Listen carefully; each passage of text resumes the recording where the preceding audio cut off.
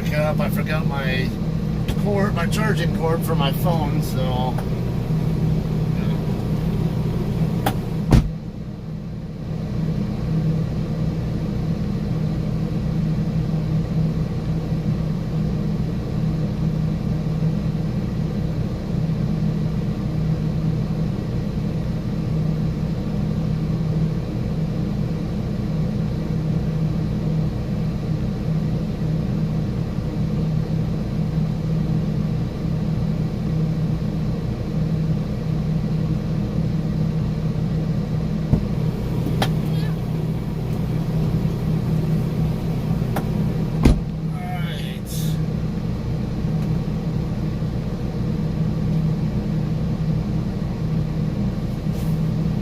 Plug my phone back in first so I can charge before I forget to do it. Come on. Now I'll make the video public, so now people interacting.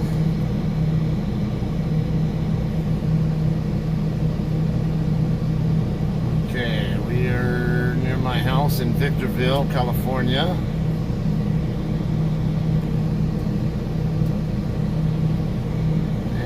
Going to Colton, the pickup load. Load will be going to Oklahoma.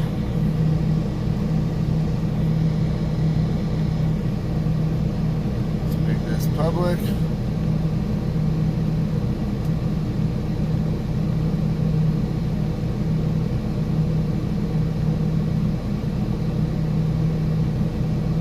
Alright. We got 4 new messages. MXR driver commented, he's got the skills to pay the bills. That's on my truck backing compilation that I just posted today. Debbie Greenway, some fancy maneuvering at 1610. By the way, I saw McDonald's a while back. Can you pick up some cheeseburgers? Vortex, loved it. Alright, so yeah, I'm getting some good feedback on these backing compilations that I do. Matt Mosley, I asked him on my regular post, you know, letting people know I'll be streaming live tonight.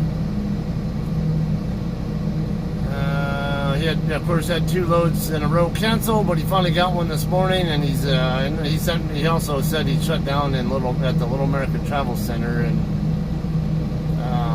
Flagstaff. Do I have any?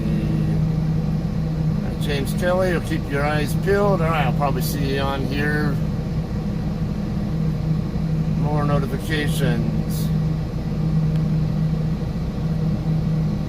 Choir boys of truck driving are incredibly offended.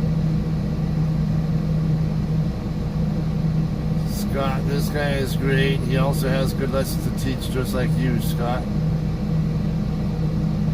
Okay, yeah, it might be the... Yeah, I think I was on This Guy Trucks. Been watching some of his new stuff, and yeah, he seems like a really good guy. Definitely someone I recommend you check out if you aren't already familiar with him. Okay, and that's all for the stuff I haven't already seen. Alright, how's it going, guys? Yeah, Matt, I saw your message on my post about being at Little America Travel Center. I'm guessing you'll be out of there by the time I get over in that area.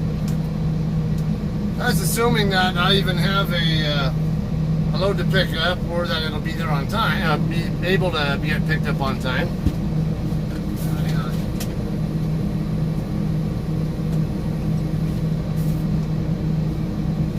Plug my tablet back in. I don't use it while driving, but you know, as you guys see, I like it. Yeah, it's nice to have it within easy reach when when I shut down and interact with you guys. Plus, I tend to be a little bit more forgetful about putting in my data that I want to put in if I don't have it up front with me when I shut down. guys kind of help keep me on that. More going. Just in case this other one runs out. Yeah. Freshly cleaned mug. Shame we can't take him in any places except for Love's pretty much now.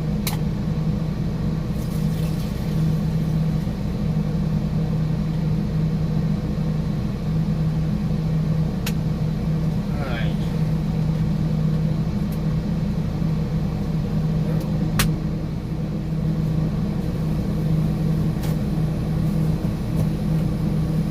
My hands, and then I gotta write down my pickup information so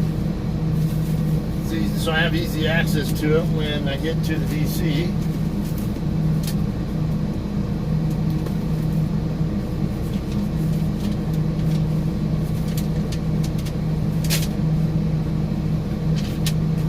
Set that there.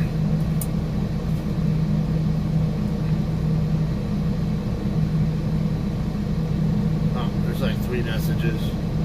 Yeah, this is going to be due sometime on the 1st. I think I saw someone ask where this one's going. It's going to Pauls Valley, Oklahoma. I don't know if that was Carl or whoever. I didn't catch it. Yeah, it is Carl who asked that.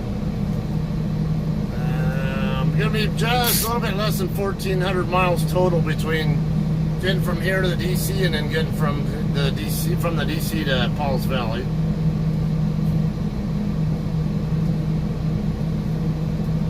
I'm not used to these PO numbers like this. I'm used to WCC's pickup numbers being a 4-digit thing that represents the current date, and then another 4-digit number basically says the load number. Now they kind of change it now to where they have these. Let's see. I think it has. Traditionally, Walmart pickups, the PO number, the BOL whatever, or PO whatever, the first 4-digit usually corresponds to what distribution center it's going to, and then it's like a 6 or so digit number after that.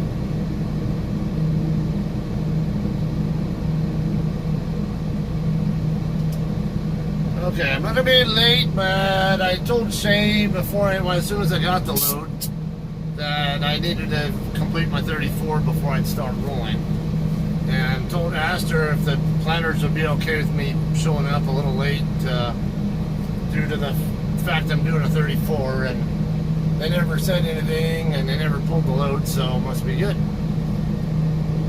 I was in a door before they canceled my load. Oh, that sucks. Alright, hey, how's it going, James? Let me get you turned around and we'll get rolling here. Let me make sure get my dash cam fired up. Why is it not?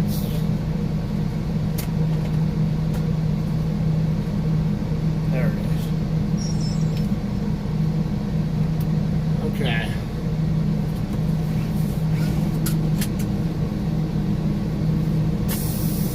Yeah, I usually get notified that it's probably canceled when I get to the guard shack. Let's not play with me there. Alright, yeah, now it's working. I want to make sure the dash cam is going to work right. What I'm looking for is to make sure that, because I have display issues with it, as long as I see that blue light right there flashing, I'm good. And it is flashing, so good to go. Yeah, phone's already starting to get hot. It's 103 degrees here. Actually, I got 102 now, but it was 103 when I first got the truck started.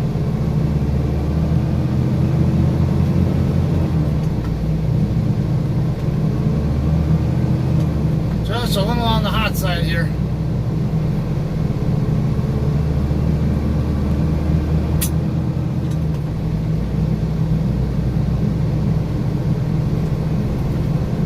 Alright, so I probably won't be able to see much of anything from you guys for a little bit until the AC can get completely up to speed, and even then it might still have some issues as long as if the sun starts shining right at it. Alright, I could turn left at the street up the road, but I don't like trying to come out of that street with traffic. And since I'm going southbound anyway, I'm just going to cheat and cut across here. We're clear.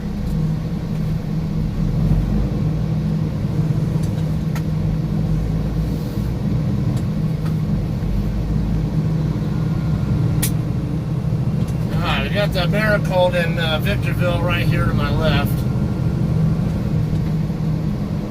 Great place to park. There's always room to park here. Never had any trouble finding a place to park. There's a hurricane truck. I gotta tell Joe, my trainer, saw one of us go over. I didn't look at the truck number though.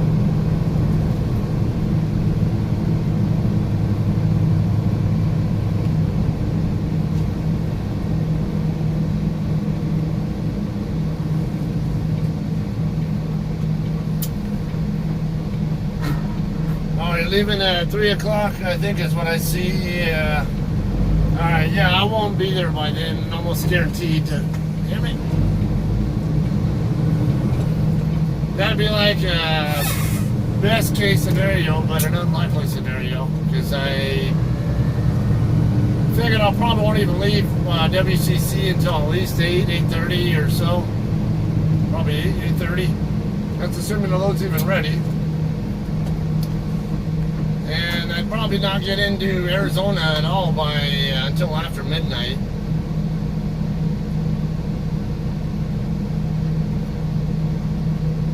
And no matter what, I'll have to do 3 shifts to get it there. It's it's high 1300s, 1380 or 1390 or something. I can't remember how many miles total. That I'll have to cover. That's too many to do. Well, I can do 2 700-mile shifts possibly, but 700 is not going to happen this shift. Not when I have to go, when I'm driving in California, I got to go pick up a load and then have to get out of California. If it's a good 230-mile drive to get from Colton to the Arizona line. So it's just not remotely realistic. I figure if I can get maybe Flagstaff would be a great place to stop tonight or tomorrow morning, whatever. Should be a little cooler there, and it's at least reasonably. It's a reasonable distance where then I can run a longer shift next shift, and run a shorter shift. On the final run to get it there before delivery.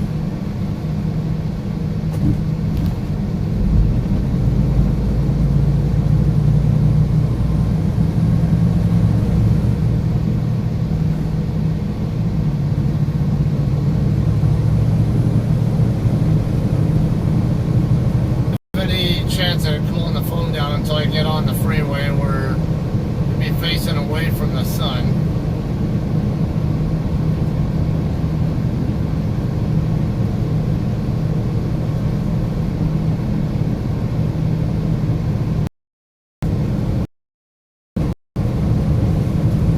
Someone in the area is rebelling and attacking homeless people. There have been a couple of reports of homeless people who been sleeping in the desert, whatever, getting attacked by a group of 3 people. In fact, one of those cases, the guy got tied up and kidnapped or whatever, and they even I think they hit him with what they hit him with. And they stabbed him, I guess, a few times, and he was able to escape. And he fled over here to the 7-Eleven gas station coming up right up here on the left. I guess the guy was sleeping in the desert over here, not too far from where the 7-Eleven's at. And then there was another case that just happened over near the Walmart. I guess out in the desert there, near there. The one that's over off Palmdale Road or Highway 18 and 395, where those two made up. Sooner or later, they're gonna attack the wrong person, and they're gonna pay dearly for it. Or at least someone in that group's going to. If they aren't caught.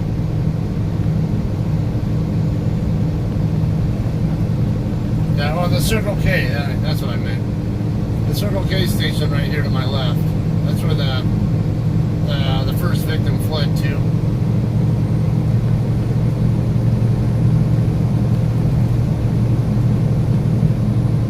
I guess it's just stupid kids thinking they're funny, and it's not funny at all. Kind of reminds me of that stupid, that clown prank that people were playing before, trying to freak people out and chase them around while they're dressed up as clowns. Remember that one? People were all freaking out, running away from them and all that because, people get creeped out by clowns in general. And that whole thing stopped once someone dressed like a clown decided to do that to the wrong person and got themselves killed.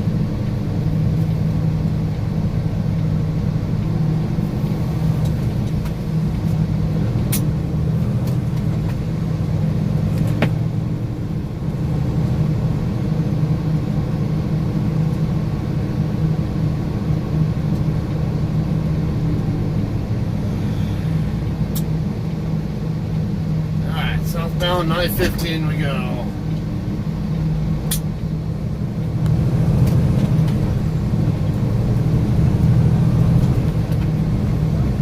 Let's see if any of these four-wheelers try to go around, but don't seem to yet.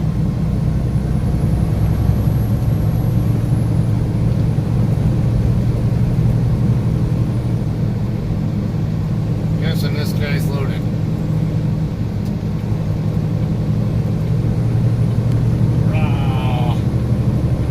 Good idea. That's why you don't pass people on the right side, you dipshit.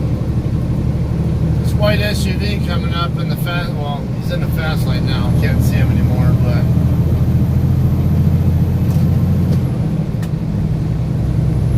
just trying to pass these two trucks that were already in the center lane, and going to be out of our way, and realized that myself and Apex were getting on, and like, oh, that's not a good. That's the exit number. What's the mile marker?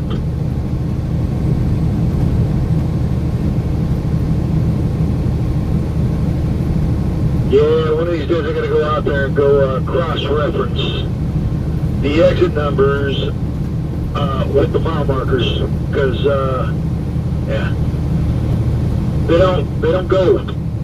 Are you talking about it here on I-15? We're talking about here on I-15. It's about 109.5 mile difference between the county mile marker and the state. Yeah, no sir, man. If you're the sound of my voice, we're right around the 40 mile marker. The counties in California, they go down to 0 per county. So up here in Victorville, depending on where you are and you hear my voice, we're right in the range of the 40 mile marker, and it's different than the exit number. You'll be at the 149, and that'd be over by Roy Rogers Drive. That's a 109.5 mile difference between the county and the exit number.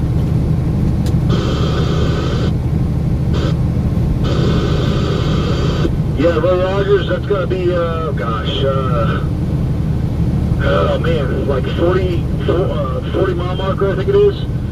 If you look in the call box, when you pass by a call box, the bottom right-hand corner on the blue sign, there's 3 numbers, and the last number is the 10th. Well, I live off Nisqually, and that's exit 148. Roy Rogers is 149. Yeah, no, you're talking about the exits, man. That's the exit number. It's different than the mile marker. Yeah, I'm saying that the county yardstick is 109.5 miles less than the actual exit number. Yeah, no, I got you, man. This state is jacked up when it comes to that stuff. You know, most of the states, they have their signs linked with the mile markers, but not this one, man. Yeah, that's the only one. But then all the U.S. highways that here in the West, not just California, but also Nevada, Idaho, Oregon, all them, they go by county as well. Yeah, it's all confusing, man, for some. But yeah, no, I got it. I got you, man. Alright. Yeah, I have an eye for details like that, obviously. You guys know I'm a freaking numbers nerd.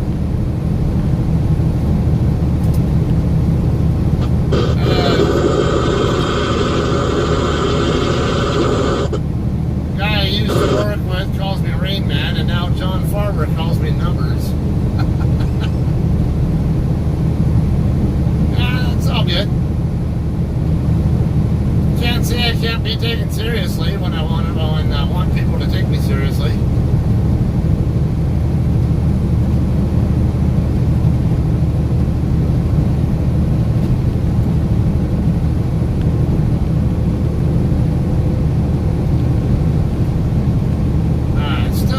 Phone's still running a little bit hot, but I look like it might be starting to get better.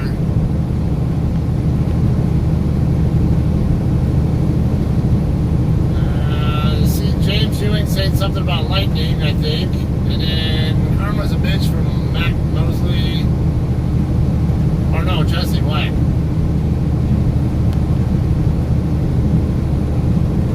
I'll have to wait a little bit more to...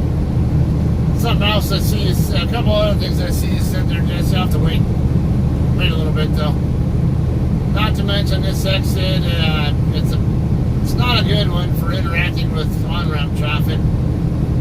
This Cloverleaf, I look like we're okay though. I don't see anybody on the Cloverleaf, so it'll be alright.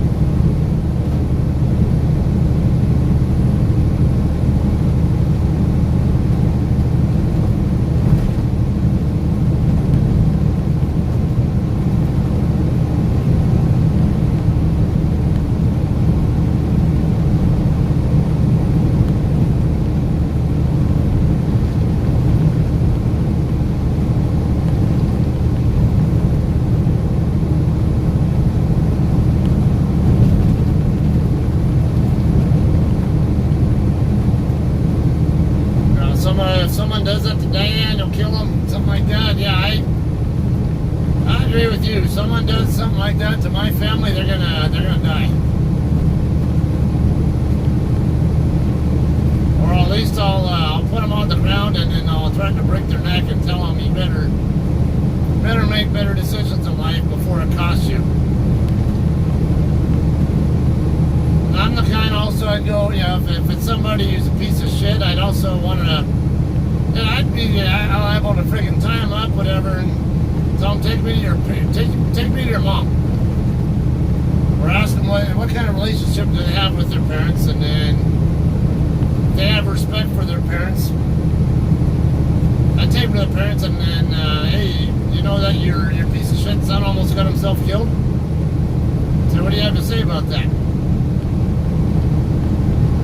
And I better get the right kind of response from you, because if I don't, I'm going to start taking some swings.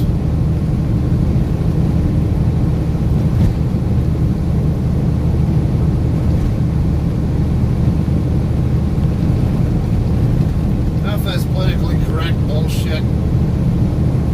My kids are out of control. They aren't raised right.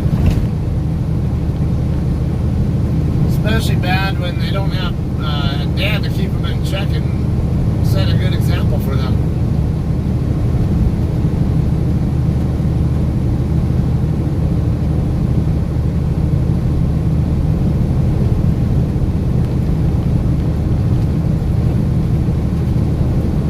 Jesse asking what's a good CB. I think you're saying, it looked like you said CBD, like freaking cannabis.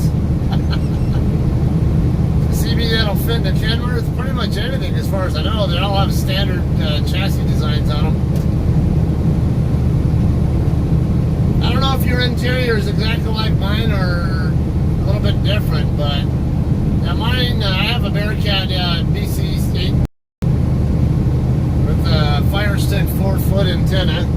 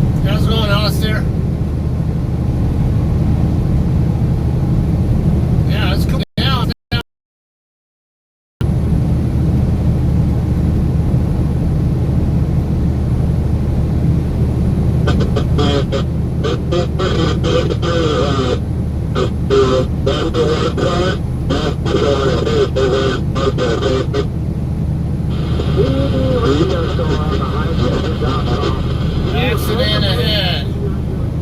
Accident ahead near Highway 138. Expect delays.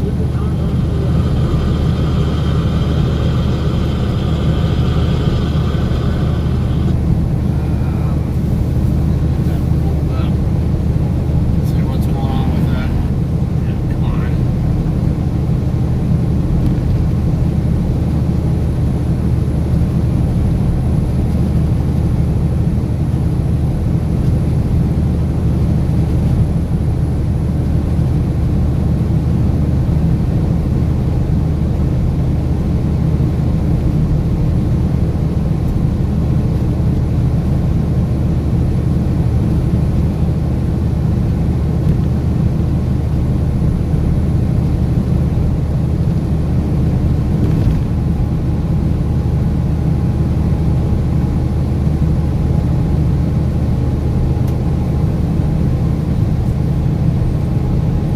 I don't see any incidents reported.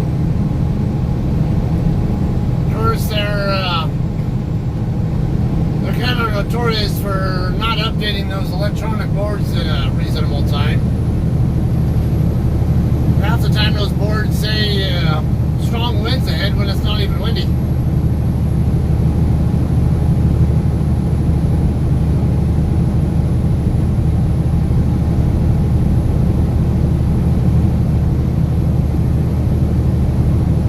I almost took a home summit. Or as my trucker child Cody would say, Cajun.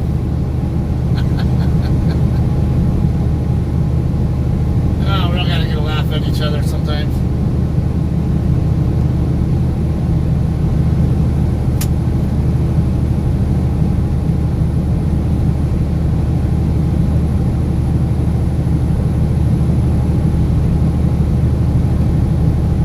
I've not got any messages yet from my dispatch saying that that my load is ready. So,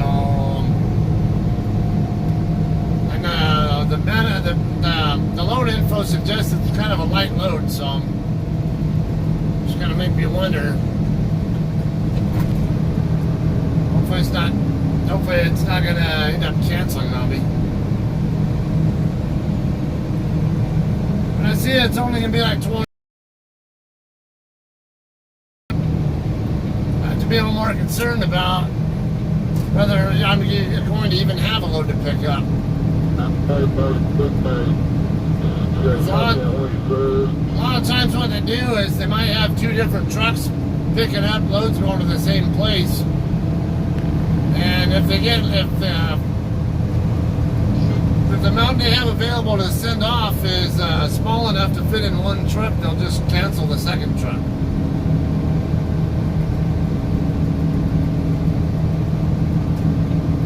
And of course, you heard, you saw that Matt said he lost 2 loads to cancellations over the last couple of days, and so that kind of sucks.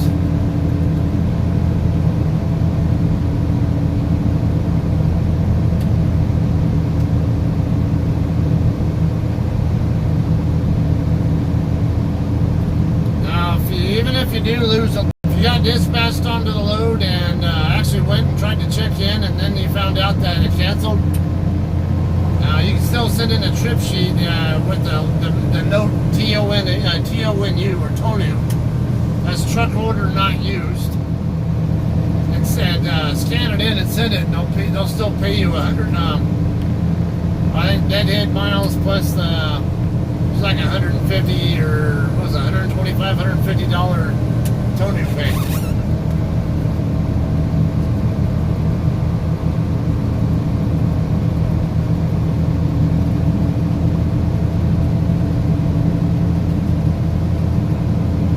And if it does cancel on me, I can say I'll just come right back up to the house and hang out until tomorrow. It's not likely that once in a while the night shift guys will end up throwing something at you that maybe they need help covering that but they don't actually do the planning. What happens is someone else might already have a load planned onto them, and then they might have I don't know, maybe have a truck problem, or they might quit, or something along that line, and where they're no longer able to cover a load that they were dispatched onto. And then once in a while that'll happen where they'll go ahead and throw a load at you if you're not already dispatched and in the area in the middle of the night, but not normally. Normally it's only handled during the daytime by the planners.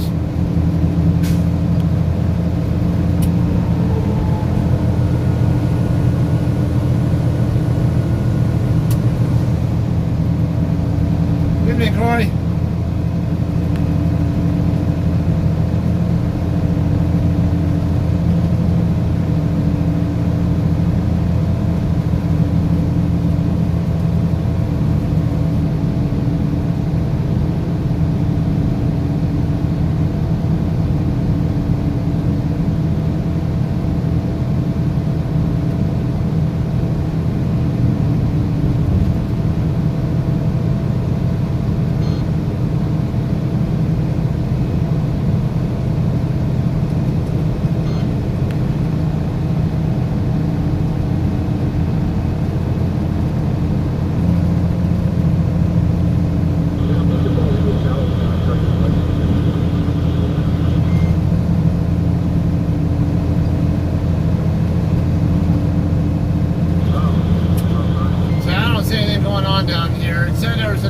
Down here about 138, but CHP incident log doesn't show anything right now, and I don't see anything going on down here.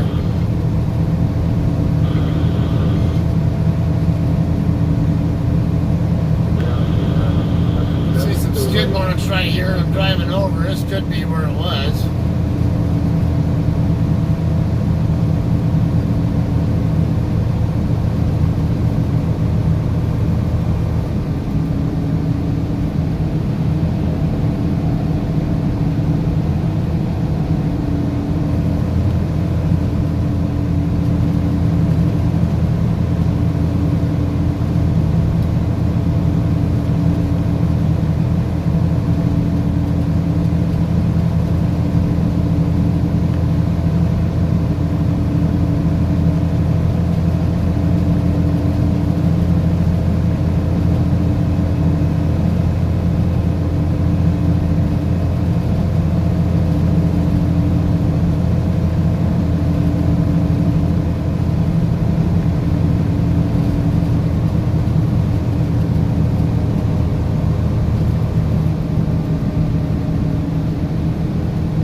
How you doing?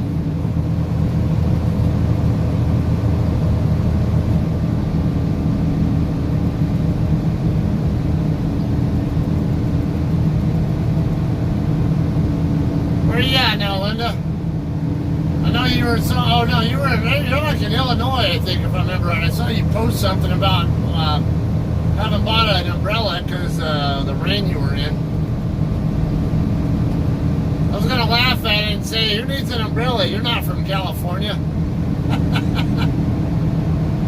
Nobody from California really uses umbrellas.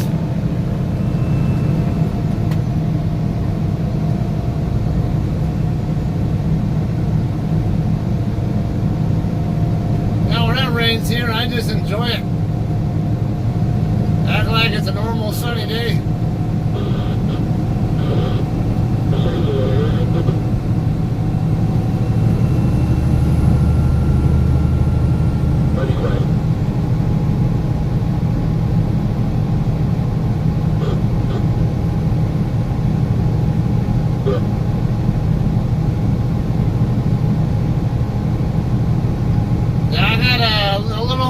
Degree weather at my house. It's 103 degrees when I get in my truck. But I'm down to 79 now.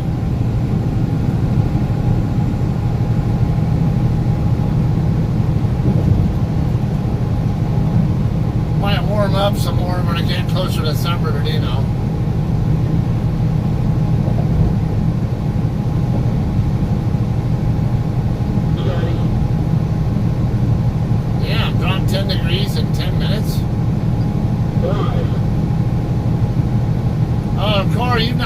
anything yet. 103 is nothing.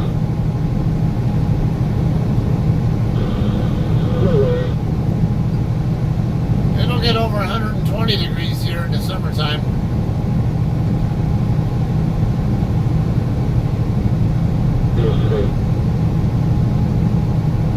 Yep. She wanted to do yard work.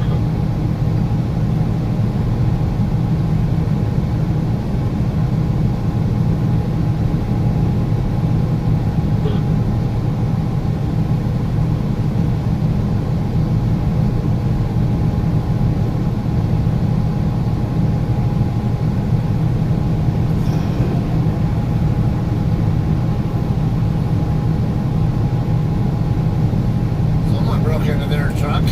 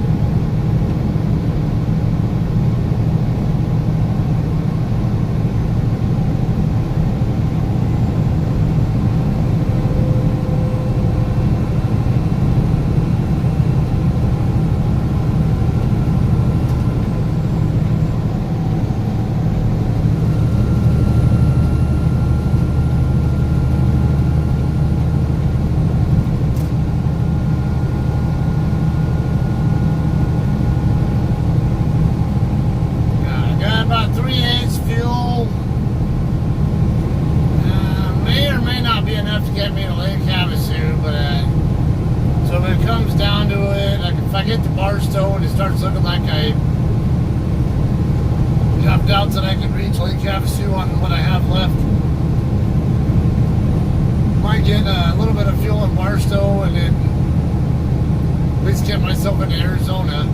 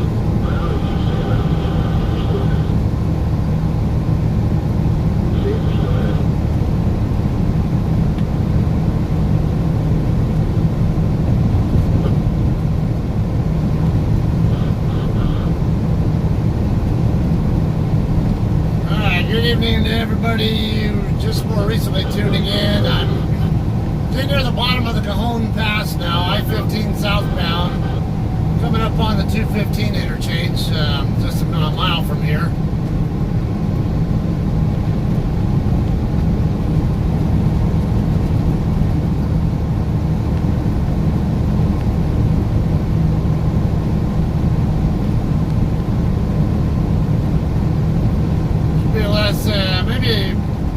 Maybe half an hour left, if even that, get the DC.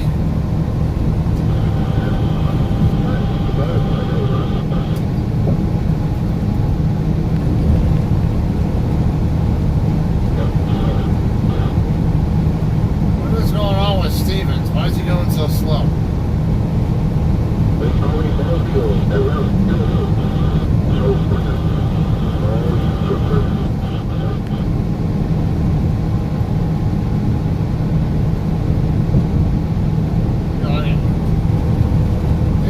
Exceptionally slow down this. It's not even. It's like maybe a 3 or so % grade here.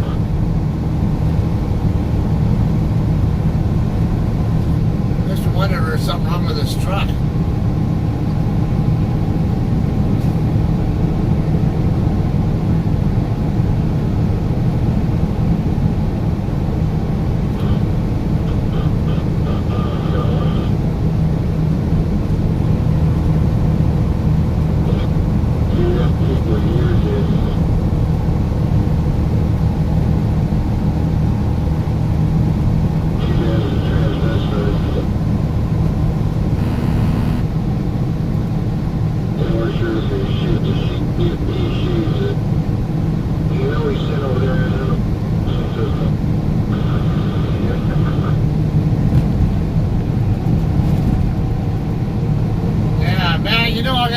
shit about that. You don't need a GPS anyway. I don't use one. Even when I'm going somewhere I'm not familiar with, I don't have a GPS, and I don't have any interest in buying one. Don't need it. But yeah, when you're especially when you're more familiar with areas and you're in the areas so much, and yeah, not to mention, might get used to how many miles it is across certain areas. You can add it. You can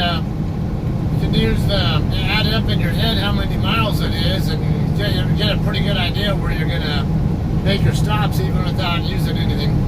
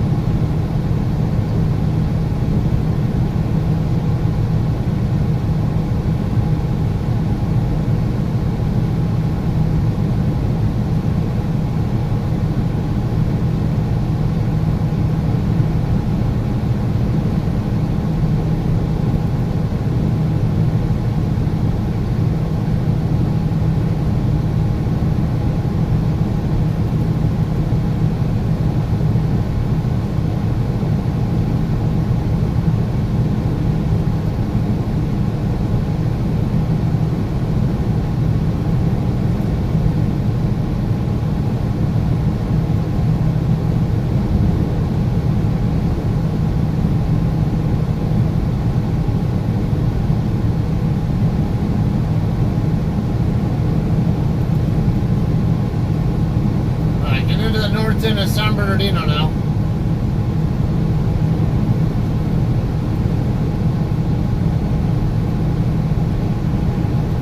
A lot of you guys who watch me regularly are very familiar with this already.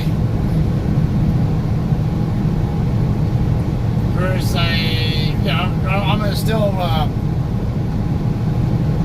repeat occasionally the places where I'm at, so those of you guys who are not familiar with me or not familiar with the areas that I'm mostly in, or where I happen to be at any point in time, have some kind of an idea where I might be on a map.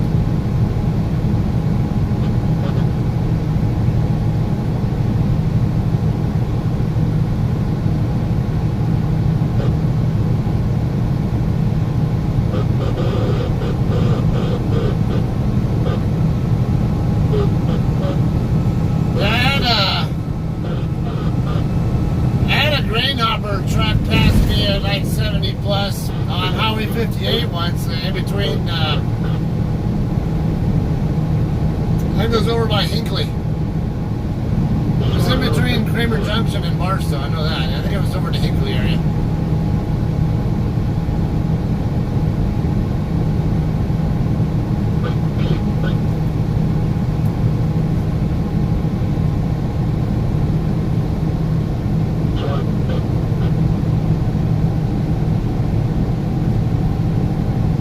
Para Marcos, estoy en San Bernardino, California. Voy a Colton.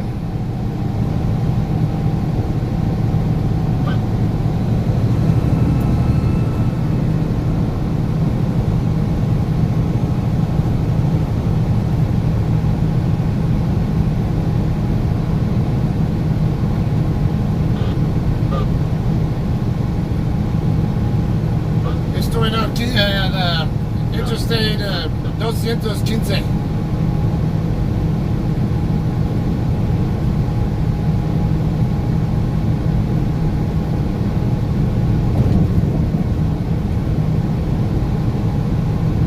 And gonna be on Kansas 400 and shit.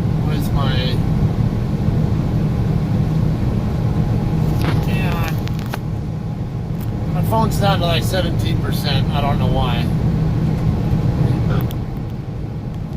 Try plugging it in the opposite way.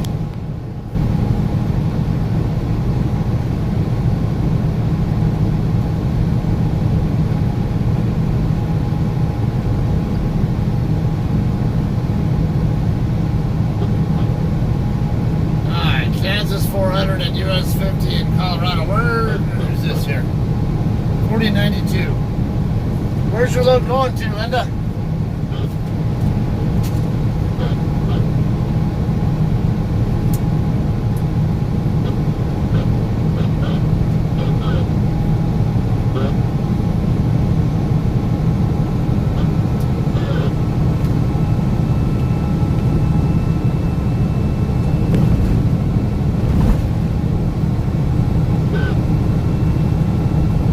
DC in Pueblo, Colorado. Okay.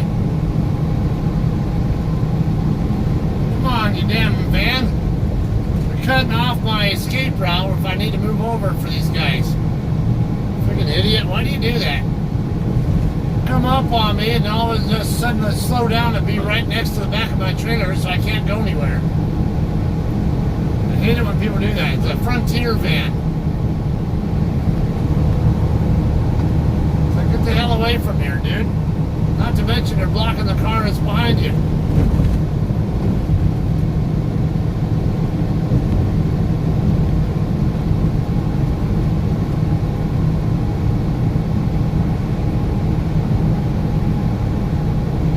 Freaking texting and driving, no wonder. Can't say I'm the least bit surprised that that's what's going on with them.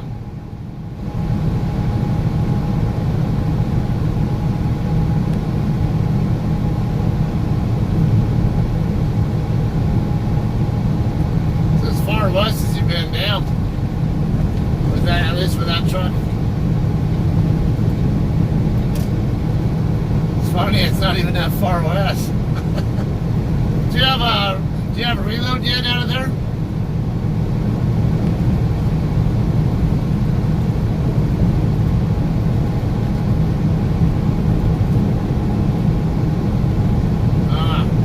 See, a big airplane just flew out of San Bernardino. Took off at San Bernardino, I mean. No reload yet, okay.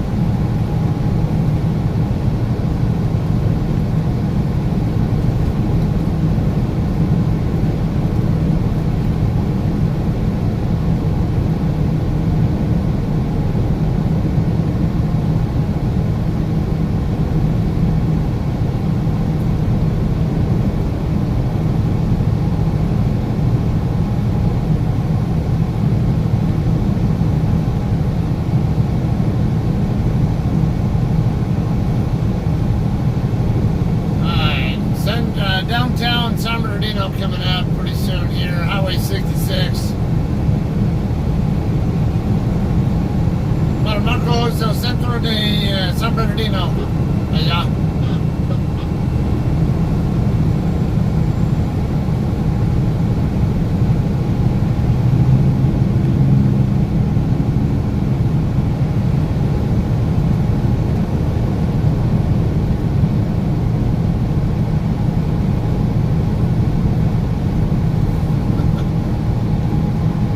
Glad to leave Ohio, huh? Now Ohio's kind of one of those that's kind of a treat when I go there because I'm never there.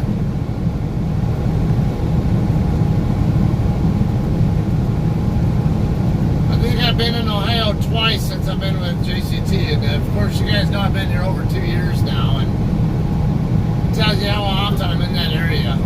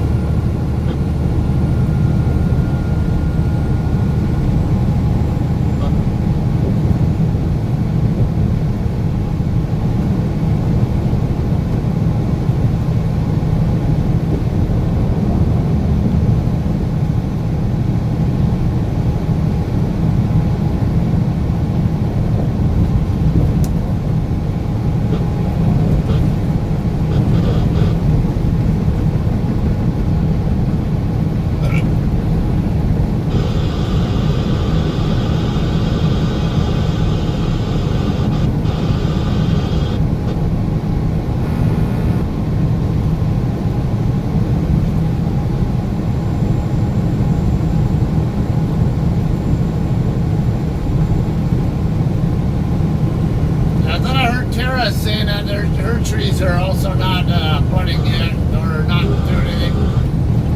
I guess Massachusetts, they have a lot of deciduous trees. Not so much there for evergreens.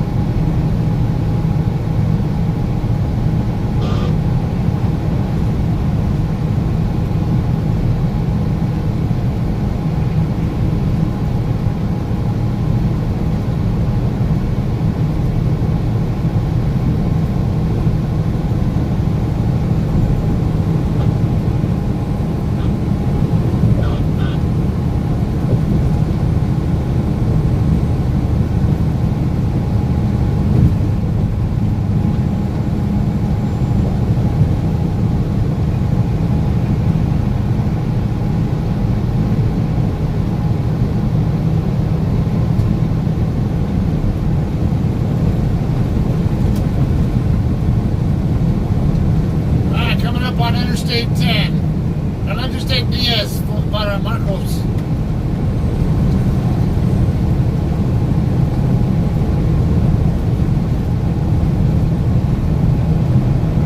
West or on Interstate 10 Oeste.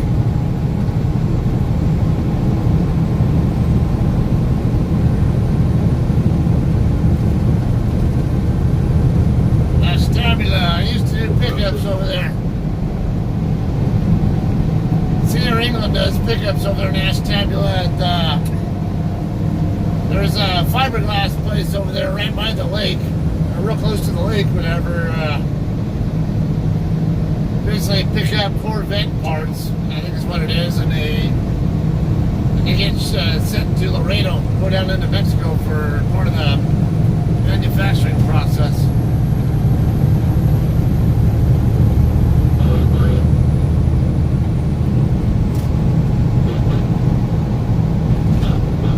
Colton now. And I gotta make my decision on which exit I want to use. I can either use the Rancho Avenue exit or Riverside Avenue.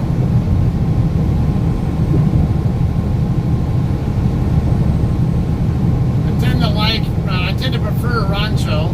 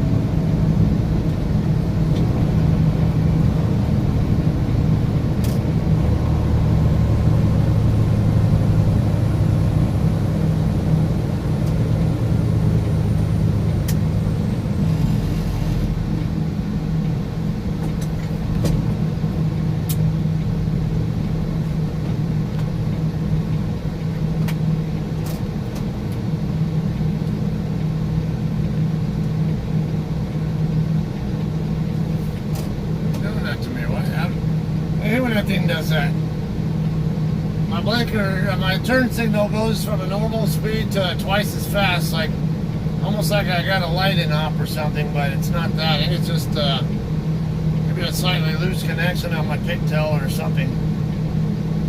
I was gonna say, I hope you stay behind that limit line, because you'll be fine either way, but definitely don't want to go past it. This guy making there's a guy over here on the overpass gonna make a left turn onto the westbound interstate. I think he stayed back because he knows I'm coming. And he knows that I'm gonna get a green before he does.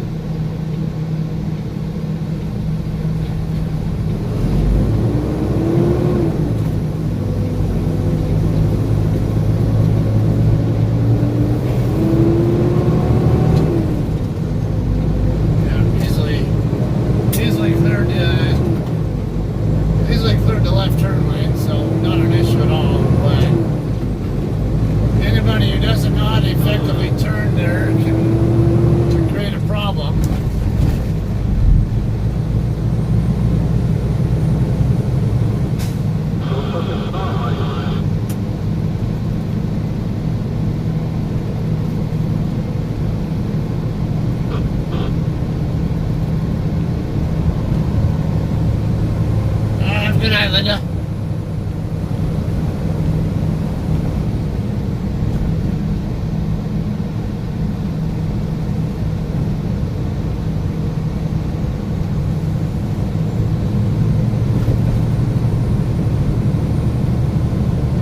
So far, I only have one car behind me, and he's actually passing me right now.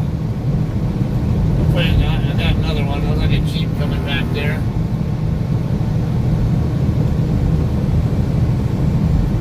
Watch for left turn traffic, or actually any traffic waiting there at Alpamonza, but yeah, there's a truck there. If that Jeep's far enough back, I'd be okay. Light just screwed me.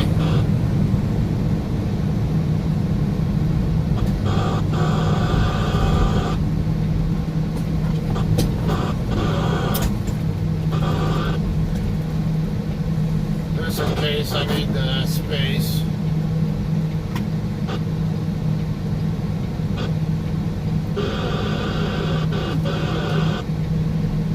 I gotta wait on this Jeep.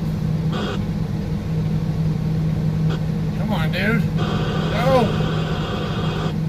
Honey.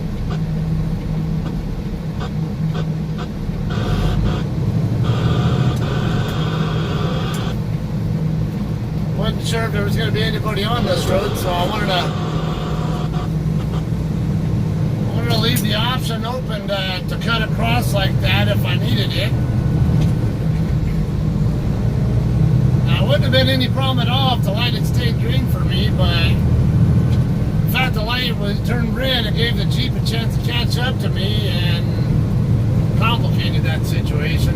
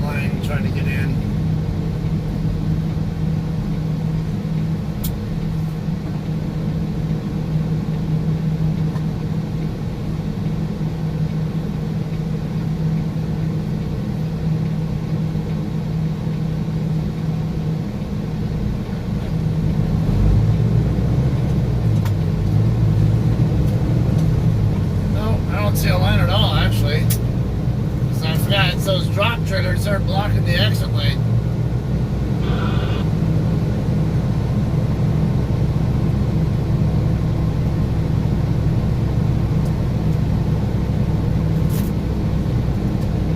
I do see in England, Walmart dedicated, and why's everybody using the left lane only? Don't they know they can use both lanes?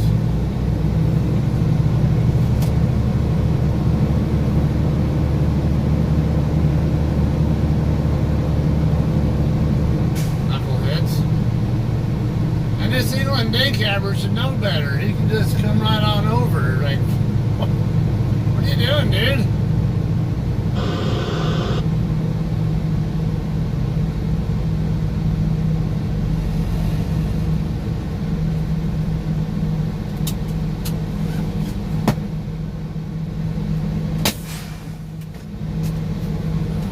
Get my status changed and then send my arrival call. I actually got here on time by a couple minutes. In a manner of speaking.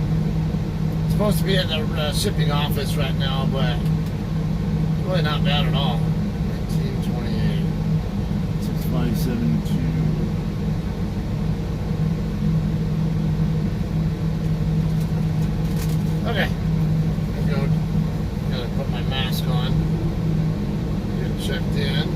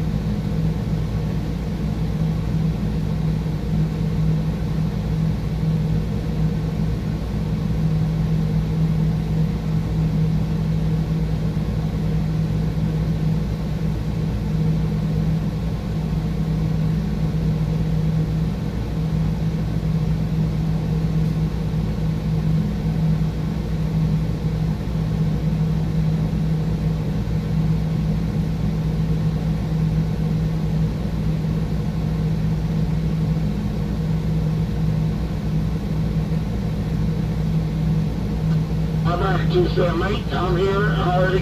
I was grabbing me some coronavirus anti-serum here. Come on.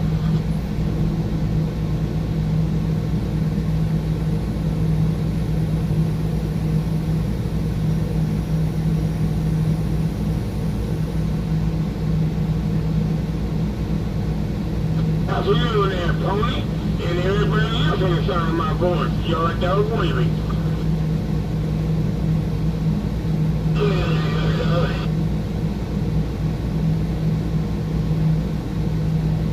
Appreciate it, fellas.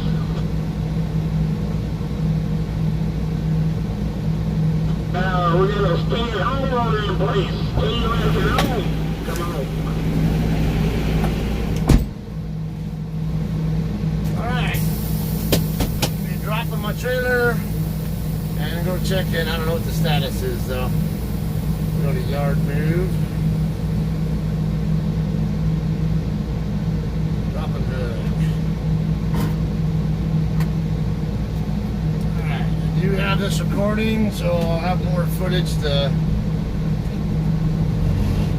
work with for another backing compilation. I know that those backing compilations I've been making are, seem to be well liked. So since you guys like them, I'll go ahead and keep posting them.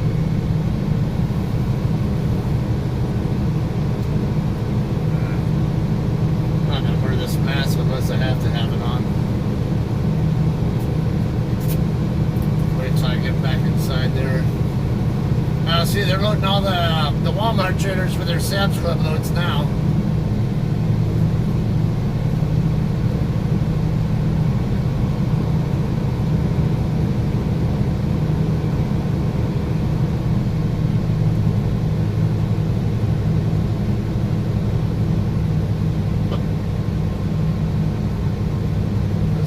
JCT trailers we see in the dock doors over here, though.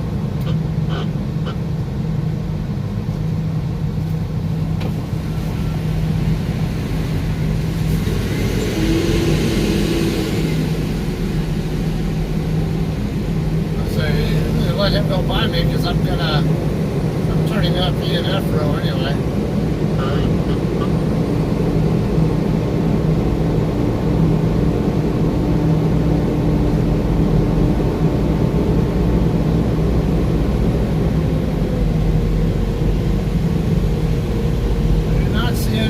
Oh, there's one over there. Got 7135 over one dock at door 143.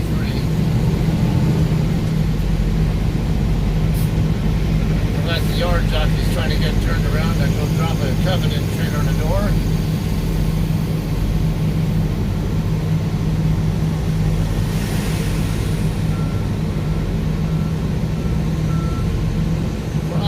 Might need No, your frame owner's getting off the scale now.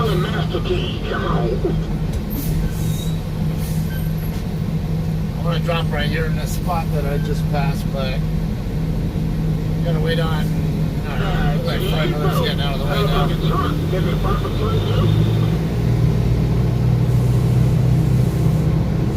All the way across the lane and then come back hard. I don't think I might have traveled too far.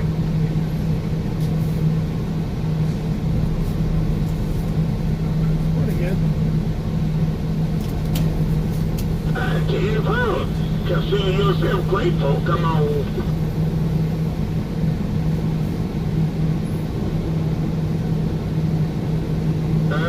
She might want to go and see what that entails, but okay. Welcome to the club. The ACC board's not in the greatest spot, but I see it's coming further over.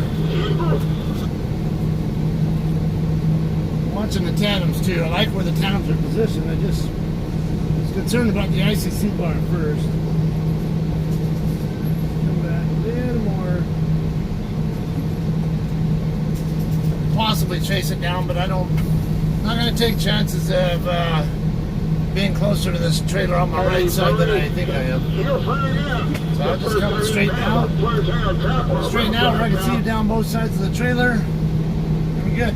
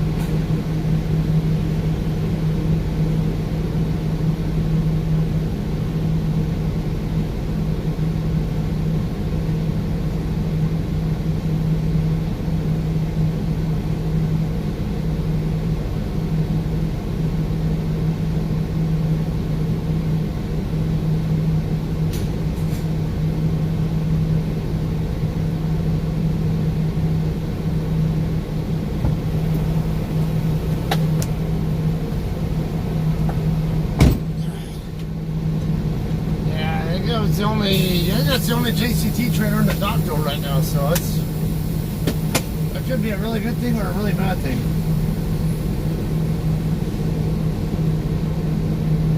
Be a really good thing, or at least promising that my load might be ready already if that's not my trailer.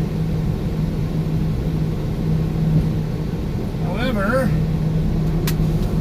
it could be a bad thing because it could also mean my load hasn't even started to load yet, which does happen sometimes.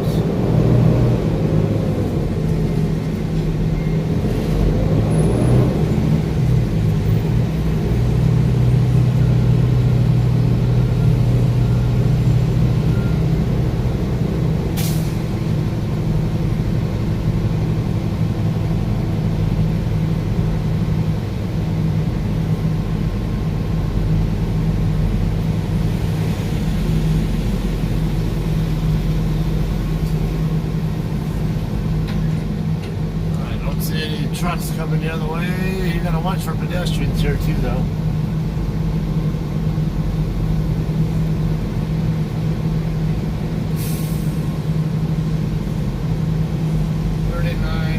And now I do see some JCT trailers parked over here in the dock doors, so that's not such a good thing.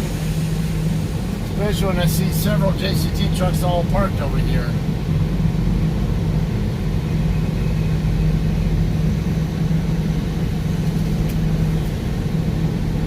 Bunch of them.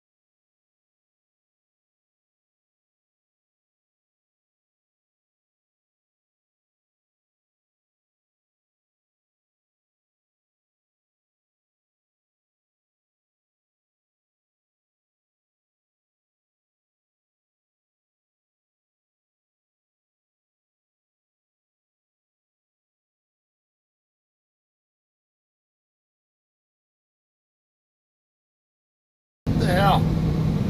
I don't know why it was, why I'm muted. It's, sometimes I think when I double tap the screen to switch the camera from looking ahead to looking at me, I think sometimes that's what causes it to mute. Sometimes it mutes, sometimes it doesn't, so I gotta watch that. Yeah. Yeah, I love meeting you guys.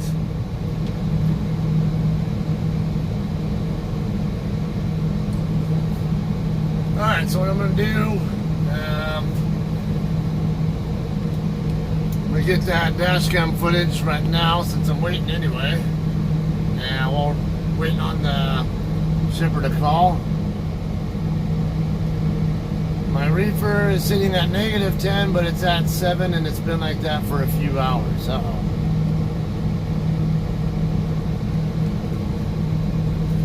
Okay. Might need to go to like a TA or something. I don't know. He's not at a TA though. See, estoy en Walmart, the distribution center.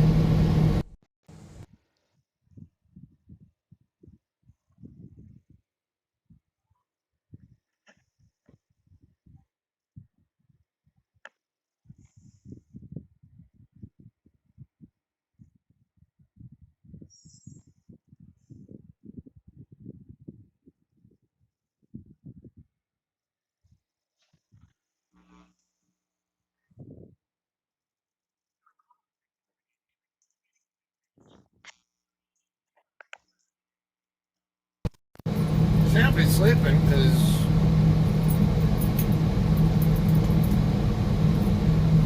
they just texted me not even 10 minutes ago, so that can't be it.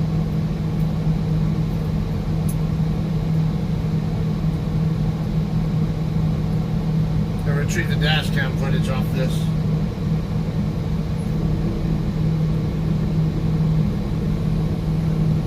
I see now nighttime dispatch noted my my update.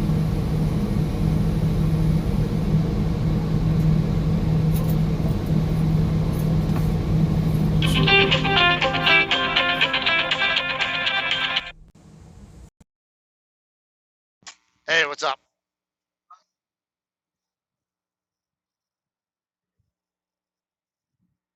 Oh, it's all good. I knew you couldn't be sleeping because it only was like not even 10 minutes ago when you sent that message.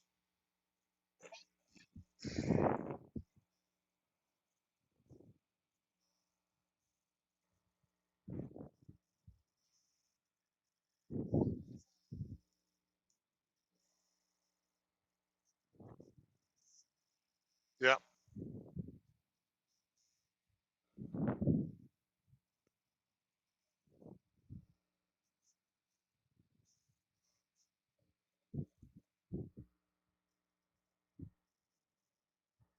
And it won't go below +7?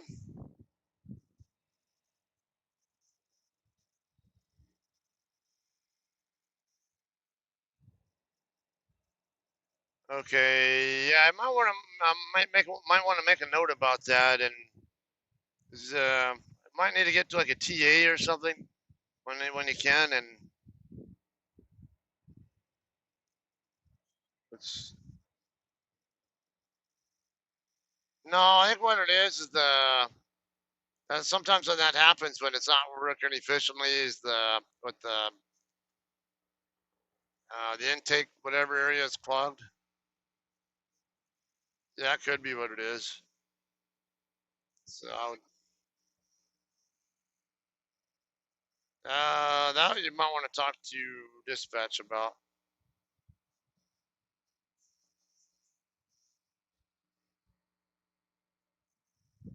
Yeah, I mean you're already shut down, but um,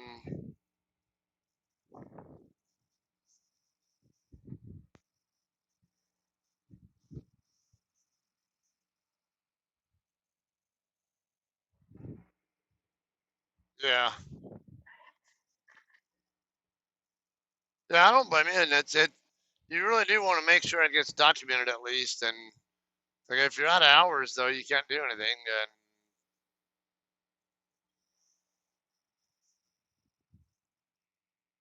Yeah, exactly.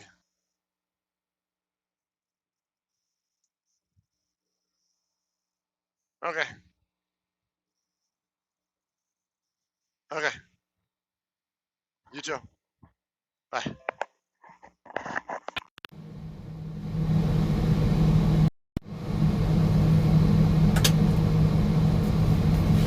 Okay.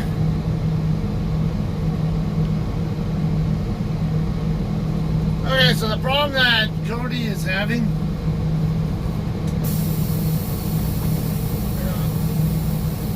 There's a guy trying to back into.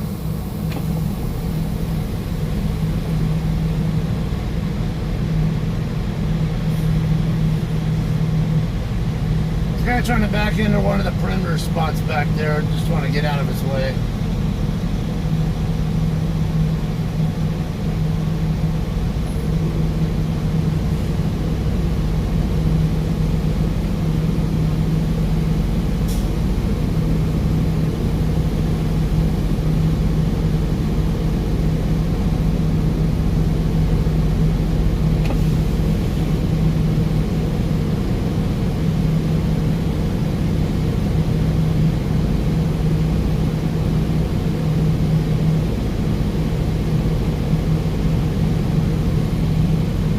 So I was pretty sure I was going to need some of the space that I was using.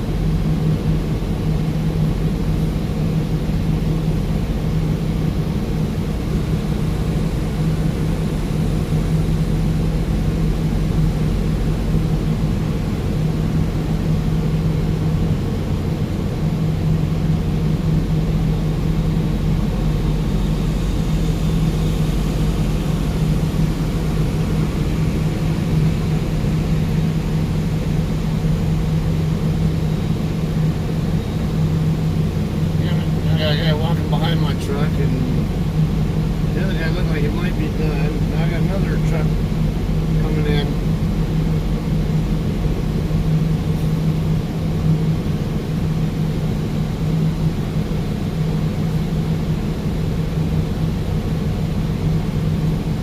Is it done resetting or not?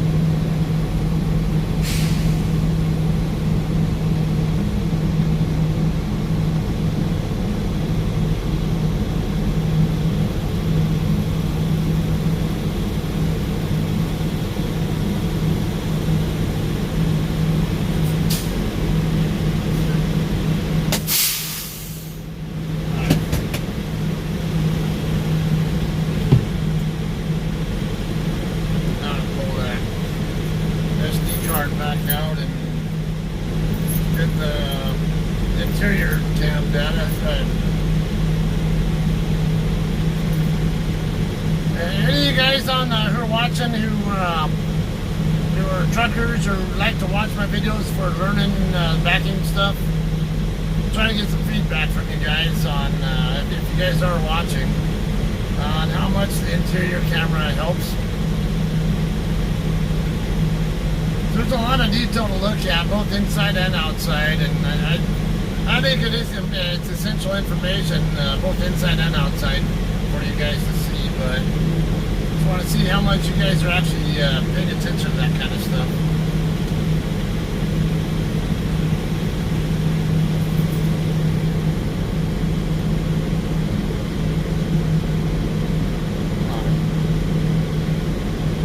virgin trying to find the hole.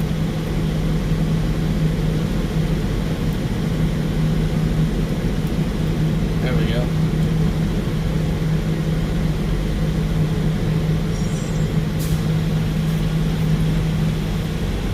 Make sure it's actually going to record. Got this flashing. Alright, best life. Learn a lot from your back videos. I want to be a trucker. Alright, excellent. Yeah. Because my thought is the interior view, when you can see exactly where I'm looking at any given time.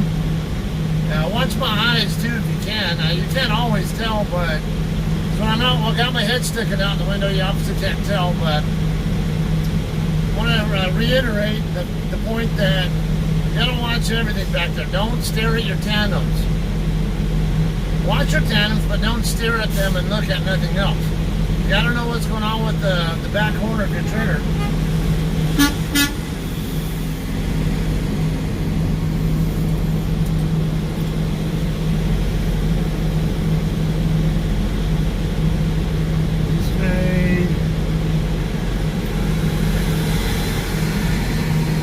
Can't tell this guy back here is trying to.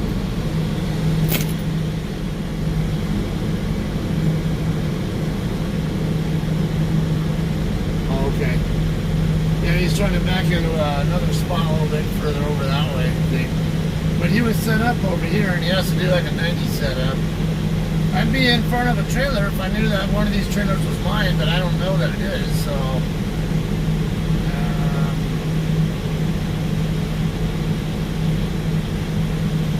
There's a chance that, especially when they said it only might be another 15 minutes, the yard jockey might have already pulled my trailer out of the dock door. But anyway, yeah, with the backing, when you're watching, when you're looking outside at the back of the trailer, watch the ICC bar where it's positioned. Watch the tandems where they're positioned, and then also stay aware of how much off-track you have between the tractor and the trailer. It is not the steering that dictates how fast that trailer is going to roll or rotate. It's the amount of off-track that creates that. The steering is just what controls how much that is.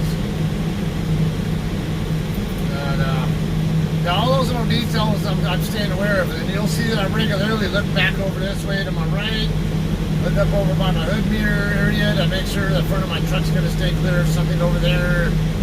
All that. There's a ton of detail to watch. Don't fixate on the single detail whenever you do a backing. That's a good way to have an accident. Alright, tight parking lot. Normally it's not bad at all here, but the problem is there's so many people here right now. It's really complicated, the situation.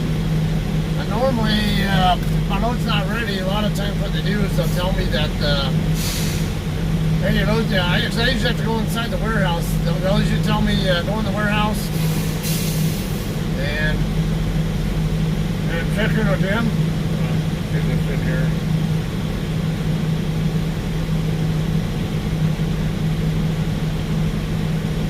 Yeah, they normally tell me go in the warehouse and talk to the guys at the counter there. And then those guys usually tell me, yeah, your trailer's going to be indoor or whatever, and you can just go. You're welcome to hang out in front of it, but don't hook up to it yet. And at least then I can at least be in front of the trailer and out of people's way. But what's going on here? There's a whole bunch of trucks here. This is not. Yeah, this is more than I normally see hanging out here. Must be a little bit behind or something.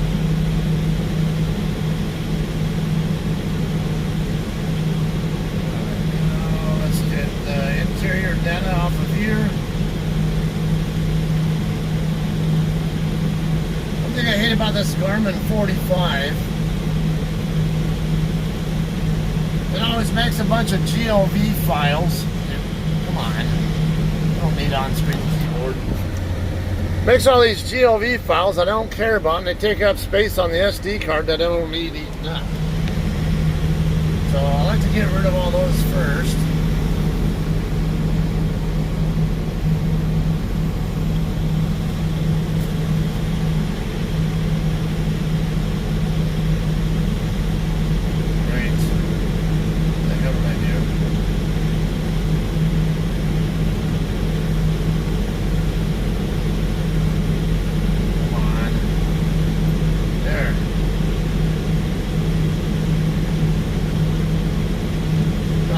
TLVs I want to get rid of.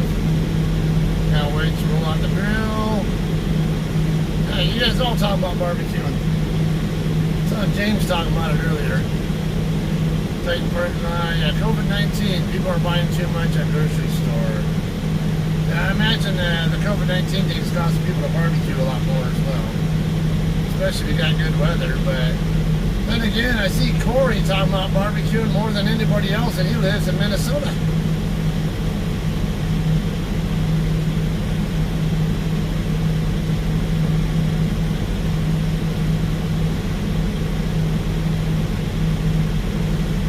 Select all these files faster if I have my mouse to work with, but it's back there in my bunk area.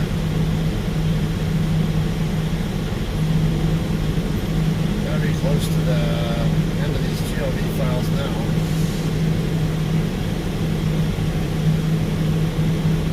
There we go.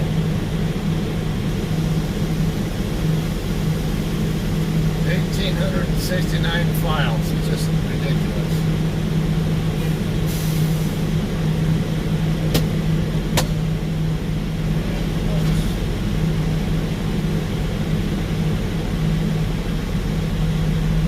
Brightness down on that.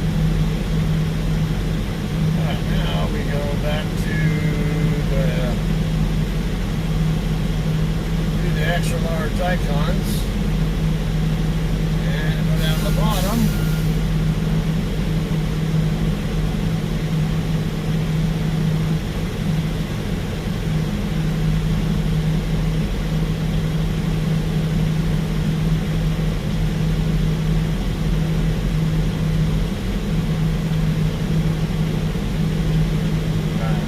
Yeah, there was a guy with the trailer back there trying to pull out of a spot behind me. I wanted to make sure he was going to be able to get out and not hit the guy over on the other side of him. There, he's fine. Okay, so what I'm looking for here now, when I'm trying to get my interior camera data, so I can see I'm wearing my seatbelt in this one, and I got my face mask over here, so it's in the right ballpark what I'm looking for. And then I got right there, you see me looking back, so you know that's my backing data right there. So what I'll do is I'll probably start over here somewhere and then just get all this down here.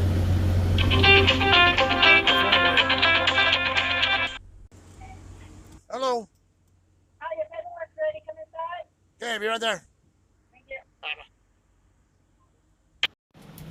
Alright, cool. That didn't take long at all.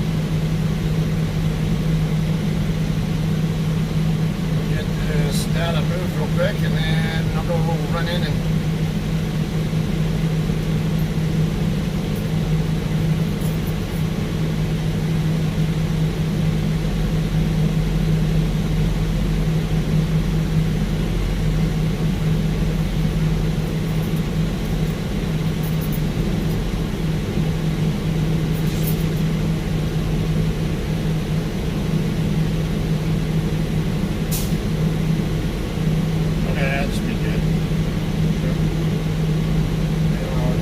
this, and then I'll take it out and put it back in the dash cam.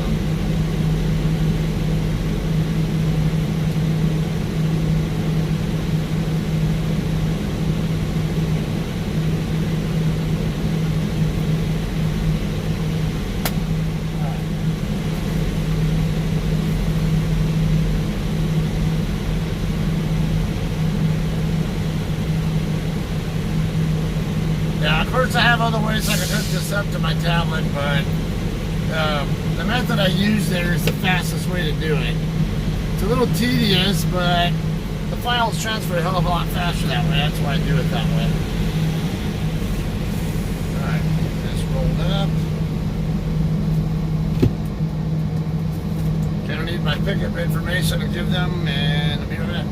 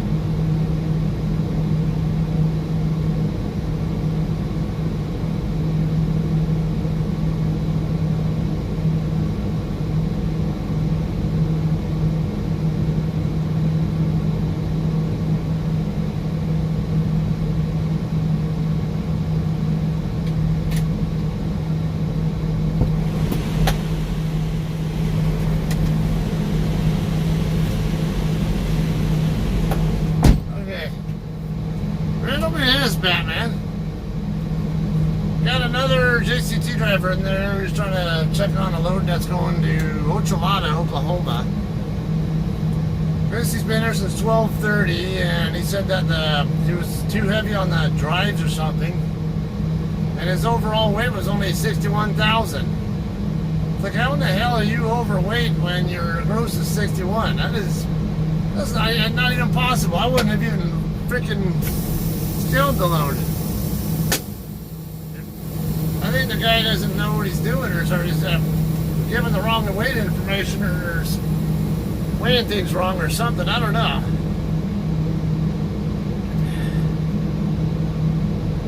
Let's see. Dropping hook. Alright. Just getting turned around. I'm looking for a trailer 6835. Should be over in probably in row G, as in golf. Nope, that looks like it's it right there in front of me. Alright, so I guess we'll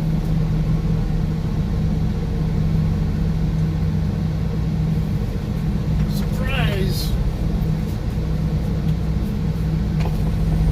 Thought it would have already been pulled out of the door. I could have been hooked up to it right now if I'd known that. I mean, up in front of it at least, and out of other people's way if I'd known it was over here. Yeah, this guy next to me, he's also a JCT driver, and he's also in the Paul's Valley.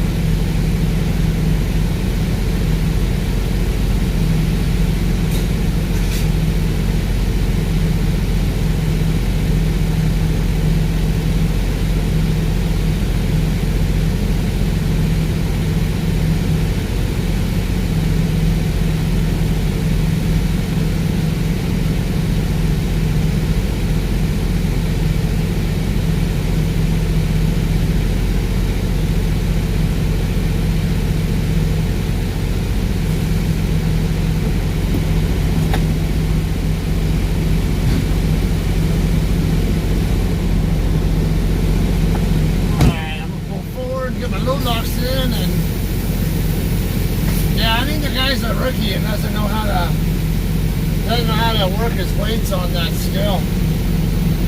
There's no damn way you got a 61,000 pound gross and are overweight on any axle. No way.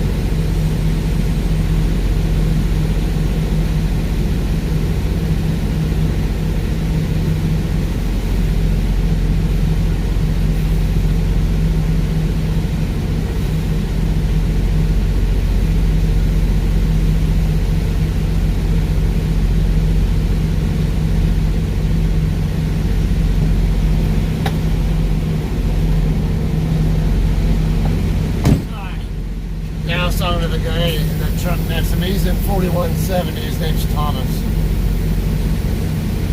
Alright, now let's go scale the load just to confirm that it is what I expect it to be. Not a rabbit shipper, I want scale. Hard move for scale. Just confirm that the load is what I expect it to be. Does not look like it's going to be a very heavy load. It's the last pallet isn't that close to the back of the trailer, but it's not that far up either. That'll clear up there.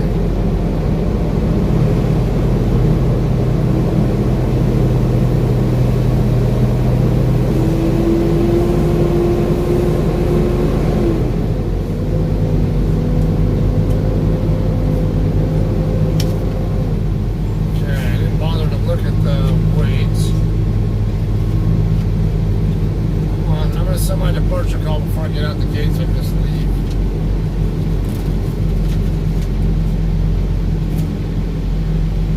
$27,587.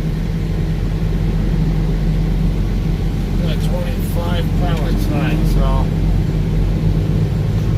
yeah, it's not even going to be. It should barely be about 60,000 pounds.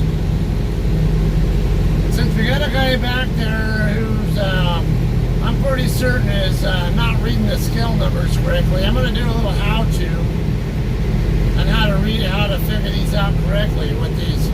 Because the scale here doesn't go by each axle. You have to, basically, it only goes by the entire weight.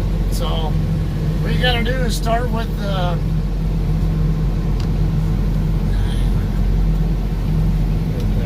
camera put on.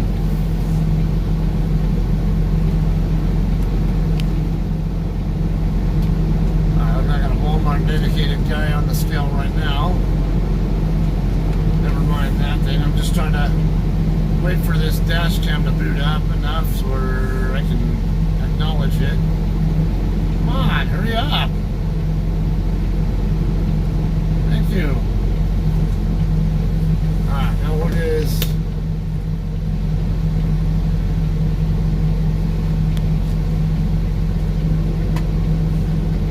Sure why this Walmart and this Sierra England guy is even over here. Unless he just dropped a loaded or so, dropped an empty. Don't tell me I can't on the scale. Okay, so there's the JCT right here.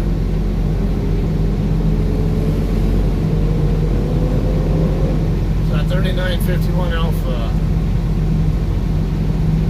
Okay, I'm gonna put the steer tires only on first. Get my weights.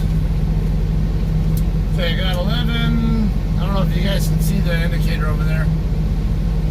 It's like about 11,200.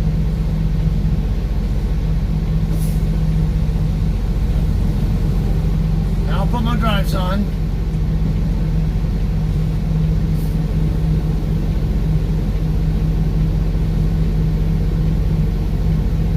Okay, I got about 37,140.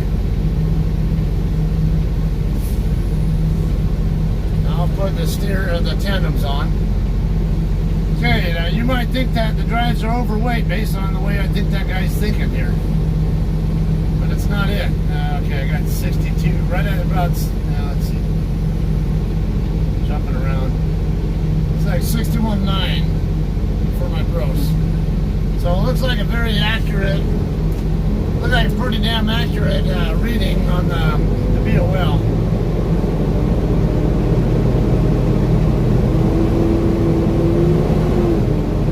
I forgot we leave this way now. Somebody come over here and get out of the way, and then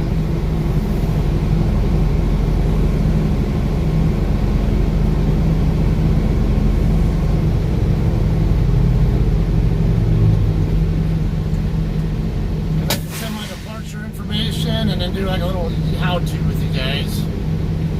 Because you are going to run into these situations sometimes. Those guys who are not experienced drivers yet.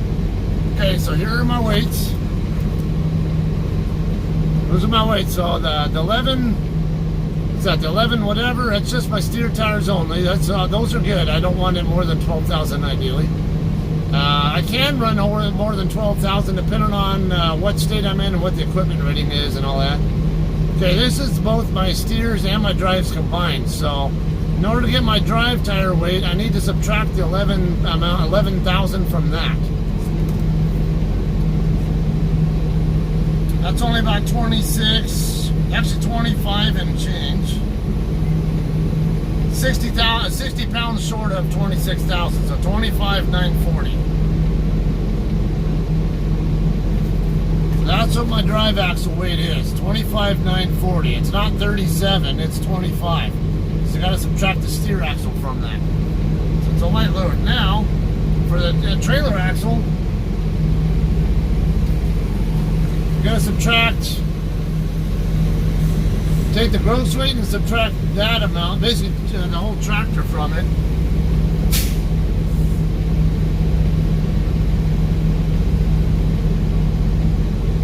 Alright, so 24,760.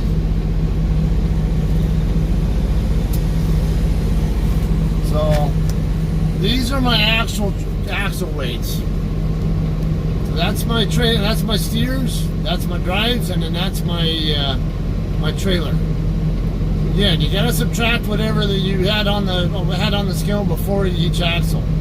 So if you're looking at this one, and whatever got weighed before it needs to come off. And then whatever, when you're doing this one, subtract that one from that. Okay? That's how you,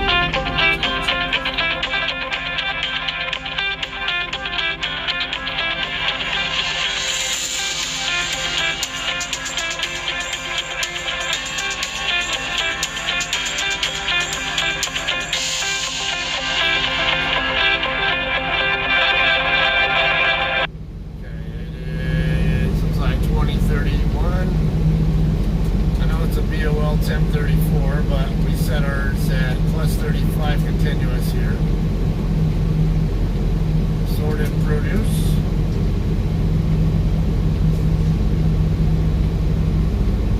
Loaded call. What was it? 5442 was my last four? Yeah. So 95442.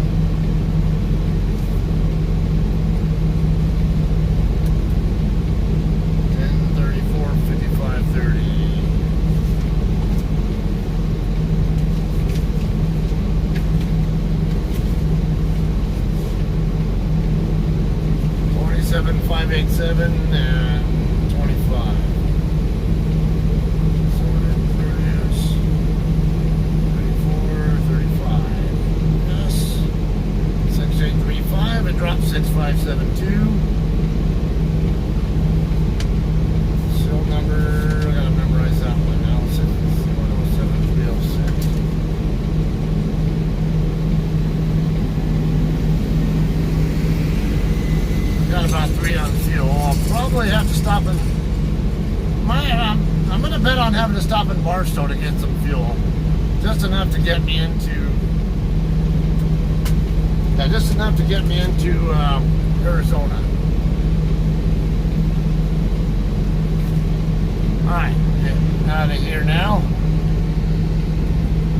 Yeah, let's see, you can't tell me the guy has a 61,000 pound gross weight and being overweight. Not no possibility.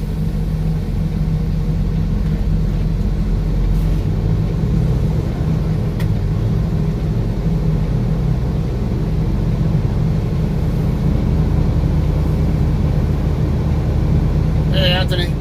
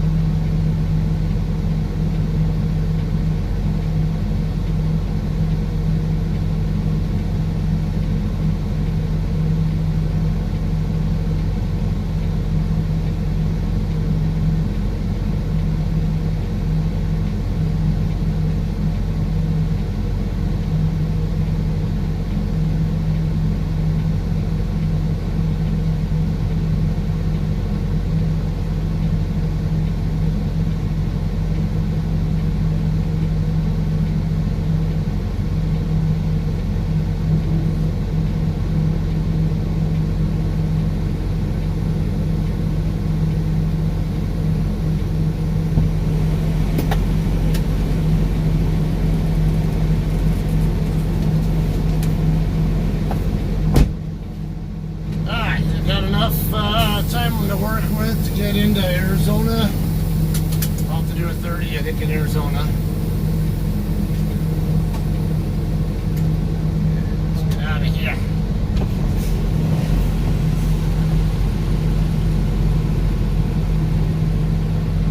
Clear right, clear left.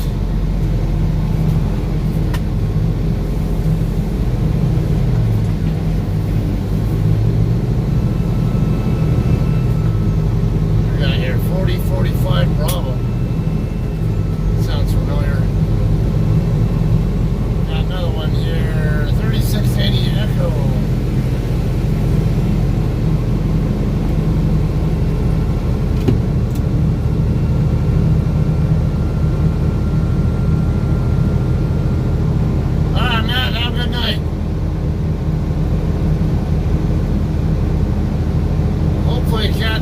Catch up to you, or well, no, you'll probably be out of here by 34, 33 Alpha. So you got a whole bunch of us over here.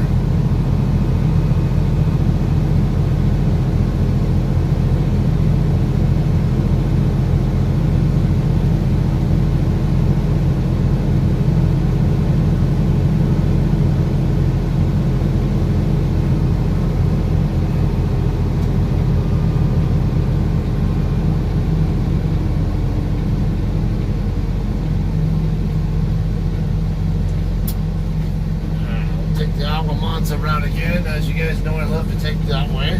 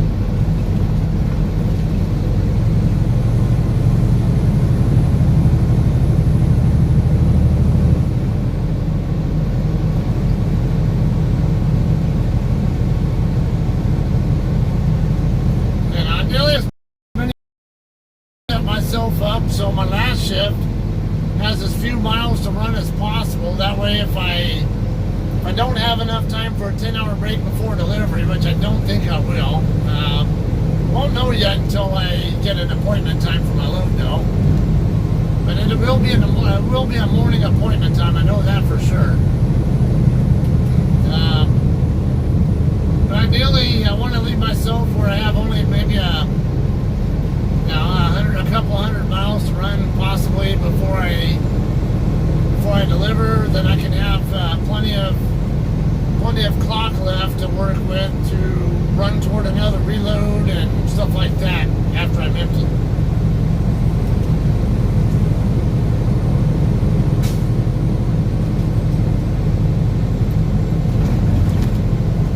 Alright, you want to fucking shine your high beams on me? Alright, I'll leave mine on too.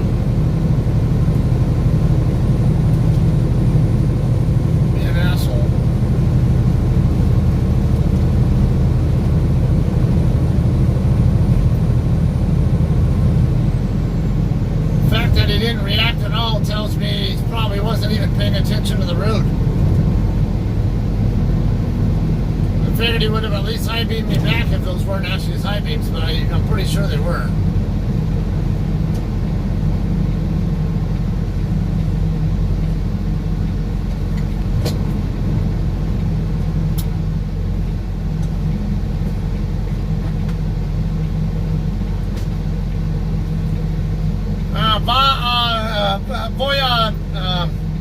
Pauls Valley, Oklahoma. That's Road to Oklahoma City.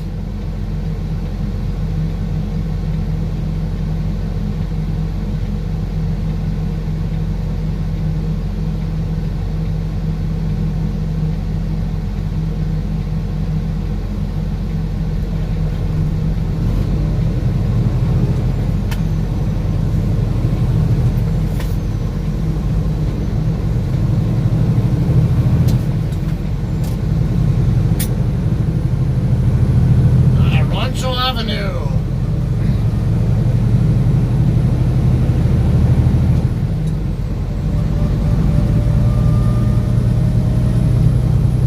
North on Rancho Avenue. Boy, Interstate DS, or Interstate 10.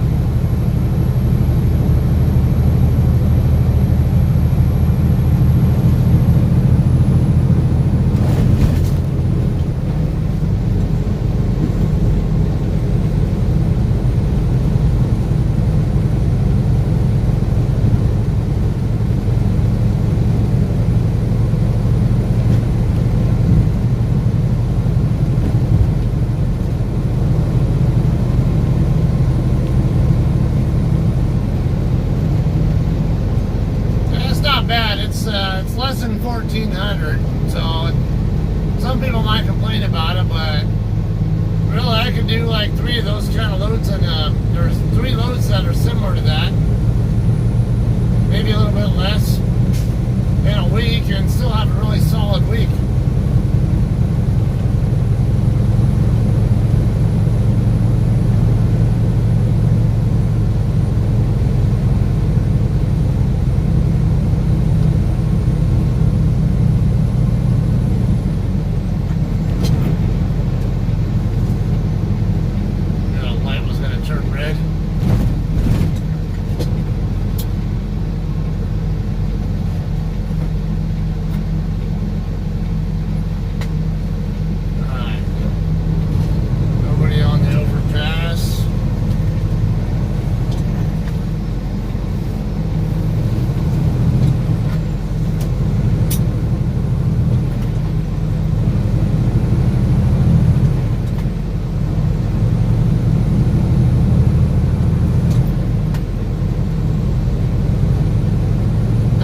Oklahoma City. I'm going to Pauls Valley.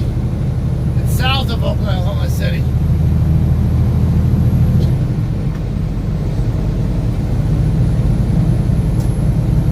Probablemente 60 millas sur de Oklahoma City. En la ciudad de Pauls Valley.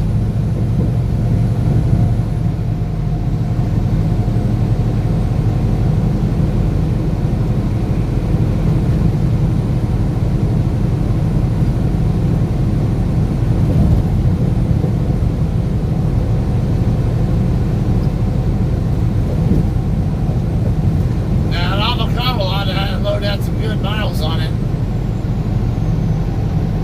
And anything that eats up my 70-hour clock works.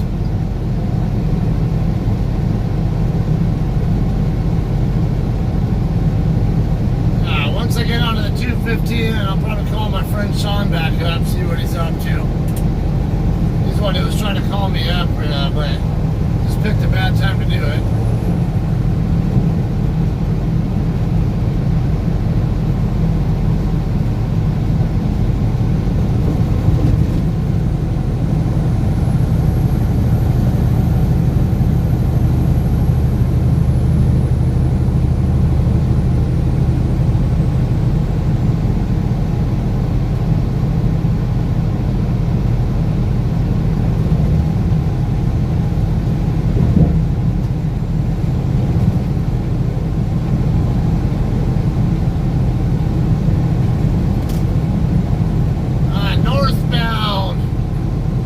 Interstate 215, el Interstate 215.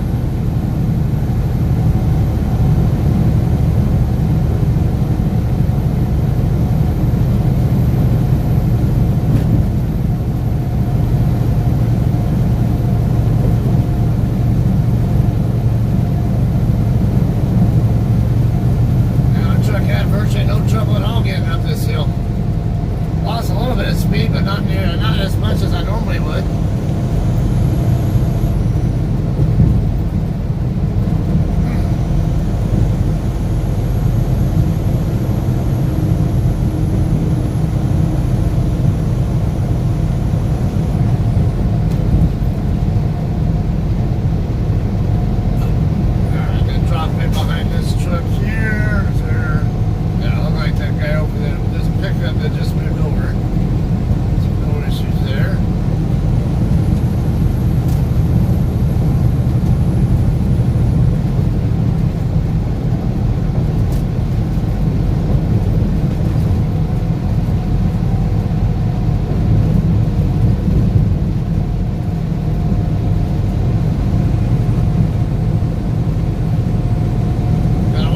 baby hunt guys. Sometimes they get off over here.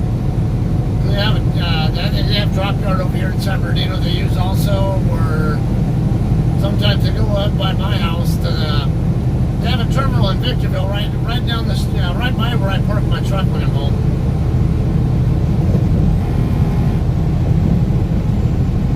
I know his lane's not gonna stay there very much longer before he has to move over.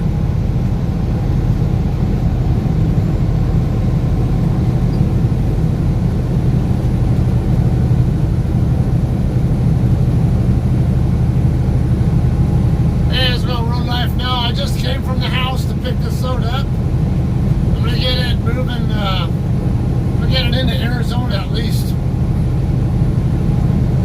More than likely, I'll end my shift either in East. If all goes as planned, I'll end my night in somewhere in the eastern half of Arizona.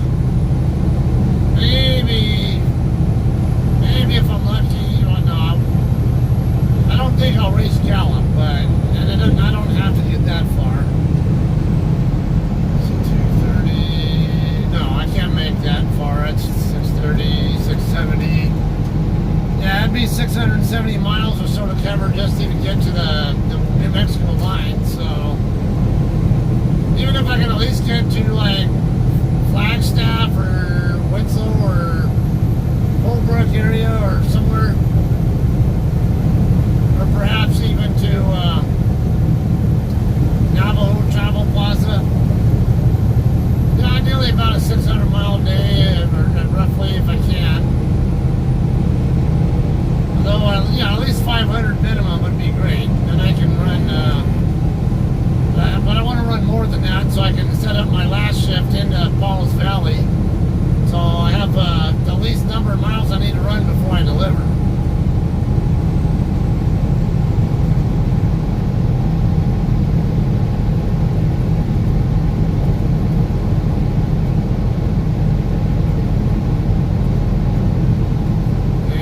Different routes that we can take to get over there. Some people go all the way across to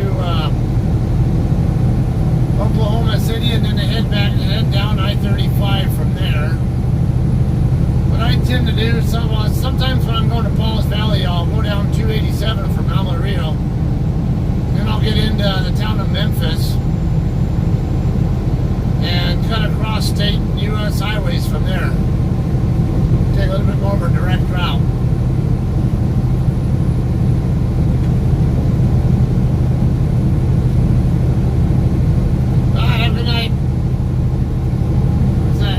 Best life. I mean, there's like road life also, so it's kind of.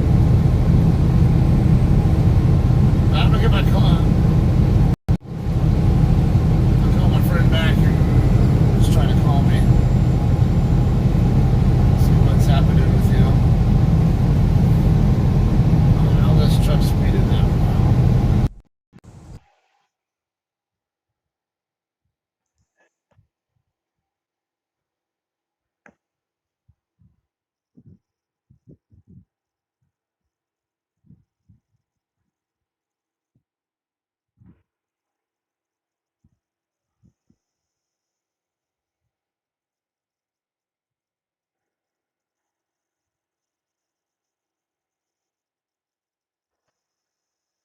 Awesome. Appreciate it. I always appreciate the support.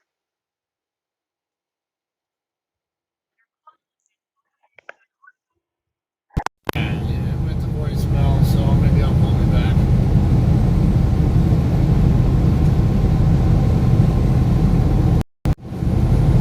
You're from Riverside? Yeah, I used to live in Sun City and in San Jacinto. I spent many years working at March Air Force Base. I know Riverside pretty well.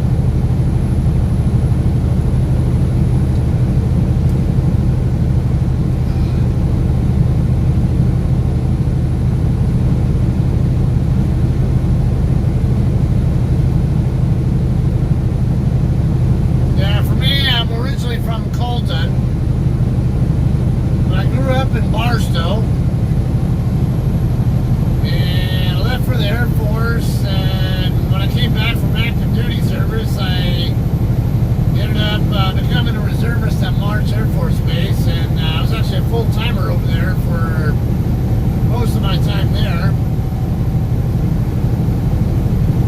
I lived in Sun City first when I came back, and then I went to San Jacinto. Then toward the end of my career, I lived over here in Highland, over here on the east end of San Bernardino. And when I was about to retire, we moved back up to Victorville because my wife works in Barstow, and I wasn't expecting to have any kind of a commute issue, and it was 70 plus miles each way. It was just not, more than necessary for my wife to commute. So that's why we moved back up out of the San Bernardino area.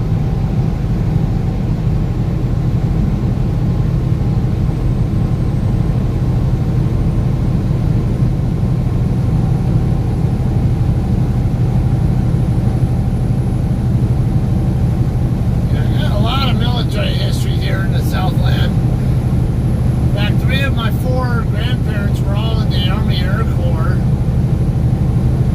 and all of them homesteaded here after originally being from elsewhere. Like my mom's side was originally from, or at least my grandpa on my mom's side is from Minnesota.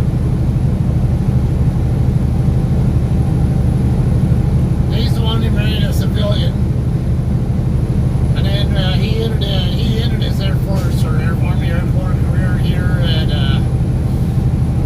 was it George or March? I forget. And then my other grandparents, they both met each other through the Army Air Corps, and then of course they both ended their careers here in the area as well. So that's really, I have the military background. It has a lot to do with how I ended up in California myself. I'm born and raised here, but of course the family line, so I haven't been in California really more than 2 generations beyond me.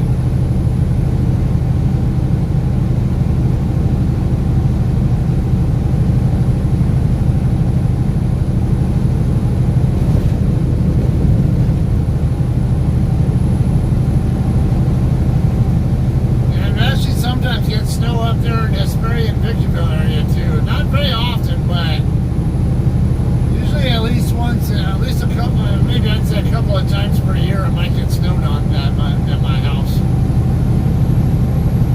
Usually it melts the same day, but it does snow.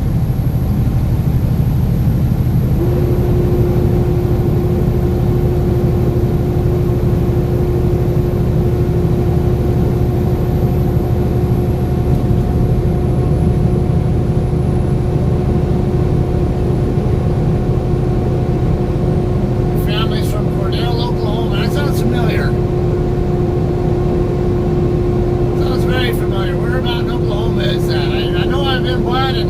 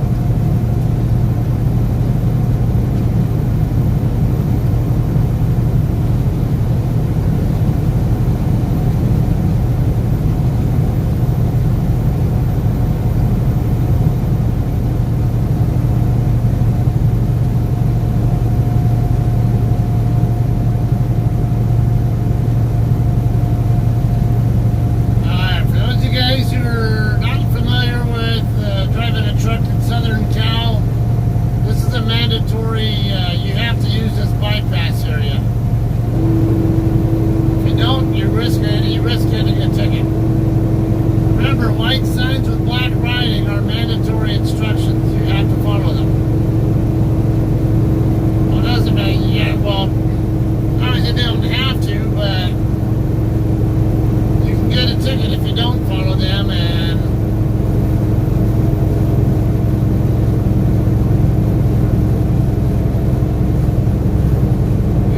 whereas if you do obey them, you know you can't possibly get a ticket for it.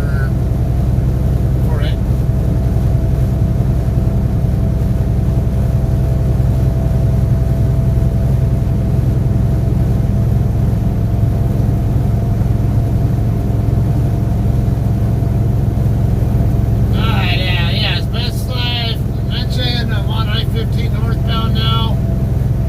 Y para Marcos, estoy en el Interstate 15.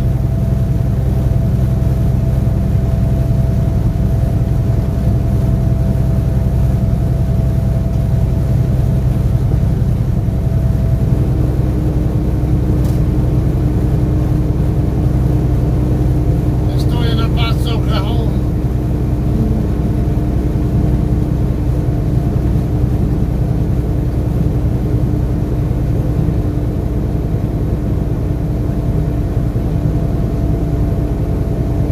And I'll probably stop at Barstow just for a splash of fuel on the way out, and then make my way across I-40 from there.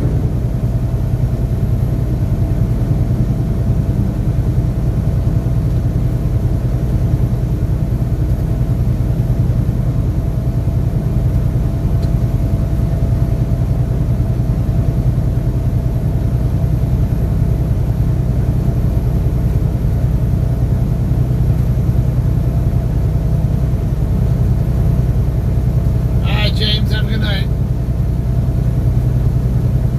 Probably see you again in the morning, but by the time my shift ends, I'm sure.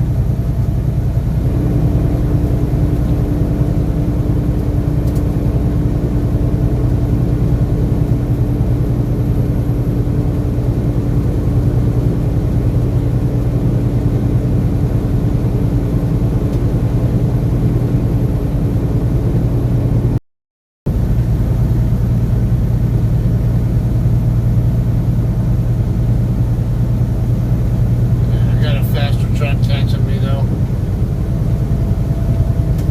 Let him go around me without making him go to the other lane. Lane he's not supposed to be in.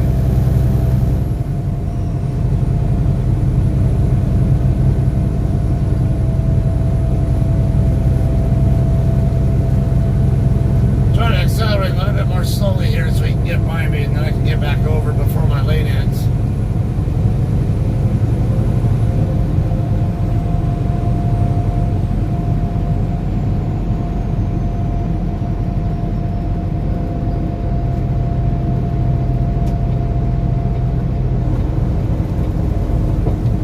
Come on, dude. Is that all you're gonna do?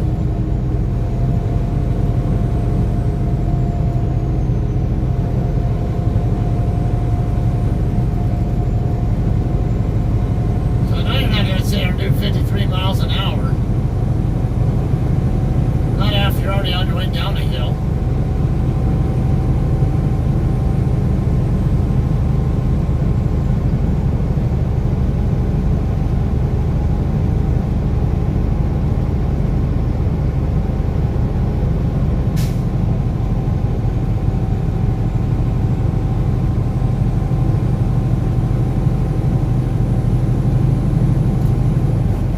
Really?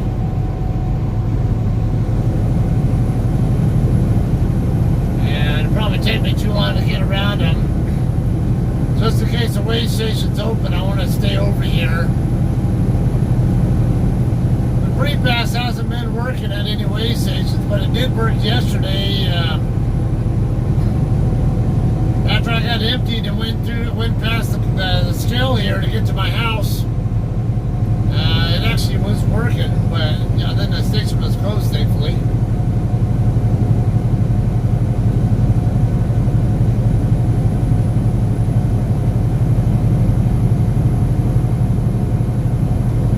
Yeah, this guy will probably outrun me up the steep part of the pass anyway.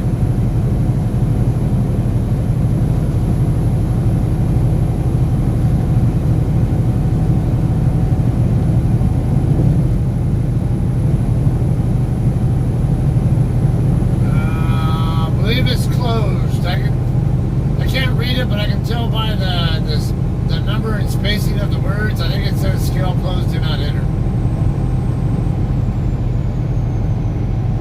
This time of night, it usually is closed.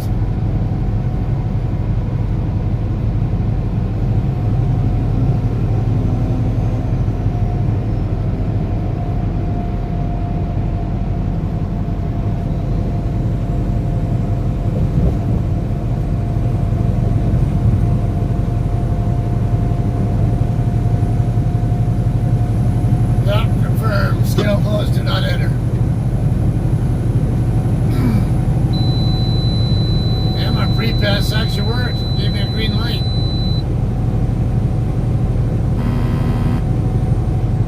Probably be the only one that actually works at though.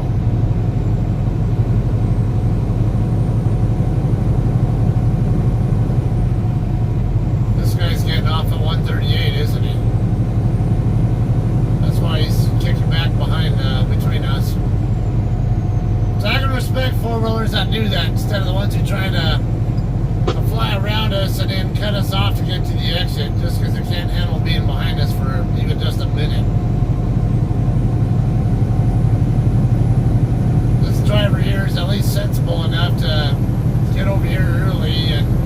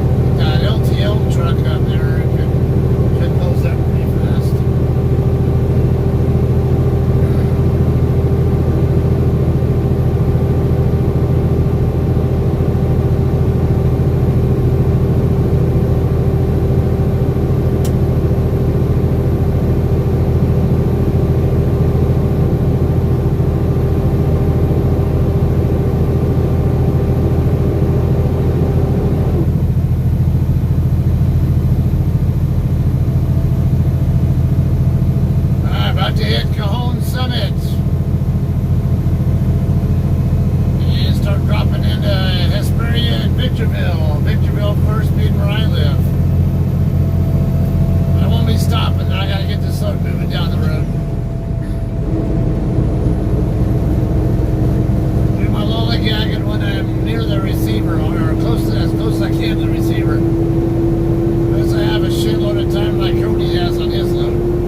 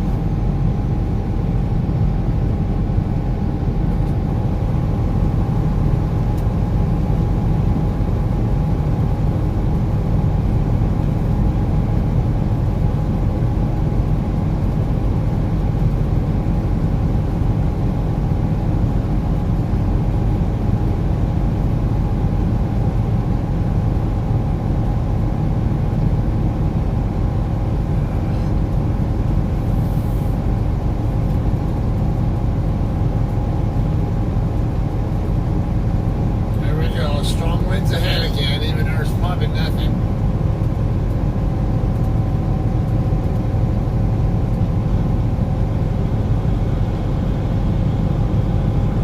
Don't do it. Don't do it.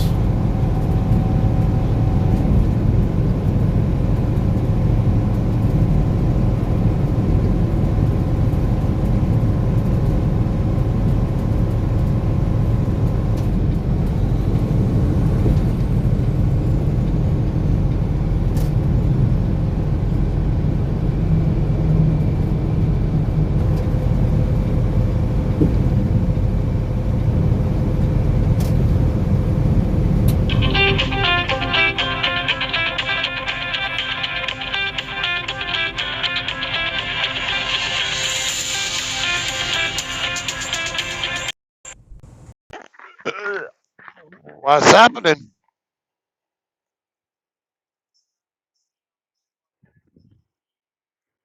I just picked up in Colton. I was actually um, sending my departure info when you tried to call the first time.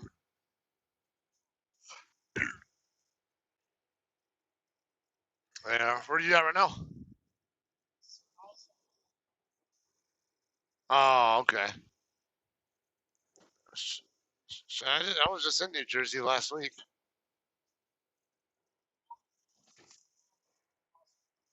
Ah, didn't know that.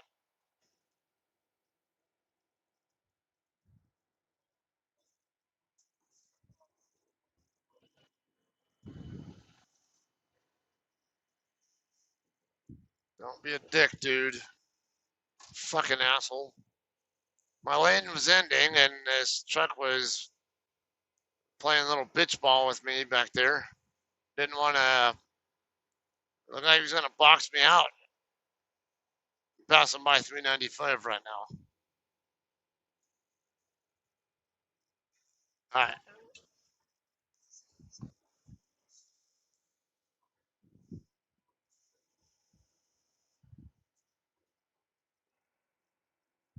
Uh,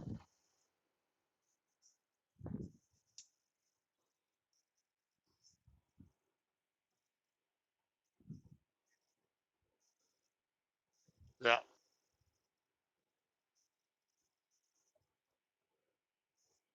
yeah,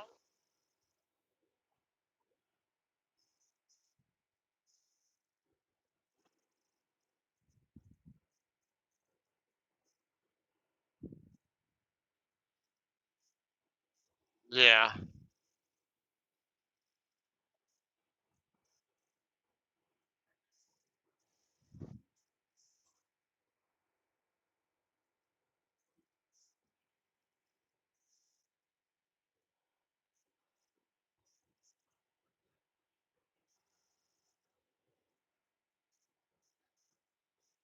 Yeah.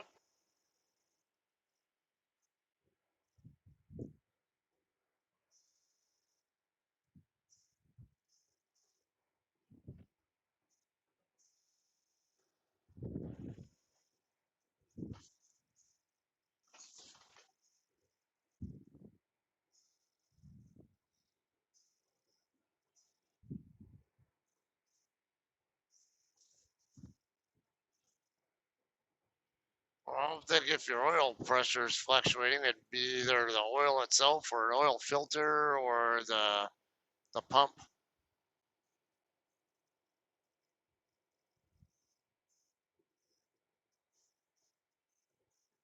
Yeah.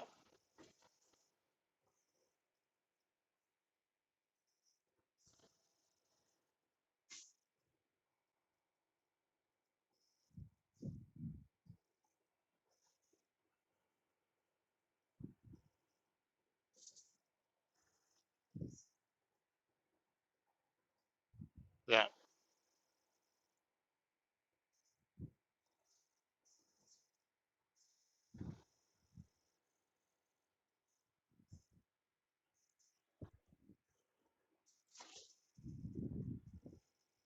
Oh, okay. Yeah, and state regional.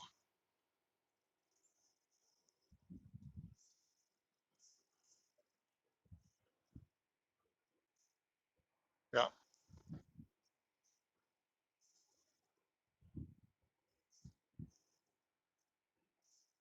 Damn.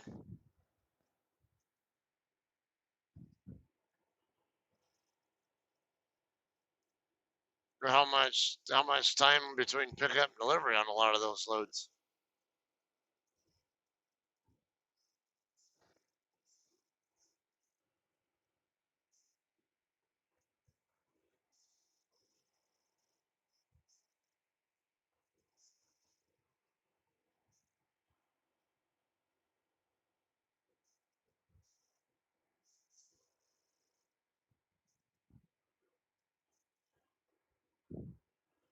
Yep.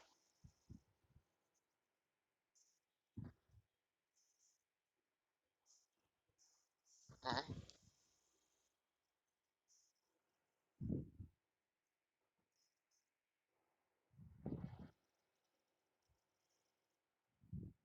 So what is exactly going on right now with you? Is that does Clark basically look for stuff on the load boards for you, or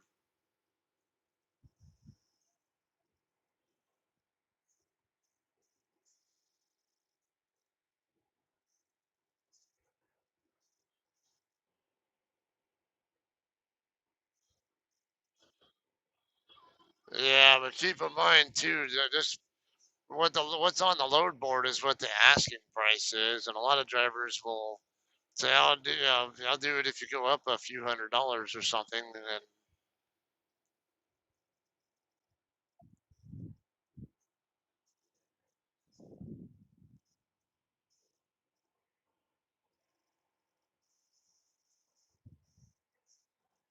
yeah,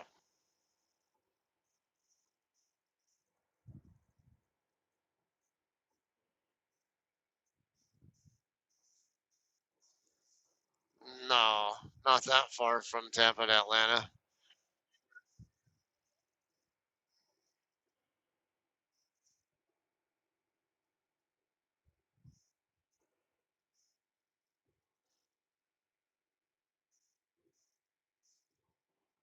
Yeah, because I did Umatilla to Monroe and it was only 430 miles, so I know for sure Tampa to Atlanta is probably not even 500 miles.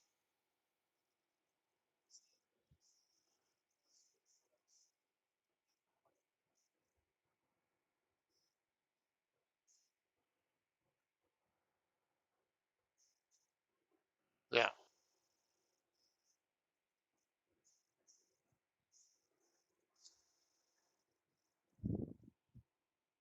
yeah.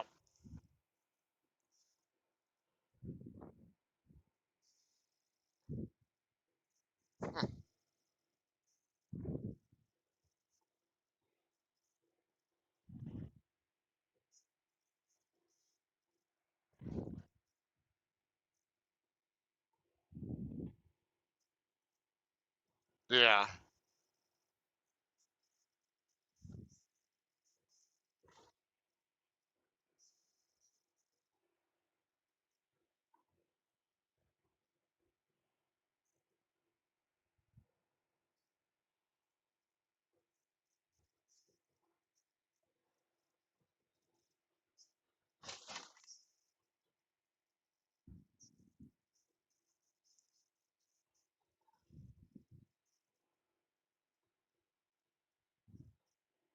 Huh.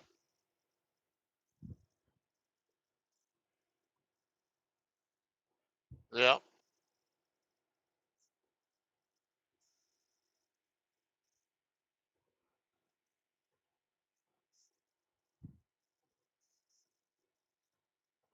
Yep.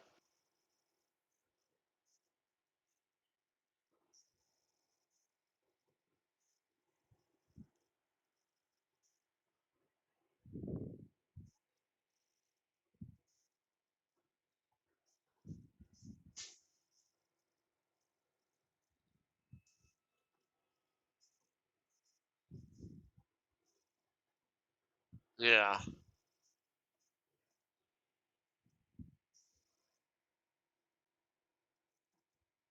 Yep. Well, what you're talking about there, I think, is a good example of why you want to be more than one dimensional with that.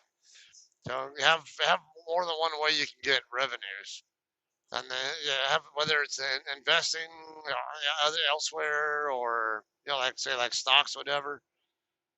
Get your you know what's that the net wealth whatever built up. Another stream of money, whether it's passive or active income of some sort. Yeah, I can make a difference in terms of fighting with mega companies.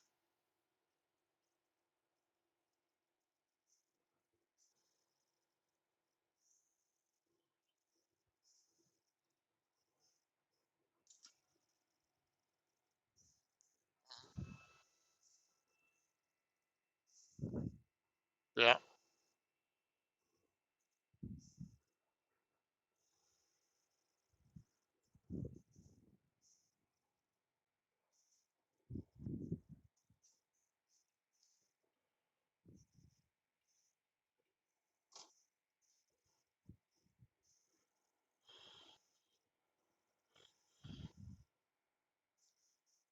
Well, that's what you get when you're dealing with a trader versus an investor. An investor will so what if it's gone a day? That's just oil futures. That's not oil price, but it's price per barrel got down to about $12 a barrel now, but it'll rebound once people start going back to work and start putting new demand back on the supply chain.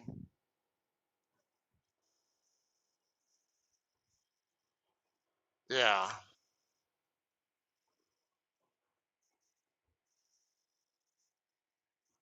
yeah.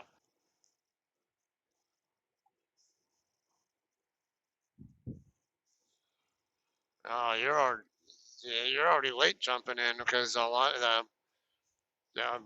S&P 500 it got down to the 2100 some odd range, and it's already back up to upper 2800 range. So a lot of stock prices have already shot back up a pretty good amount. So it's like that's why yeah, just a lot of times just better to just write it out or when it's at its worst actually is when it's the best time to jump in.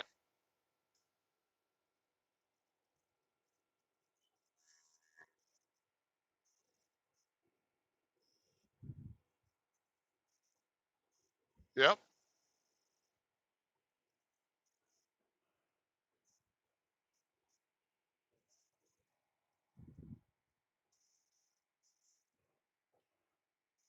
Uh, yeah, I've not noticed what their price is at because I usually look at the macro end.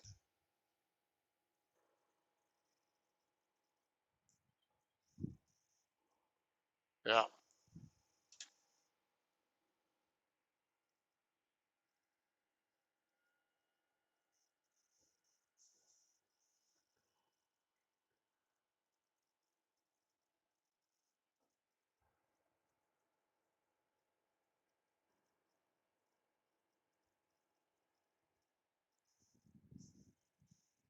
Yeah. That's some piece of shit. Like only like a foot or so away from the back of my trailer the other day when I was coming across Oklahoma. Or yeah, I think it was Oklahoma. Could have been. Yeah, it was Oklahoma because I was gonna shut down on Sayre. I was passing another truck, and then this other guy comes flying up. Of course, it's 70 zone. I'm doing 70, and this guy's probably doing at least good 80. This is another truck. Comes flying up, and he thinks that he's going to get me out of the way any faster by hanging out literally a foot away from the back of my trailer. It's like, no, the only thing doing that's going to do is encourage me to back off my throttle and camp out here next to the guy I'm passing. So don't play super truck or aggressive bullshit with me. You won't like the because I'll do passive aggressive stuff like that.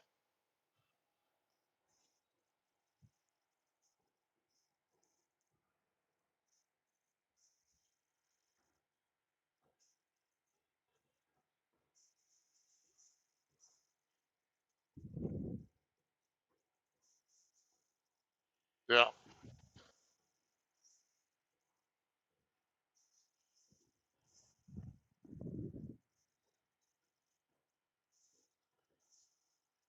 yeah,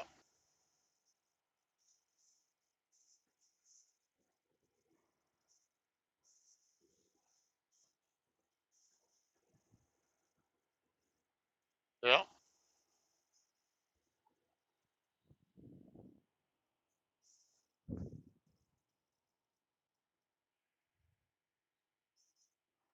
Hmm.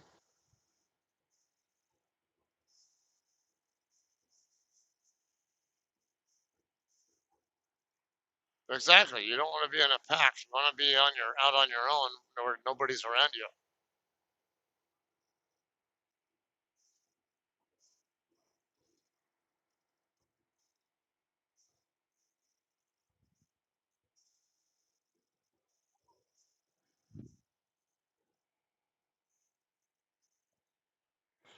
Or just imagine what if that stupid idiot does that to a Sear England truck, or I think I heard Swift trucks even do it. That stupid collision avoidance system where yeah, that damn thing will hit the brakes on you on its own without even any warning. Just imagine that piece of shit doing that to an England or Swift driver, and then the England truck on its own deciding to slam on the brakes, and that guy's gonna be dead. Yep, is what this truck's doing here. Just had to dodge a gator. The Swift truck, he's over on the right shoulder here. All right. Yeah, I think a lot of people think that they have super duper reaction time or something. And no, it's going to take you at least half a second to a full second to react to whatever goes on in front of you. And a lot of times you can take even longer because you have to get a read on what's going on, and then you have to decide on what action to take after you've gotten the read on it.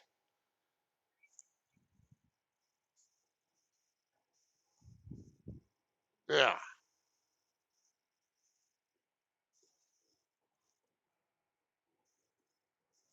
yeah, exactly. And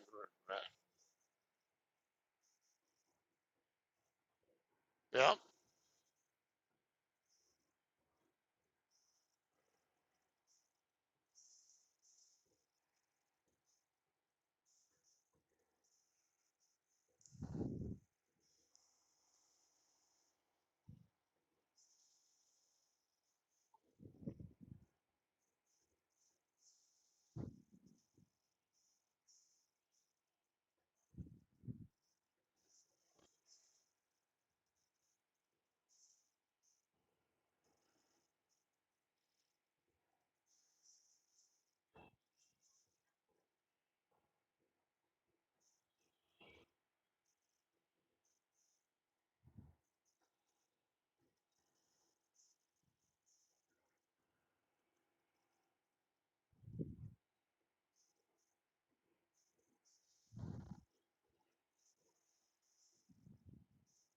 Yeah.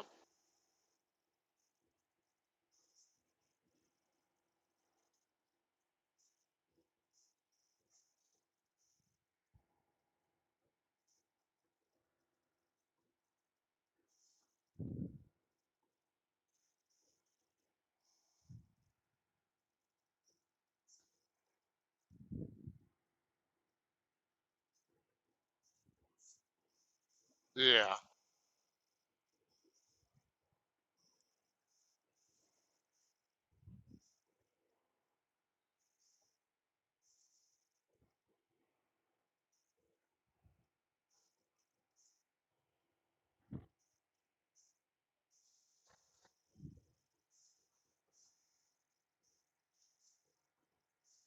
Mhm.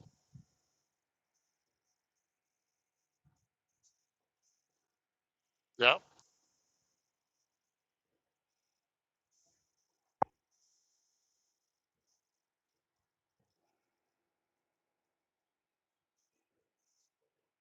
Yeah.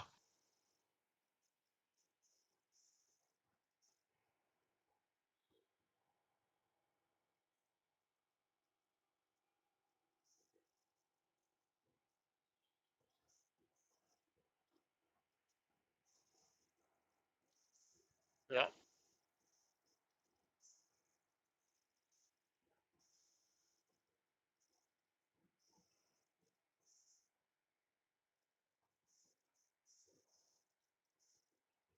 Mhm.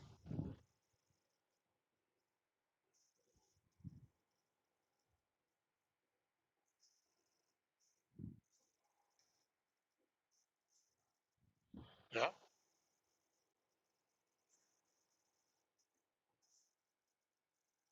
Yeah. You know, we lost one of our drivers and his wife not too long ago, right? It was someone who hadn't been with us even a year yet. I don't know if he was, how long it'd been, but I know for a fact he hadn't had an anniversary yet. What was his name? Was it Mike or Mark Thomason or something? I forget I think Mark Thomason or whatever, and his wife. I guess he was a solo driver, and his wife was on the truck with him, and they were westbound on I-20, approaching Midland.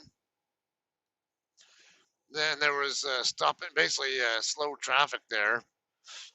I don't know if it was like stop and go or just really slow, but it was moving slowly. Um, Apparently, he didn't recognize the fact that the traffic was moving slowly, whether he was on the phone, distracted with his wife, or doing who knows, whatever else, looking elsewhere. He wasn't aware of what was going on in front of him, and didn't realize until too late. And he he blew his air horn and all that, tried to warn there was a garbage truck up in front of him that was moving really slowly. And he tried to move left at the last minute, but couldn't. I guess probably because traffic nearby.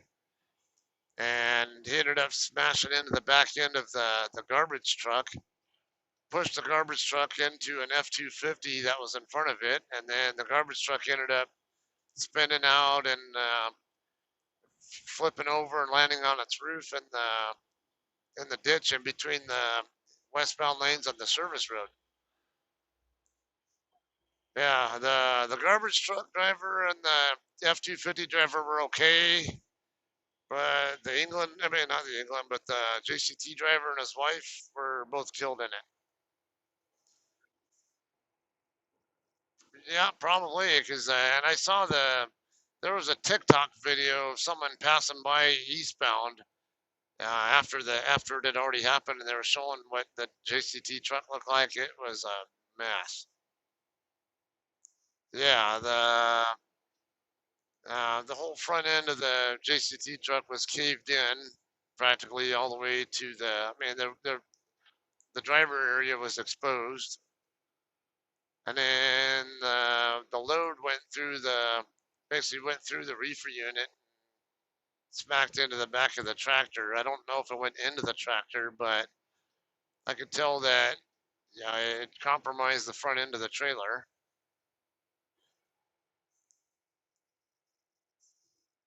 Yeah.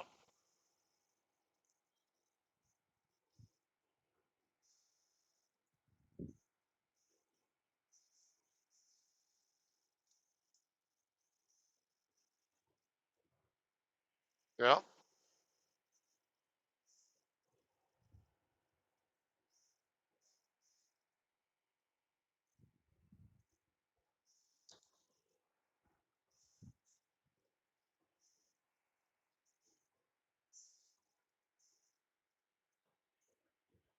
Yeah.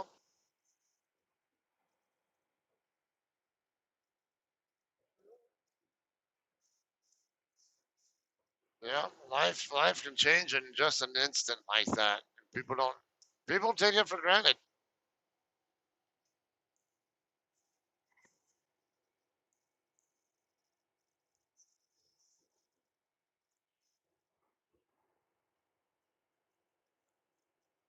Yeah.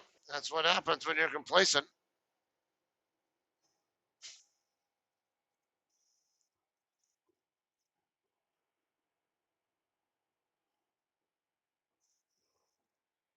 Yeah.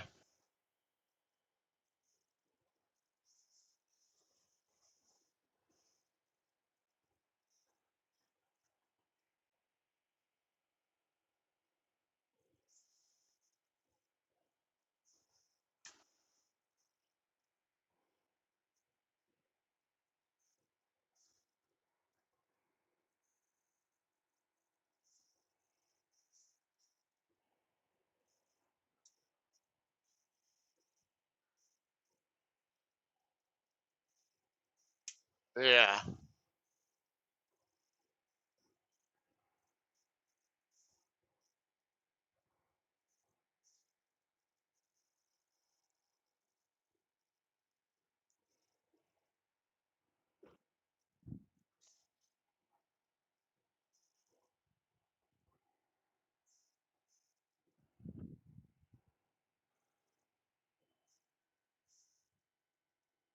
Well, it's like when I had Sylvia on the truck with me. We were switching seats over that TA over in Illinois. Which one was that? Yeah, Bloomington or whatever it was, somewhere over there. Yeah, I think we had just switched seats, and right when we were about ready to pull out of the spot, someone had said there was an accident that had just happened on the same side of the interstate that we were about to get on, only a half a mile away from the on ramp we were going to use. And turned out it was a tanker. It was a tanker truck. Yeah, I think a tanker. I don't think that anybody else was involved. It was just the driver of the tanker truck. It smacked into the barrier separating the northbound and southbound lanes, and tanker driver died. I think he might have blown a steer tire or something. To say, I don't know what he would have ended up over in the wall for. Yeah, so, yeah, but he had a seatbelt on and everything, but he hit the wall so hard, and I guess at the right angle that the seatbelt didn't stop him. He just went. He actually went crashing through his window, through his door window. And the only thing that kept him from getting completely ejected was his right foot getting caught up in the seatbelt. That's it. But there was a southbound truck we heard on the CB talking about someone get him out of there and all that. And I kept hearing people say there was blood all over the place. Yeah, it's graphic, but and I'm streaming live right now, and I think people really need to know this. You might not want to hear this kind of stuff, but you need to hear it. You need to value how important it is to take safety very important, very seriously, and prepare yourself for that kind of stuff.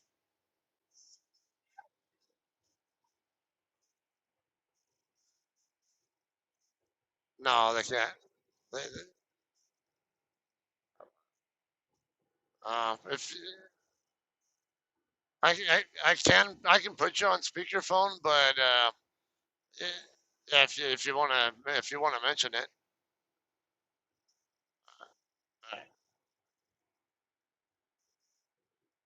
All right.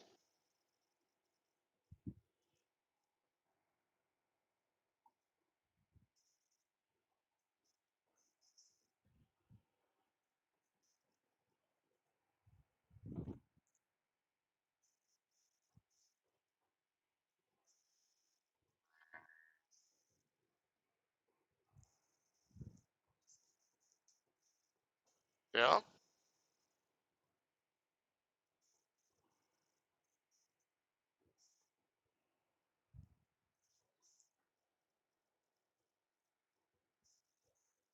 Yep.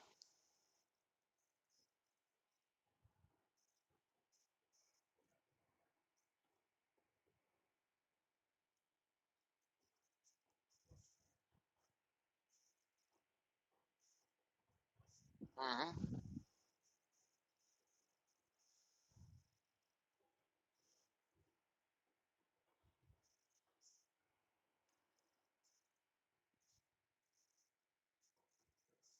Yeah. Exactly.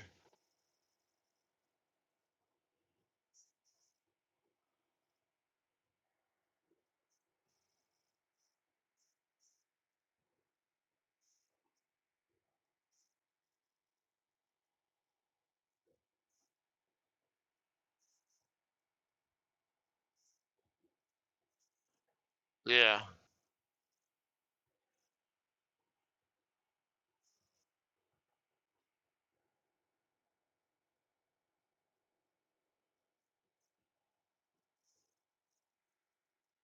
Yep.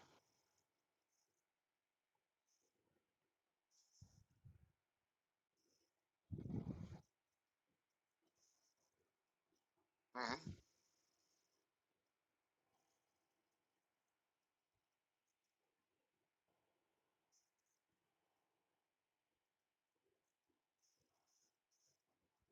Yeah.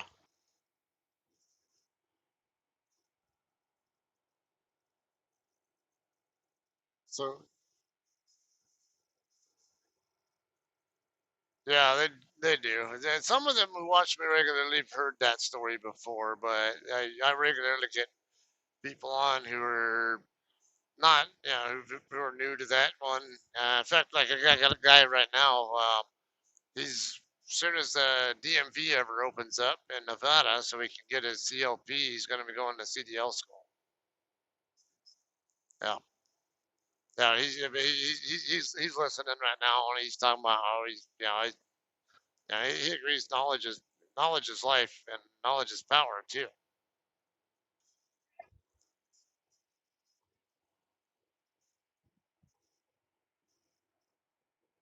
Yeah,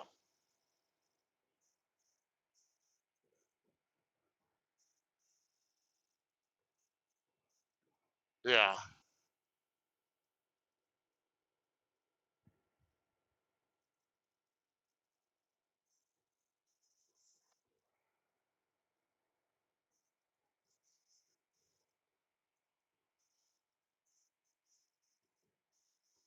oh yeah. You can end up in jail too if it's not you getting killed or something. Just a simple little screw up. If it causes somebody to die and find out you committed an infraction that significantly contributed to the person dying, then guess what? You're guilty of vehicular manslaughter.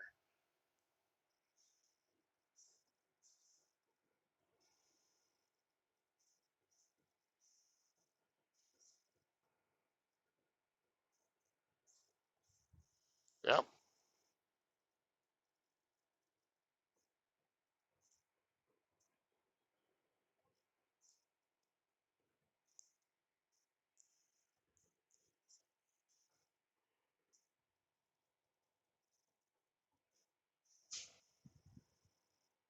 Yep.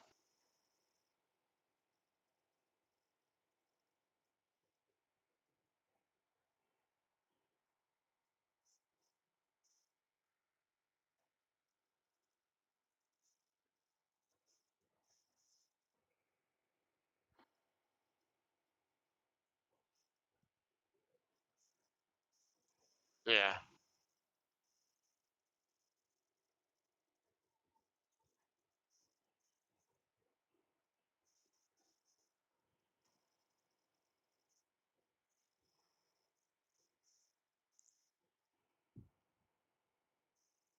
Well, I mean, it's a good reality check, a reminder. I guess some people will see it as depressing, and maybe even yourself. Me, it's, you're gonna die someday anyway. I don't see it as depressing. It's inevitable. But what do you really want to do to make sure that your day doesn't come sooner than it really should because of your dumb decision, or that somebody else's day doesn't come too soon because of your dumb decision?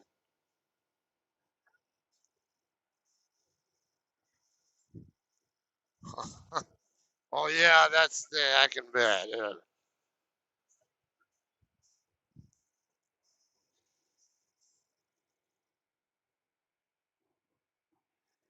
So, is the band gonna resume their tour once this whole thing finally goes away, or?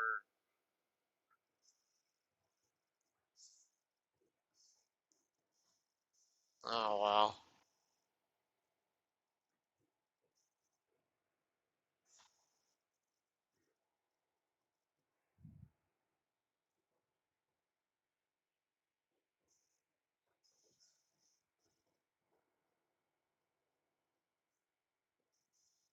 yeah,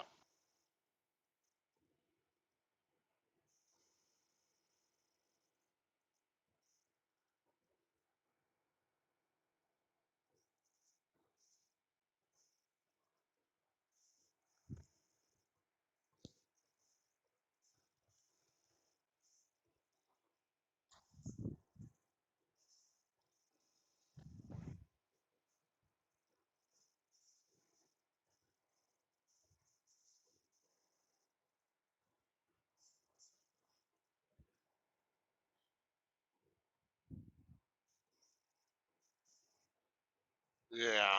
It's a lot of logistics involved.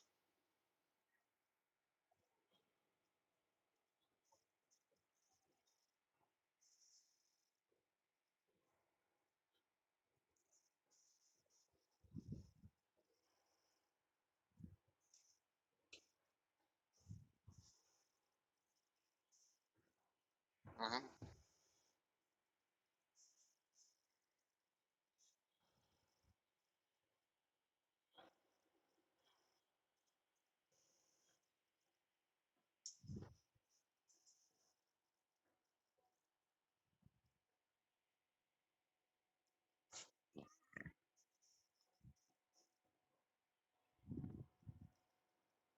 So I'm sure there are people who would want to go to concerts, but there won't be as many as long as they have to social distance and have masks on and all this shit. And then, of course, the bands themselves or performers or whatever aren't going to want to do it either because they can't maximize their revenue and profits, whatever, if they can't have as many people at the concert.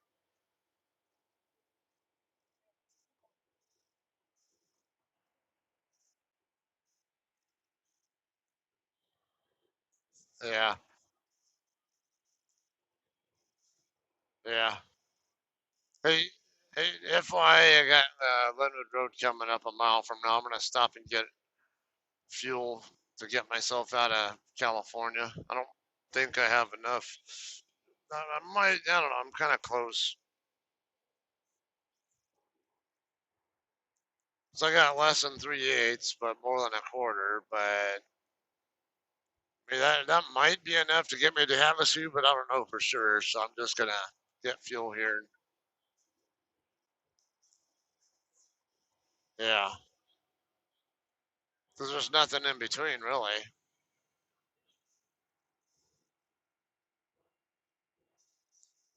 Yeah.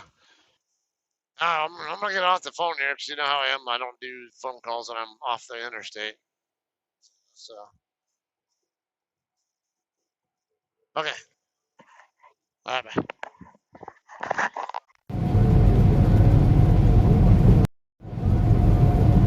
Okay, yeah, as I mentioned, I'm just gonna get a little bit of fuel here. Not a lot, I don't plan to at least. I just want to make sure What's up with my damn clutch?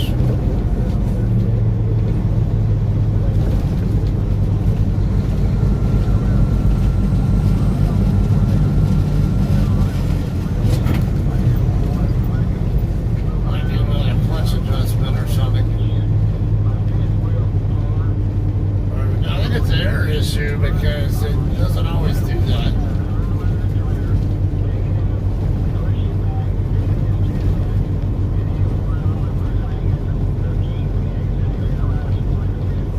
I can't do all that mess.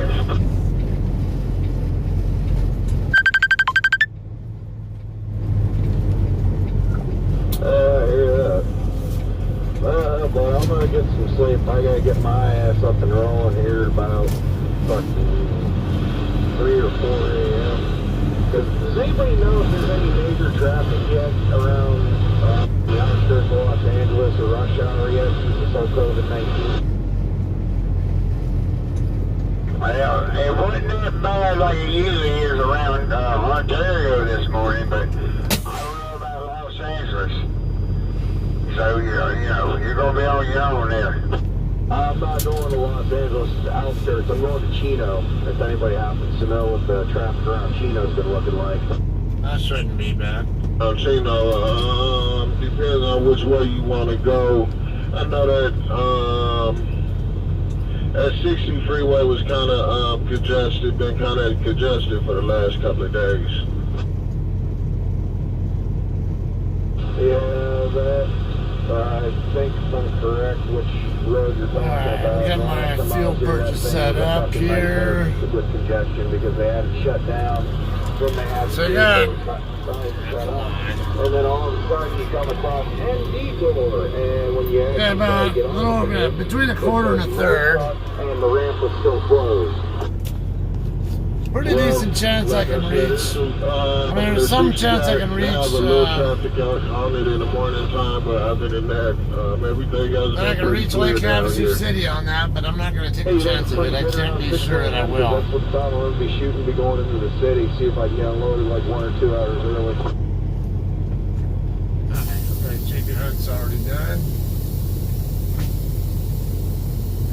So in all honesty, I'm from the east, and I should feel a lot better the sooner I can put this state in my rear view. Also getting deaf on here too.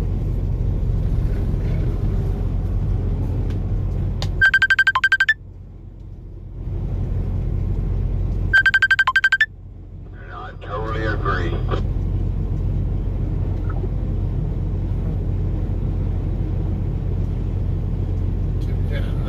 Last time I came to the state, they gave me a coronavirus. I don't want it again. Good thing for antibodies.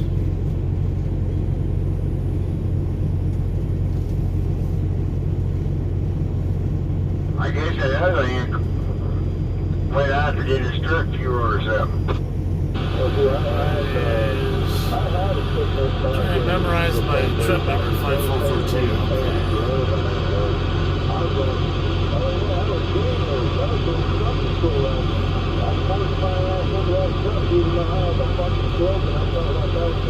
Alright, got my fuel purchase set up here.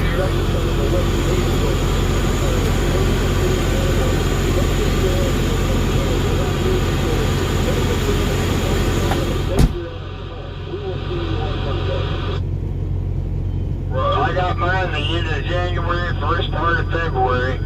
I went to San Diego and unloaded. I got to Nevada. I don't forget where I was headed now. I think it was headed to Michigan, but I know it's Wisconsin, Michigan, somewhere up there. And I thought I was going to call 911 on myself. But thank the good Lord, I made it through it. I've never gone 911 myself. I don't know what the fuck they can dig up on me from my phone. I got some in Pennsylvania and never called 911 on myself. From outside of PA, that's a different story. I hear you.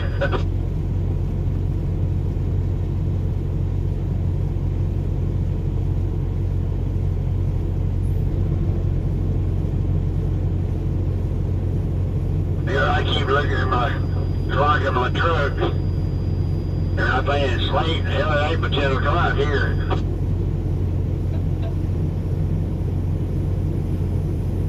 Oh, yeah, but I'm still tired, like it's my time zone. What's really weird is I've been swapping these time zones for the last 3 days. I managed to wake up at 10 o'clock in the morning to 10:15 in the morning on the dot in each time zone. So apparently, I'm sleeping as much as I can since they got me on this 4 days.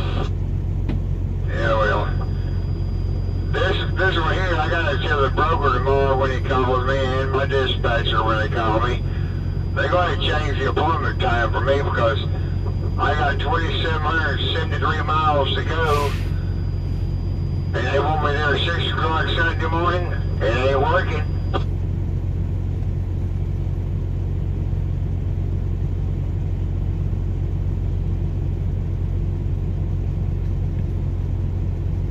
They gave me 5 days to go 2,900 miles when I pick up tomorrow, so I'm just going to run my ass off. First thing I get, because if I run my ass off for the first 2 to 3 days, I'll be able to take a 34-hour reset at home. I heard that. Well, you ain't gonna run that hard, 2,900 miles in how many days? Yeah,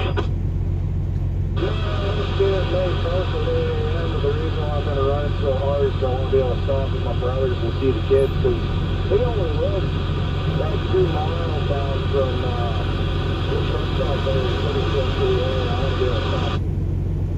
I keep saying every time.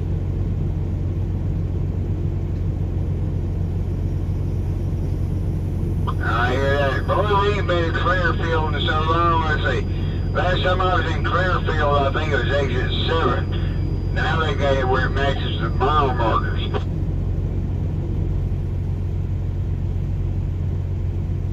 Or was it exit 17? Hell, that was an 83. I don't remember.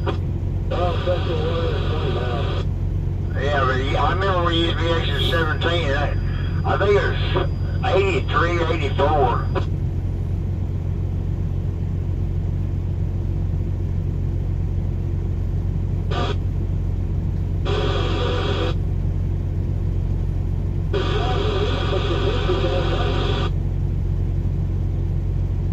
Well, you know, I ain't never figured it out. For Bristol, Tennessee, up to Whitfield, well, just north of Bristol, Tennessee, from Whitfield to, oh crap, I can't remember. But anyhow, you got 77 running south, and it's 81 running north. How in the hell do you go north and south at the same time?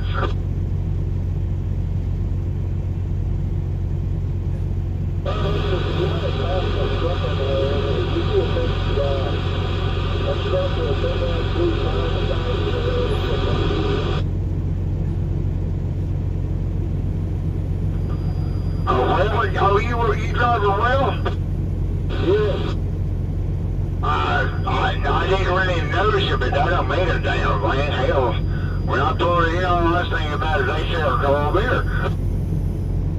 When I pulled in here, all I seen was parking spots. I wasn't paying attention to anything else.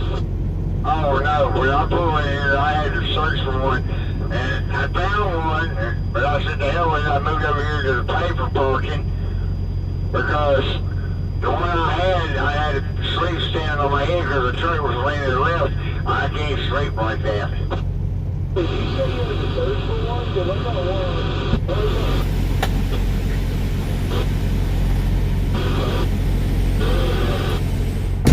Yeah, but I want one on level ground.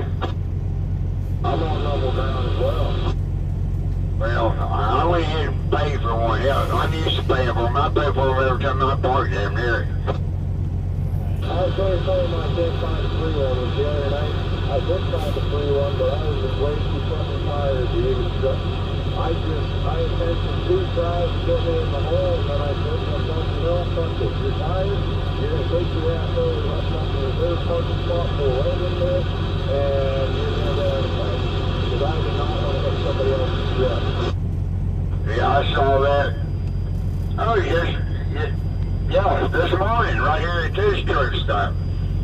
Some guy went to pull out and took the other guy's bumper with him. You showed me.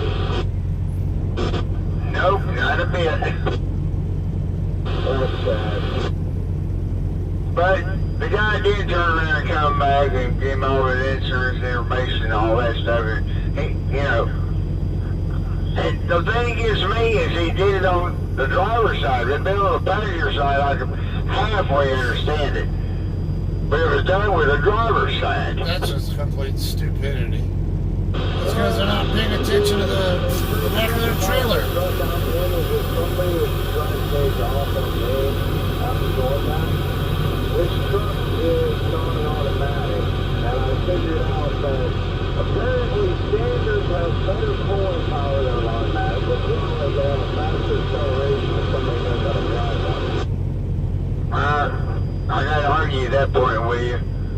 The automatics will leave you in the dust. You got a standard because they computer can shift that transmission and it knows exactly where it needs to shift.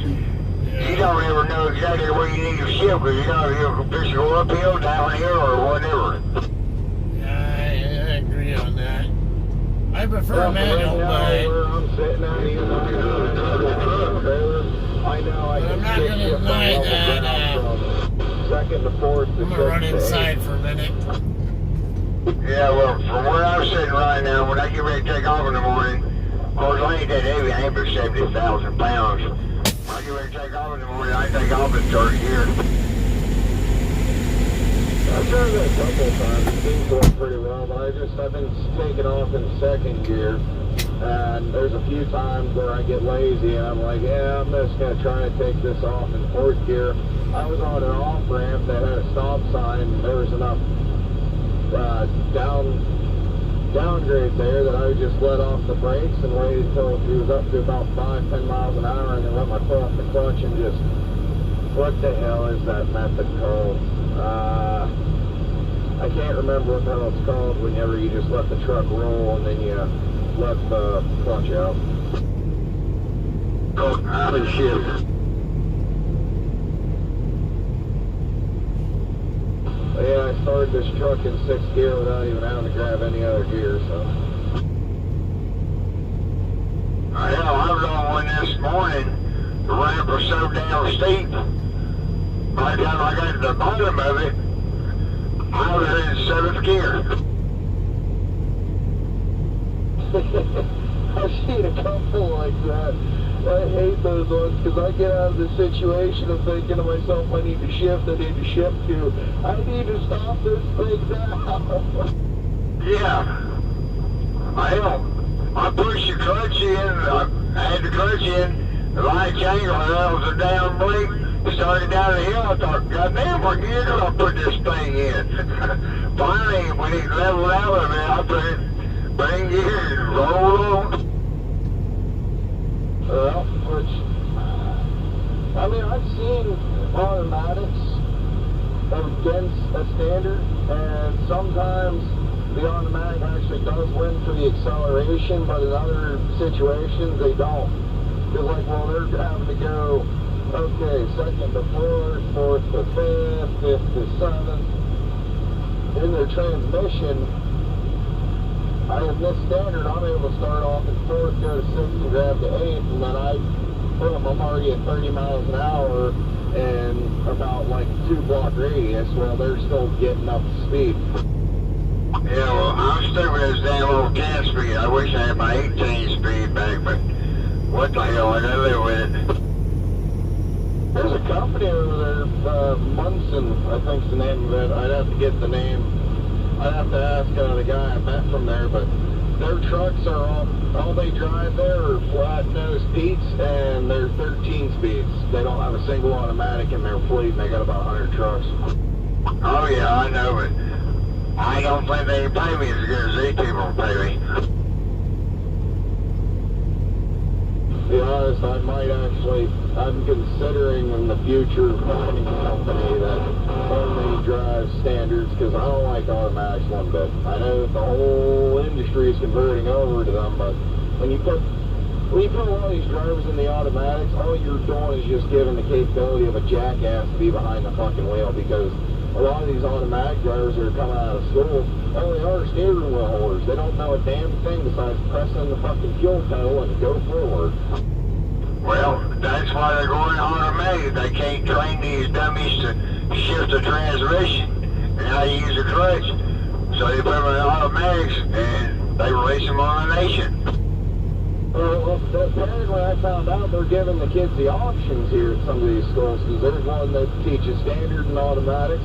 My school was strictly standards. If you can't drive a standard, you ain't passing. But they have these schools now where the kids have an option, standard or automatic. And I think you should be strictly standard, because if you're going to drive truck, you better make sure you can drive all the equipment, not just what's automatic. Yeah. Well, I tell you, the only thing I really like about an automatic is when you get in a damn traffic jam, my left leg don't get tired.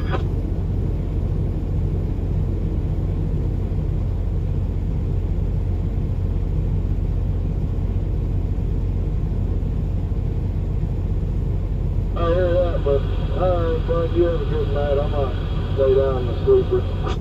Put your young ass to bed. Don't let me come tuck you in. You ain't fucking shit in. Have a good one, buddy.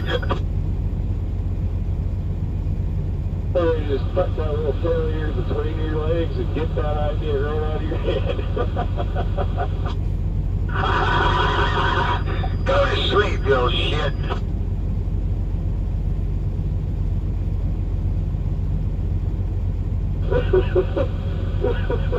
Yeah, will do.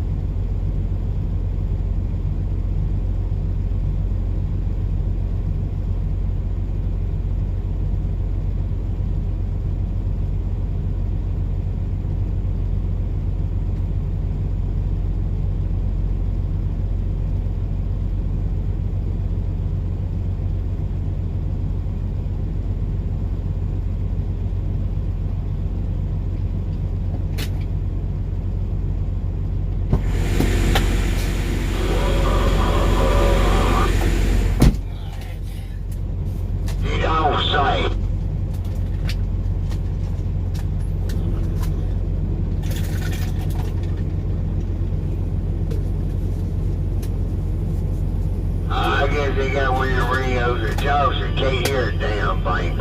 Alright. Let's get out of here.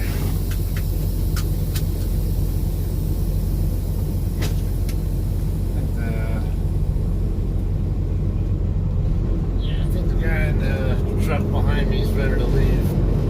We're ready to pull forward as well. I use as much space as I can over here. I don't want my tail swing to come over and kick out and hit the guy to the right of me. Or to the left of me, who's in the courtesy lane next to me. So I wanted to use as much of that as I could. probably had plenty of room, but general rule of thumb, if you have space, use space. Don't make assumptions that you have enough room and then find out the hard way that you don't.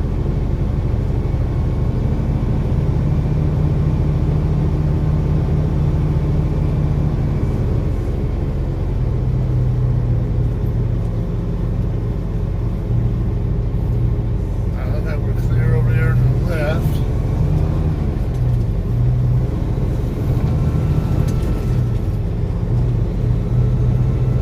Coming out of this Flying J, I always see it. Everybody, all the trucks going on the northbound 15 always use the wrong lane. In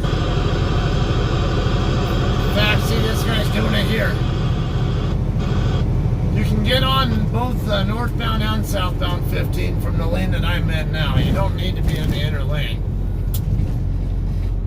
In fact, if you use that inner lane, you might have to, you usually have to use the lane belonging to traffic in the adjacent lane.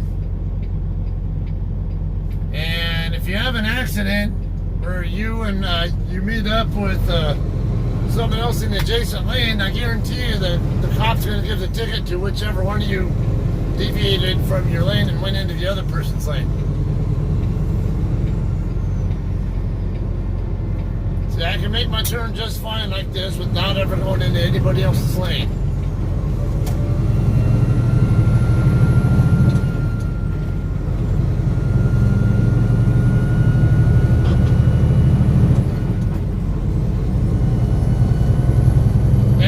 Around truck stops is when you hear the most bullshit on the CB. But the CB can be a very useful tool still. Just try to ignore the guys like that.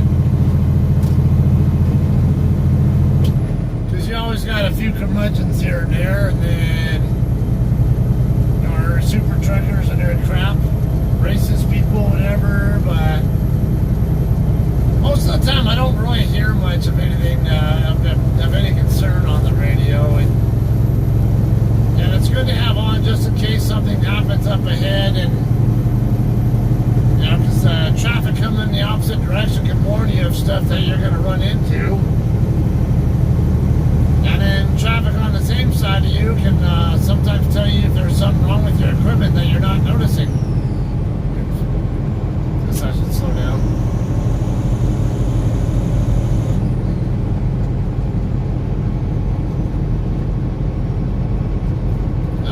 To Barstow, California now, and we'll be getting on I-40 eastbound in just a few more miles.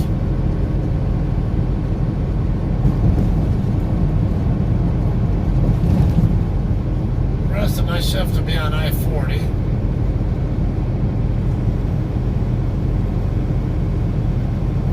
So I've got 4:02 left on my clock, so effectively have about 240-mile range. That should be enough to get me to Kingman, Arizona, before I'll have to stop for my 30-minute break. And I can run from Kingman to somewhere in the, let's just say at least Flagstaff, if not further, ideally.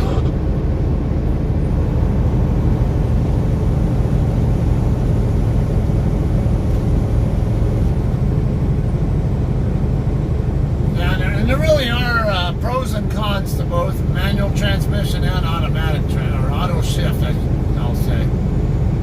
The trucks don't really have true automatic transmissions. A real automatic transmission will have a torque converter that that handles the gear changes. An auto shift transmission in a truck, it's really a regular manual transmission, but it's a computer that controls the gear changing and not an actually foot operated clutch. And it still has a clutch, it's just computer control.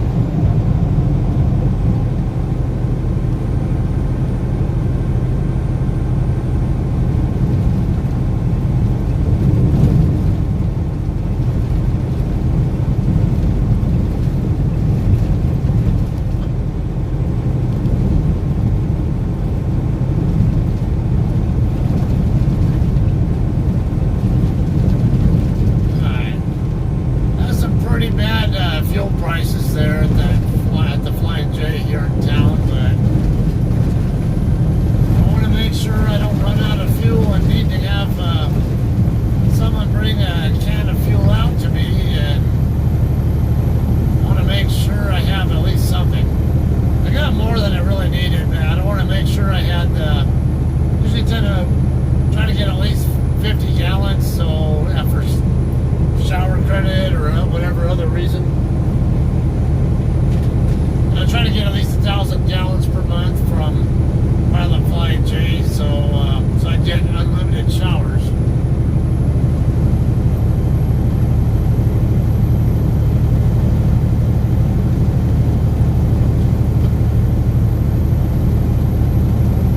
Now, for James, when you get to Sierra, England, just okay, you guys are going to mostly use Love's, TA, and Petros for your fuel.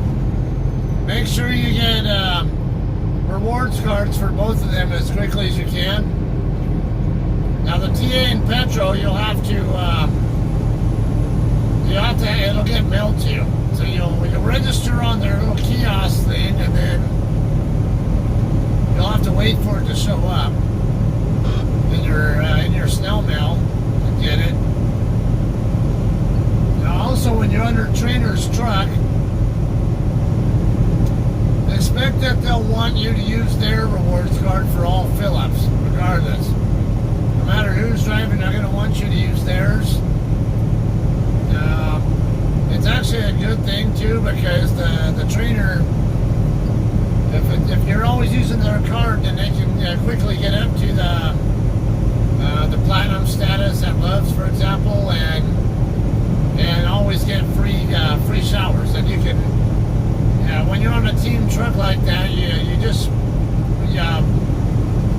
when you get your shower, reserve your shower, and then you just tell the fuel desk person you need a team shower, and it doesn't take you anything else except for just the one shower credit.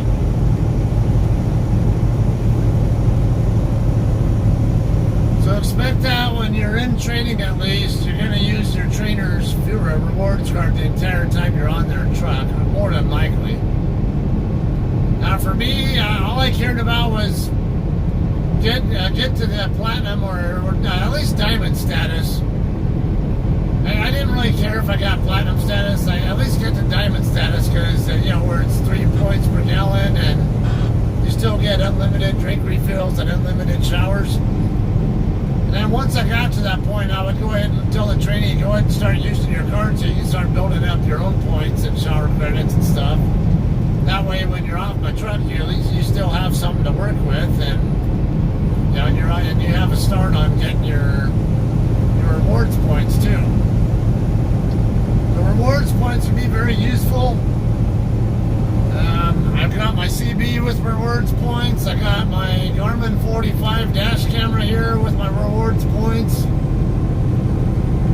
All of my CB equipment actually got with rewards points. England trucks, you won't have a refrigerator, but you can get coolers from most truck stops, and if you get the rewards points built up, you can buy it with points and not with money. And on the left side, you have the added benefit: if you use rewards points to buy the item, you don't have to pay the taxes on it. So it says you have an 8% sales tax, and a $200 item like my dash cam here would usually have about $16 or so worth of sales taxes that you have to pay. But if you use rewards points, you won't have it'll just be $200, not $216. So there's a lot of benefit to that.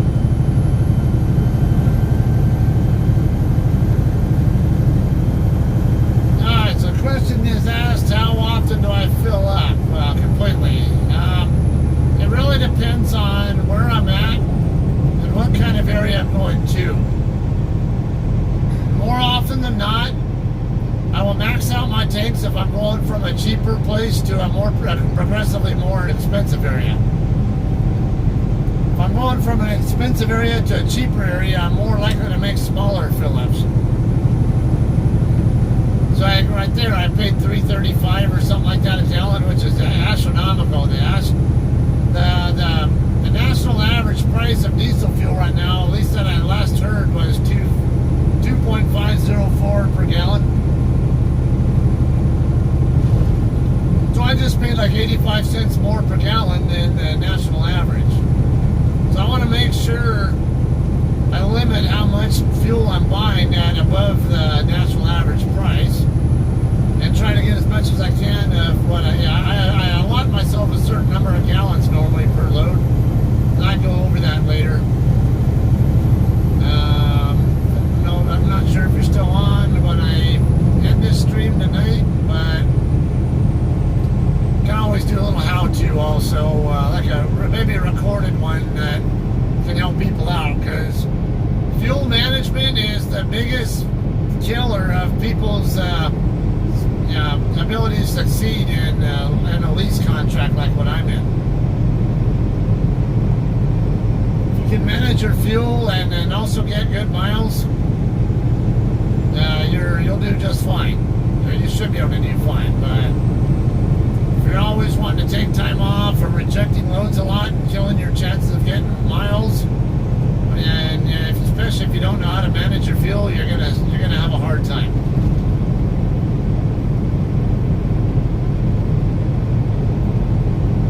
But like the last load I had, where I picked up in Brownsville, Alabama, and brought it over here to Colton.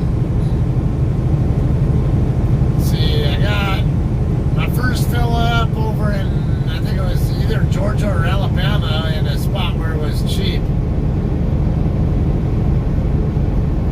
I think I filled up there, I can't remember. And then the next fill up I did was in Oklahoma. It was like $1.49 or something like that a gallon, which is really, really good price. So I maxed out my tanks there. And then I bought more fuel just west of Santa Rosa, New Mexico. Maxed out my tanks there. And I ran from Santa Rosa all the way to California in what I had.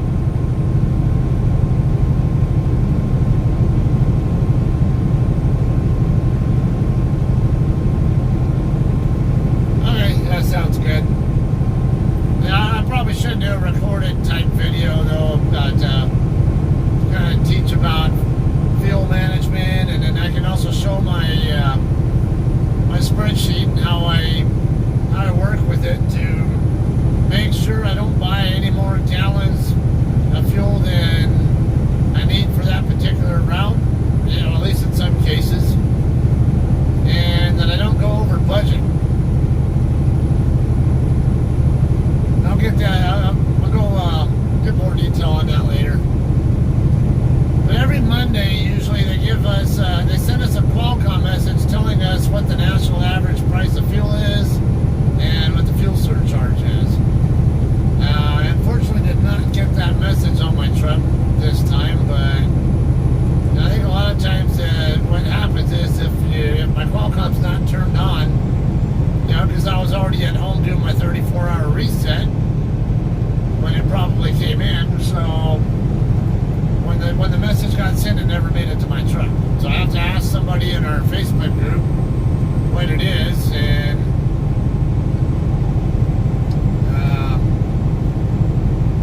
hopefully I can get the right answer, or I'll have to call the, or maybe ask my DM or something.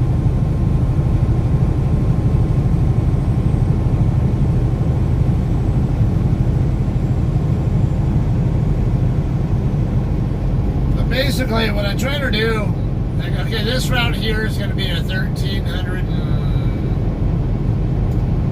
let's say about 1,350 or so mile route.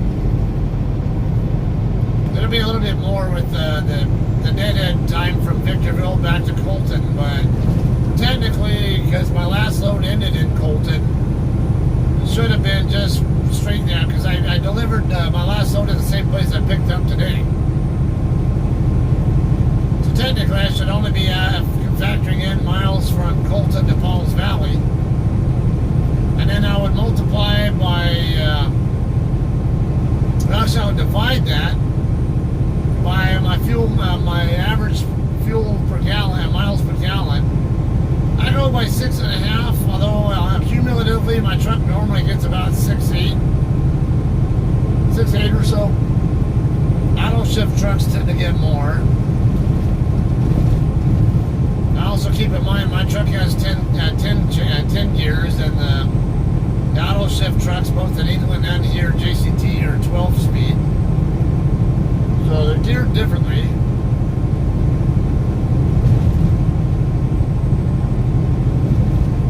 Anyway, I might factor in a normal, maybe 6.8 or so, 6.75 miles per gallon, and it'll tell me how many gallons of fuel I should limit myself to buying on this on the trip.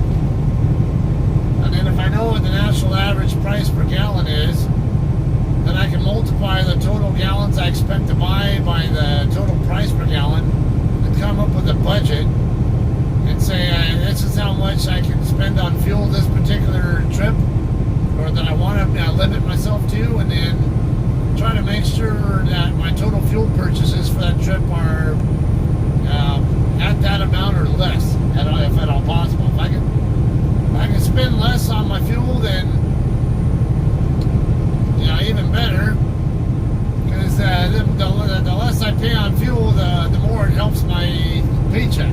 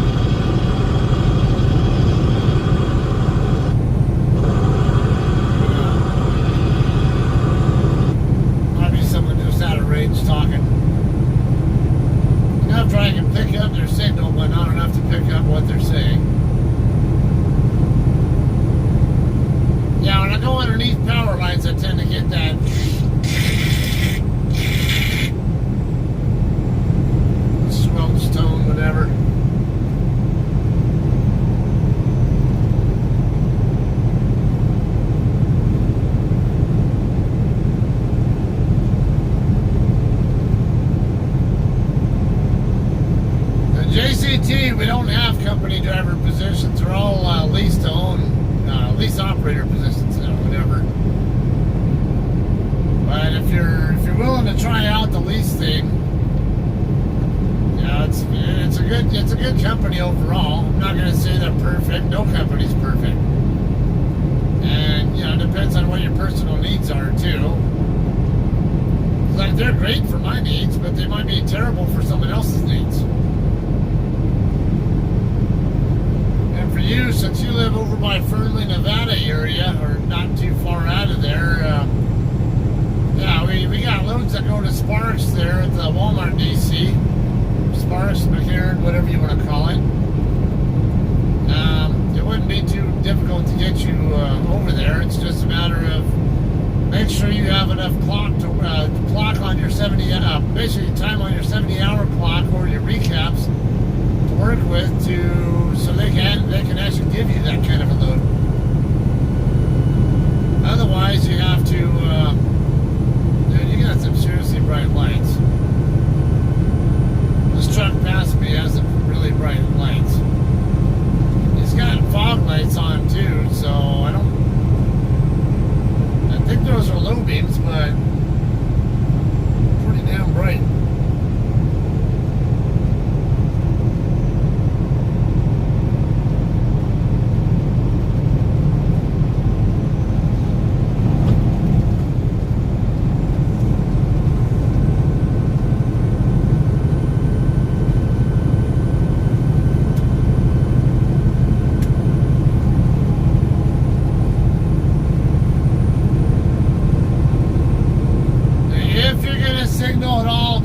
Truck that they can come over, do not flash your high beams at them at night. Don't ever fucking do that. You're gonna piss off truckers when you do that. Some think it's okay, but don't do that. You will piss me off if you do it. I guarantee it. And a lot of people don't like it. Turn off your headlights for a second, like I did, if you're gonna do anything at all, or flash your marker lights. there's a switch on the side of my turn signal switch called a marker interrupt. All I have to do is push that in a few times whenever, and then my running lights will flicker.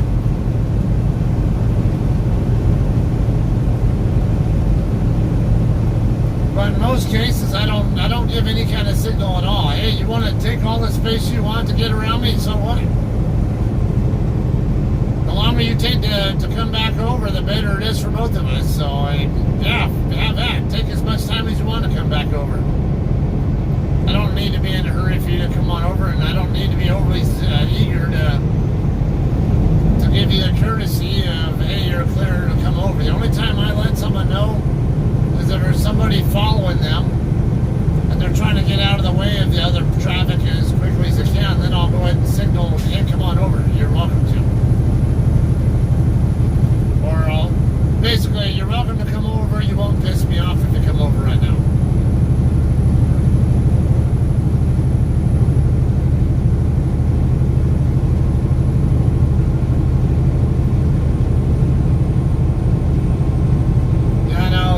England also has a lease program. Theirs is set up differently. A lot of people are going to tell you to stay away from lease programs. But yeah, these are a lot of people who failed in lease programs themselves or don't under. What do I see going on up here? I see like brake lights or some shit going on up there. And flashy yellows. Just in there might be an accident or not sure what exactly it is. It's up there on that right curve coming up about a mile and a half ahead.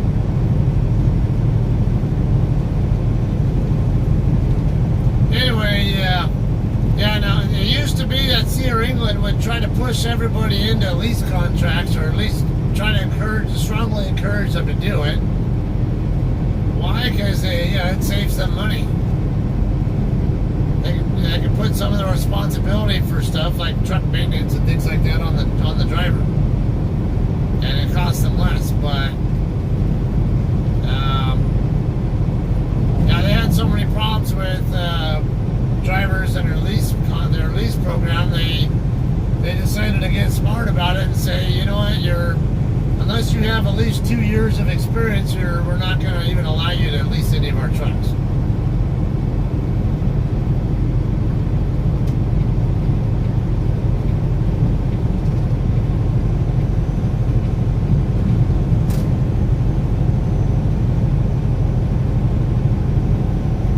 And I think it is a good idea to learn how the industry works first and learn how to get good miles.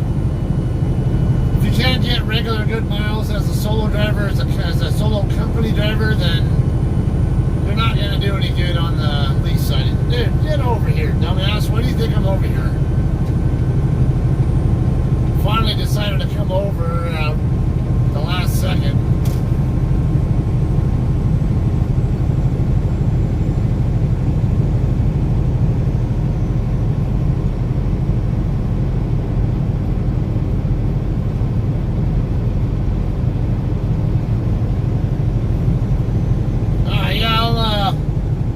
Down, you get your number. It's probably easier to get it another way.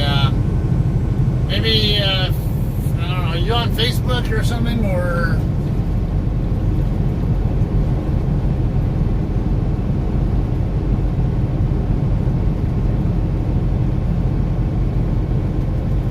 If you're on Facebook, if you can PM me that info, I can. It'll be easier for me to get to.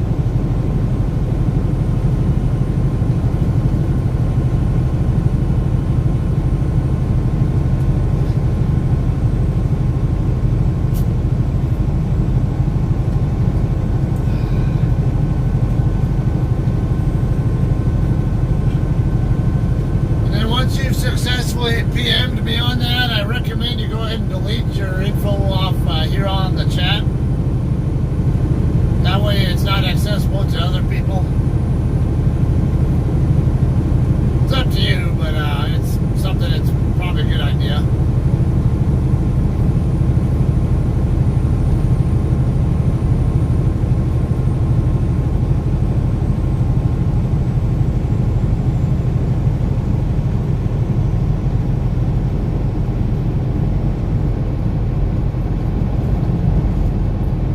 pretty easy to find on Facebook.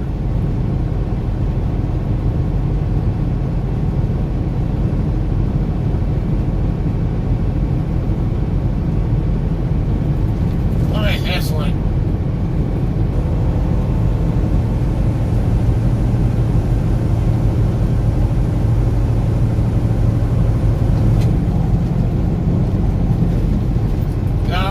I'll save your number on my phone later when I get stopped, and then I'll text you mine, so that way you know that it's me. And then there can be times too where, especially when I'm driving, when if that's a convenient time, it's a lot easier when people call me, because all I have to do is put my headset on and hit a button and to answer it.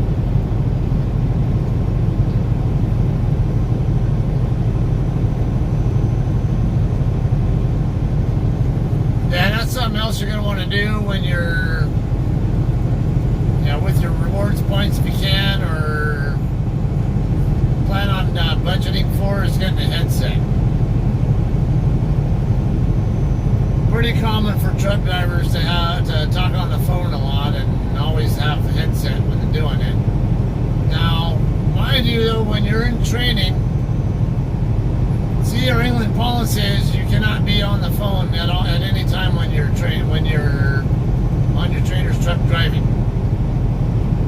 I mean, when you're in the driver's seat moving the truck, and it's your trainer's truck, you're not supposed to be on the phone. It'll be up to your trainer if they really want to allow you to be on it. But it's up to them. Now, me, I always told people I didn't really care, but do not be using it when you're not on the interstate, and best to not use it near way stations. There's a big problem with inexperienced drivers bypassing way stations and getting ticketed for it. And so I would always say just use the phone only when you're on the interstate. That's it.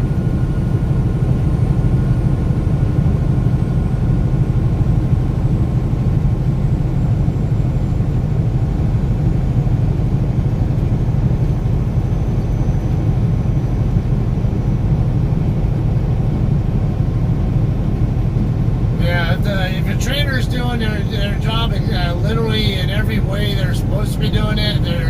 Plan on not being able to even touch your phone while you're driving. They might allow you to use your maybe Google navigation or something. But then the Qualcomm on the England trucks also has a navigation feature on there.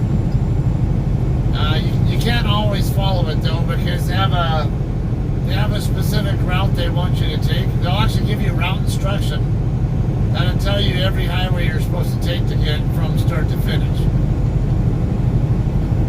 And you're supposed to stick to that route. But when you're in the area of your shipper or your receiver, then that's where you can deviate, particularly because the routes they give you go from the city to the city. They don't go specifically from the shipper to the receiver.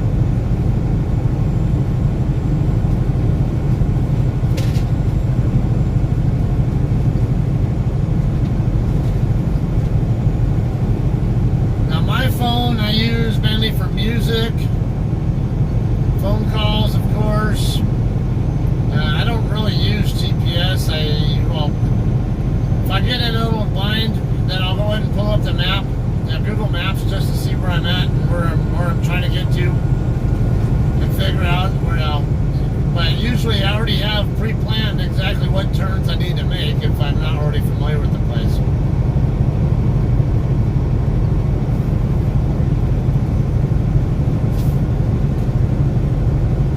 So on this route here, I can take the simple route and a little bit longer distance route. Take I-40 all the way to Oklahoma City and then take I-35 down from there. But if I decide I want to take the alternate route, then that's a JCT right in front of me.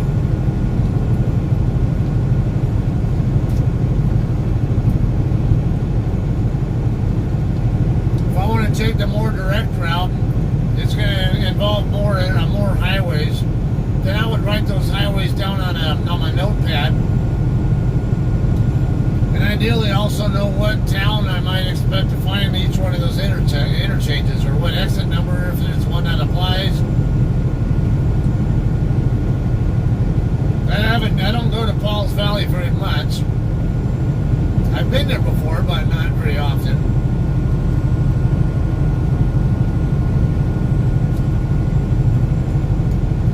But I know one of the routes the route I took last time was 40 out to Amarillo, and then I took 287. US 287 down from Amarillo to, I think it was Memphis, Texas.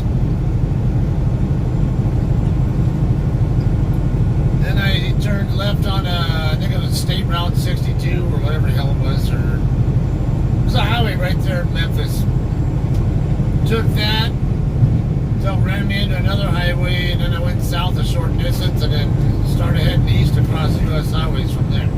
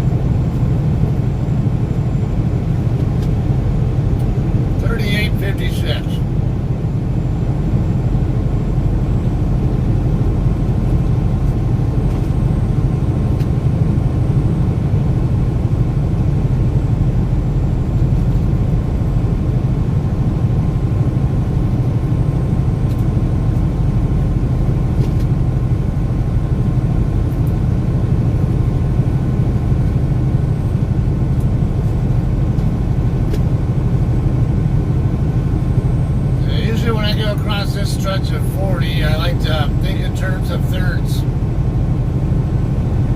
It's 154, a little over 154 miles across before I get into Arizona, from Barstow to Arizona. So you figure at every 50-mile interval, you're about a third of the way there. So when I get to Ludlow, which is exit 50, then I'll know I'm roughly a third of the way across. Then when I get to Essex Road, exit 100, then I'm 2/3 of the way across, and then that's the last 54 miles from there to Arizona. Kind of helps it just kind of helps keep my mind from thinking I'm like it's agonizingly long distance. If I just try to think, okay, just get to this point, now just get to this point, now just get to this point. And it'll come by faster than you think.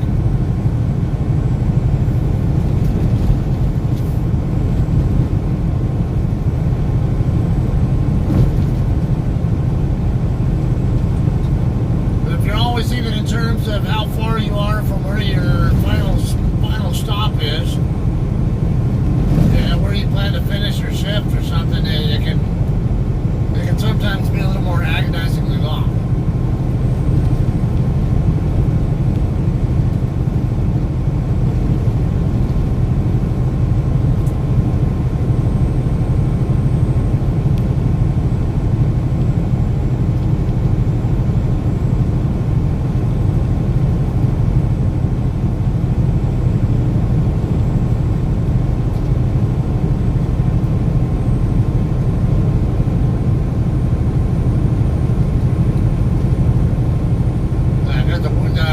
Area coming up here. It's with the truck with the flashing lights is at. I'll go ahead and move over anyway, just in case. Looks like he's probably in the rest area, but it looks like he's close enough to the number 2 lane that I'll move over anyway.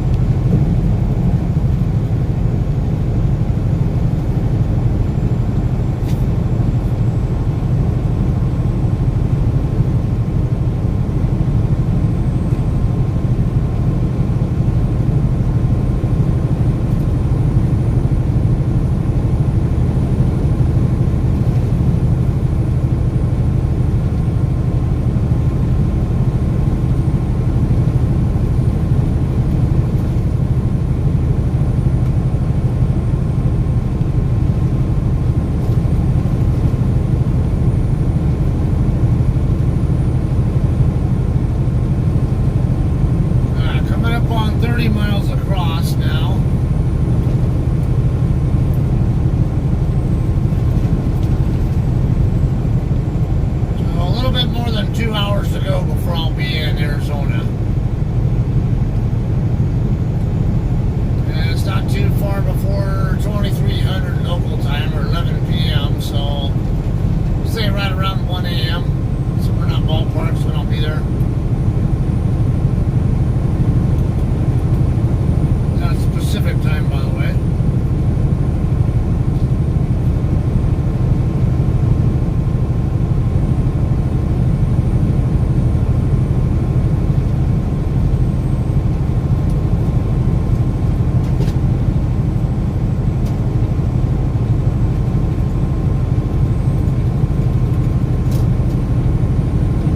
Truck was starting to pass me, then he decided to check up and let me by him.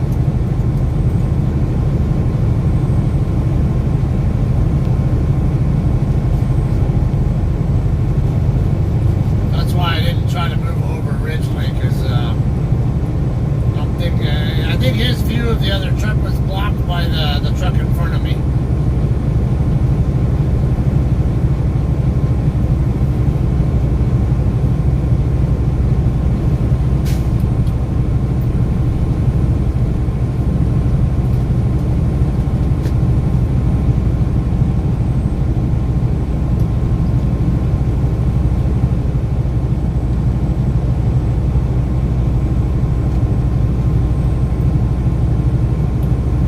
Nobody immediately behind him. He can take all the time he wants to come over. I don't need to flash him.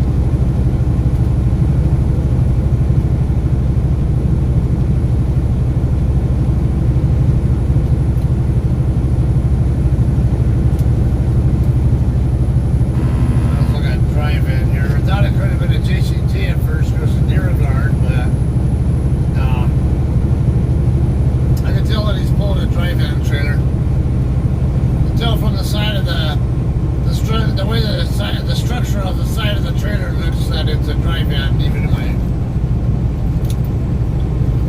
the mirror.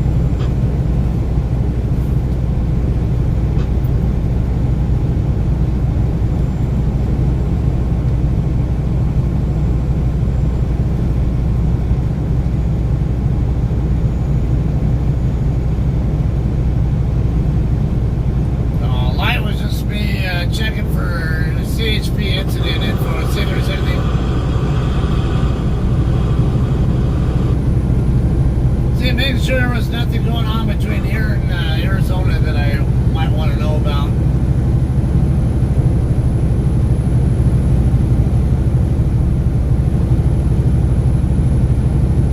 I might periodically check that, but usually not.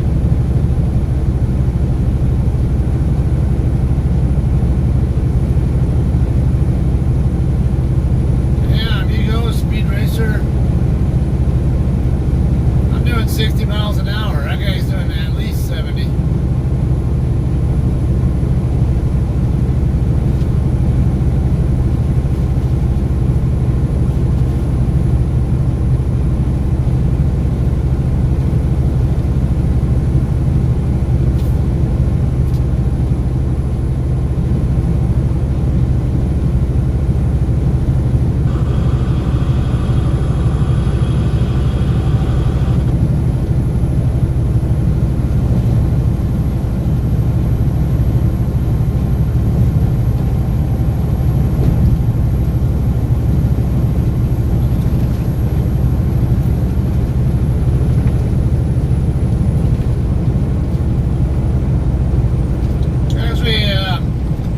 Teach you something here with the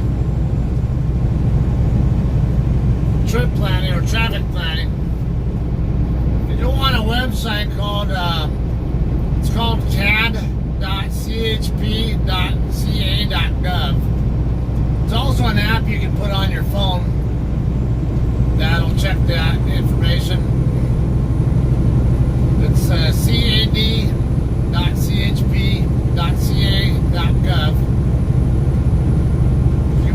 It'll show you incident information for any particular comm center that you want, among other things.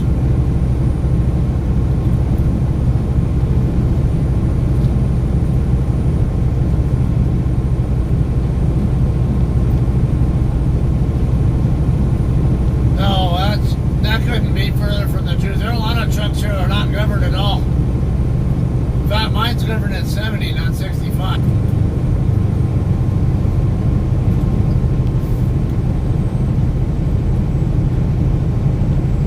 Most independent drivers run ungoverned trucks, and even some of our guys, the one, if they have a paid-off truck, they can actually get the governor removed.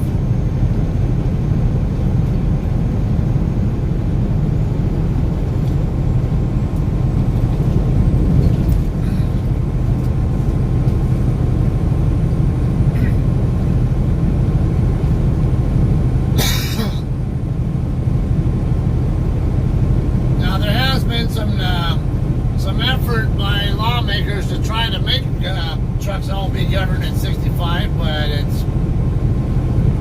they've been unsuccessful in that so far. They should, and very well should be treated as a bad idea. It is.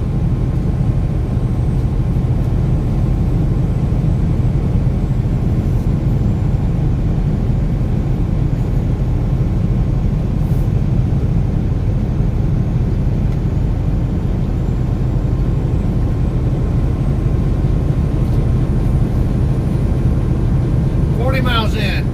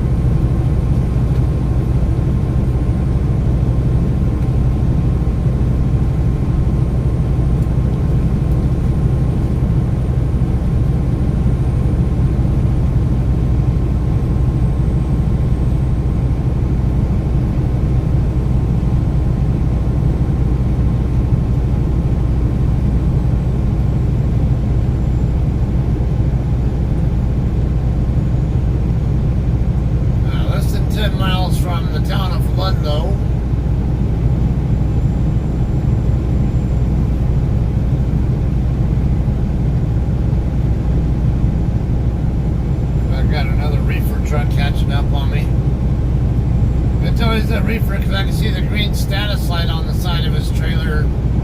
Basically has a carrier reefer unit on his trailer.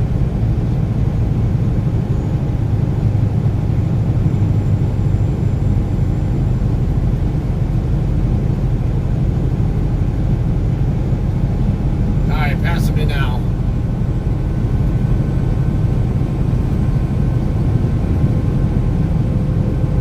L&M Trucking.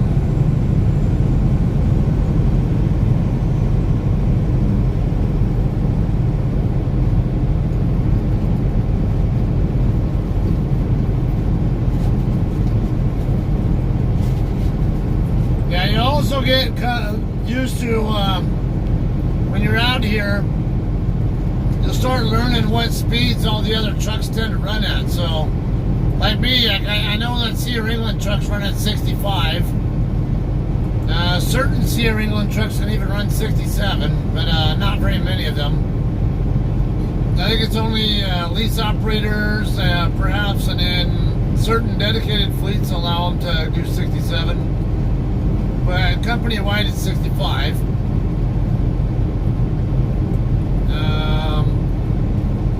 A lot of the LTL trucks are like 65, 67, somewhere in that ballpark. Now, LTL, of course, being less than truckload, or like the FedEx, UPS, SIA, SDs, those kind of trucks.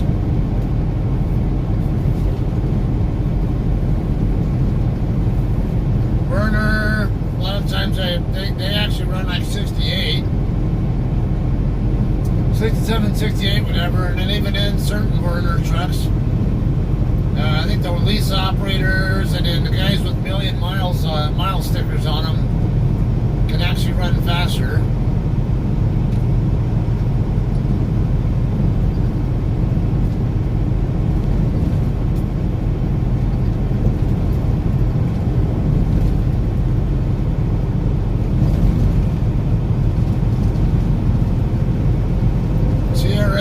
Trucks usually run, I think, 67 or so, maybe 68, I don't know.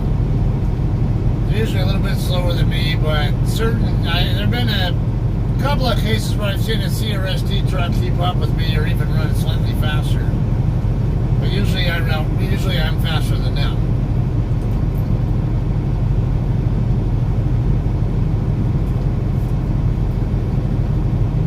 Western Express, their trucks are faster than us. I think they run at 72 or so.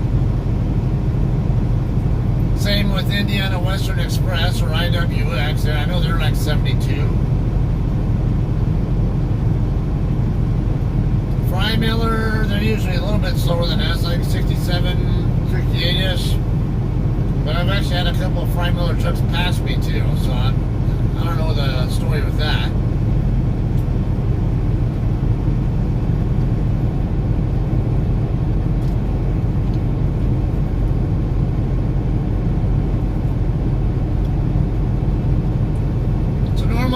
When I come up on another truck, especially when I'm in an area with any kind of terrain, I keep all that into consideration. Am I going to outrun them on flat stretch?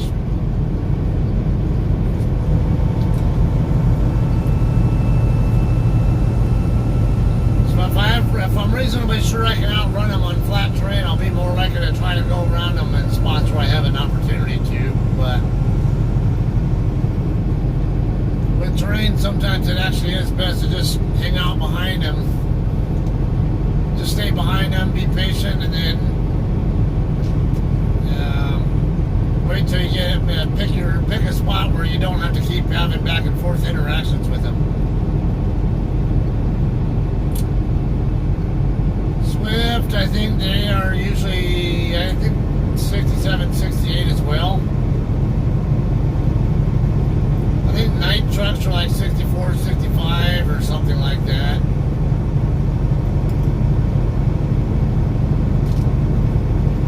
Perhaps the same with Schneider. JB Hunt, I think, is also in the 65 area or something like that.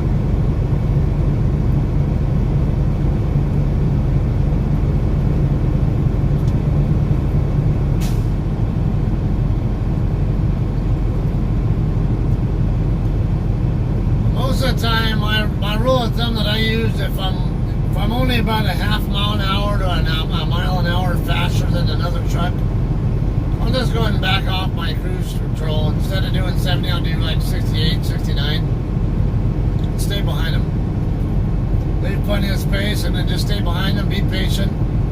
Sooner or later, they're going to probably get off the freeway anyway, or take some alternate route, or maybe I will and get off the freeway for fuel or brake or something.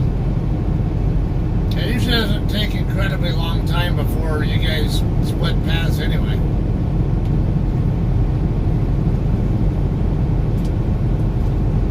It's better than blocking the left lane for an unreasonable time trying to get around a truck. And really, you're not going to save much time anyway. You might save a matter of seconds. Yeah, people think that you're going to save a bunch of minutes, but no, it'll be seconds. In fact, when you do get to where you're getting off the freeway, sometimes it's pretty common you'll get off the freeway and have a traffic light there that even if you even had a minute or two or a minute or so advantage, it just got eaten up by sitting at a red light.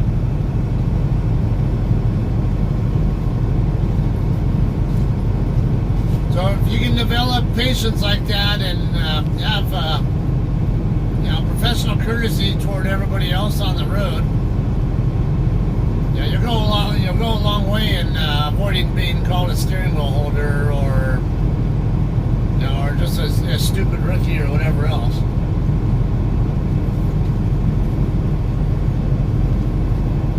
Well, we all make mistakes. This is Ludlow exit right here. This is about the one third across from Barstow to Arizona.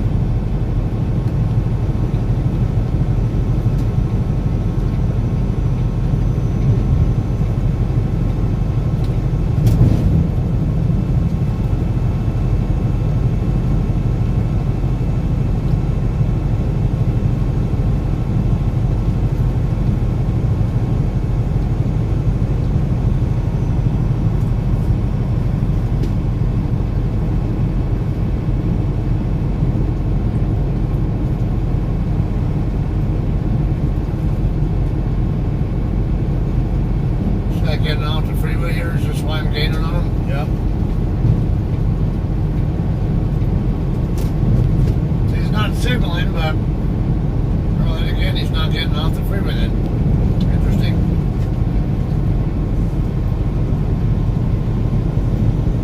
Thought for sure the fact that I was gaining on him, and more so that he had his brakes on, or brake lights on at least. I thought it was a pretty good indication that he was about to get off here.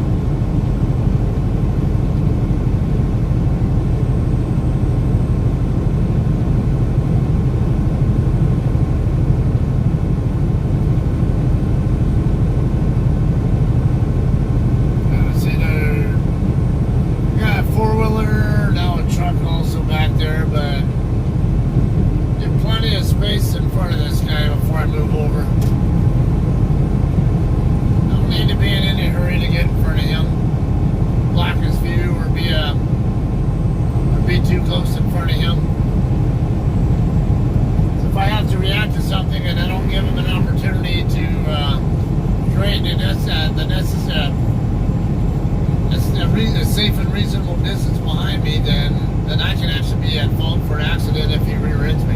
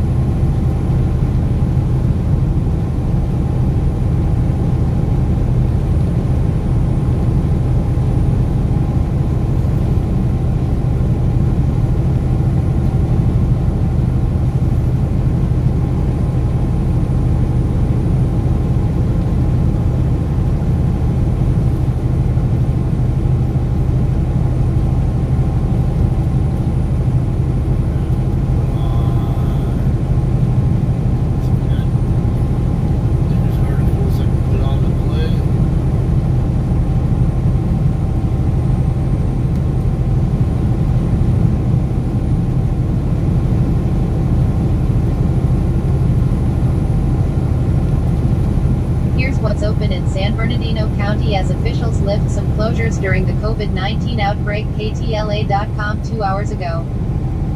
San Bernardino County on Saturday joint venture and San Diego counties in easing guidelines under the stay-at-home order that closed much of the state's businesses, parks and other recreational sites on March 19.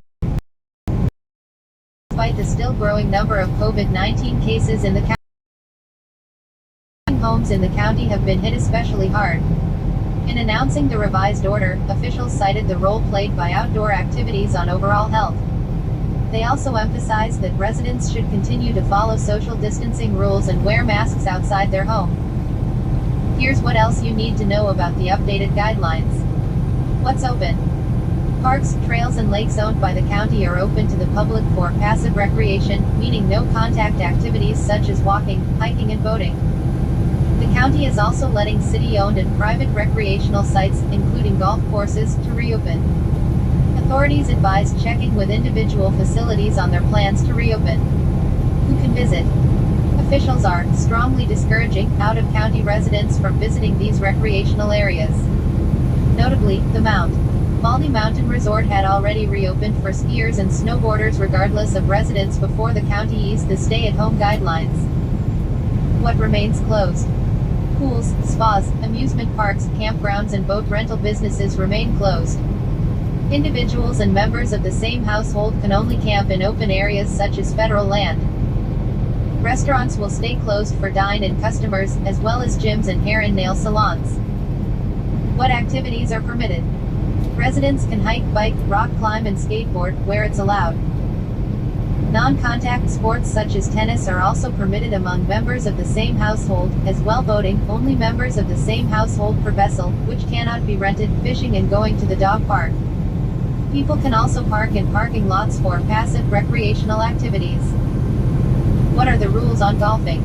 For the county, players must bring their own clubs. Players are not allowed to touch flag sticks. Practice putting greens and the practice chipping greens will not have holes cut out. They will just have stakes in the ground where players can aim. Players who choose to rent a cart will be limited to one person per cart, or they can ride with members of their households. Cart keys and carts will be disinfected after each round. Driving range stations will be a minimum of 6 feet apart. Range balls must be disinfected before being made available to customers. What isn't allowed? Going to playgrounds, team sports such as basketball and gathering at picnic and barbecue areas are still banned. Who's enforcing the rules?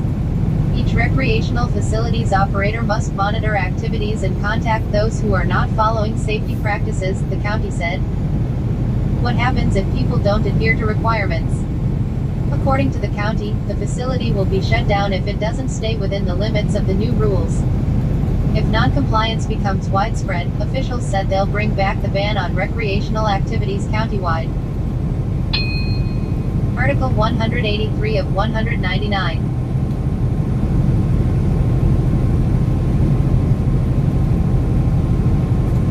U.S. Air Force pulls bombers from Guam, CNN. Hong Kong, CNN. For the first time in 16 years, the United States Air Force has no heavy bombers on Guam.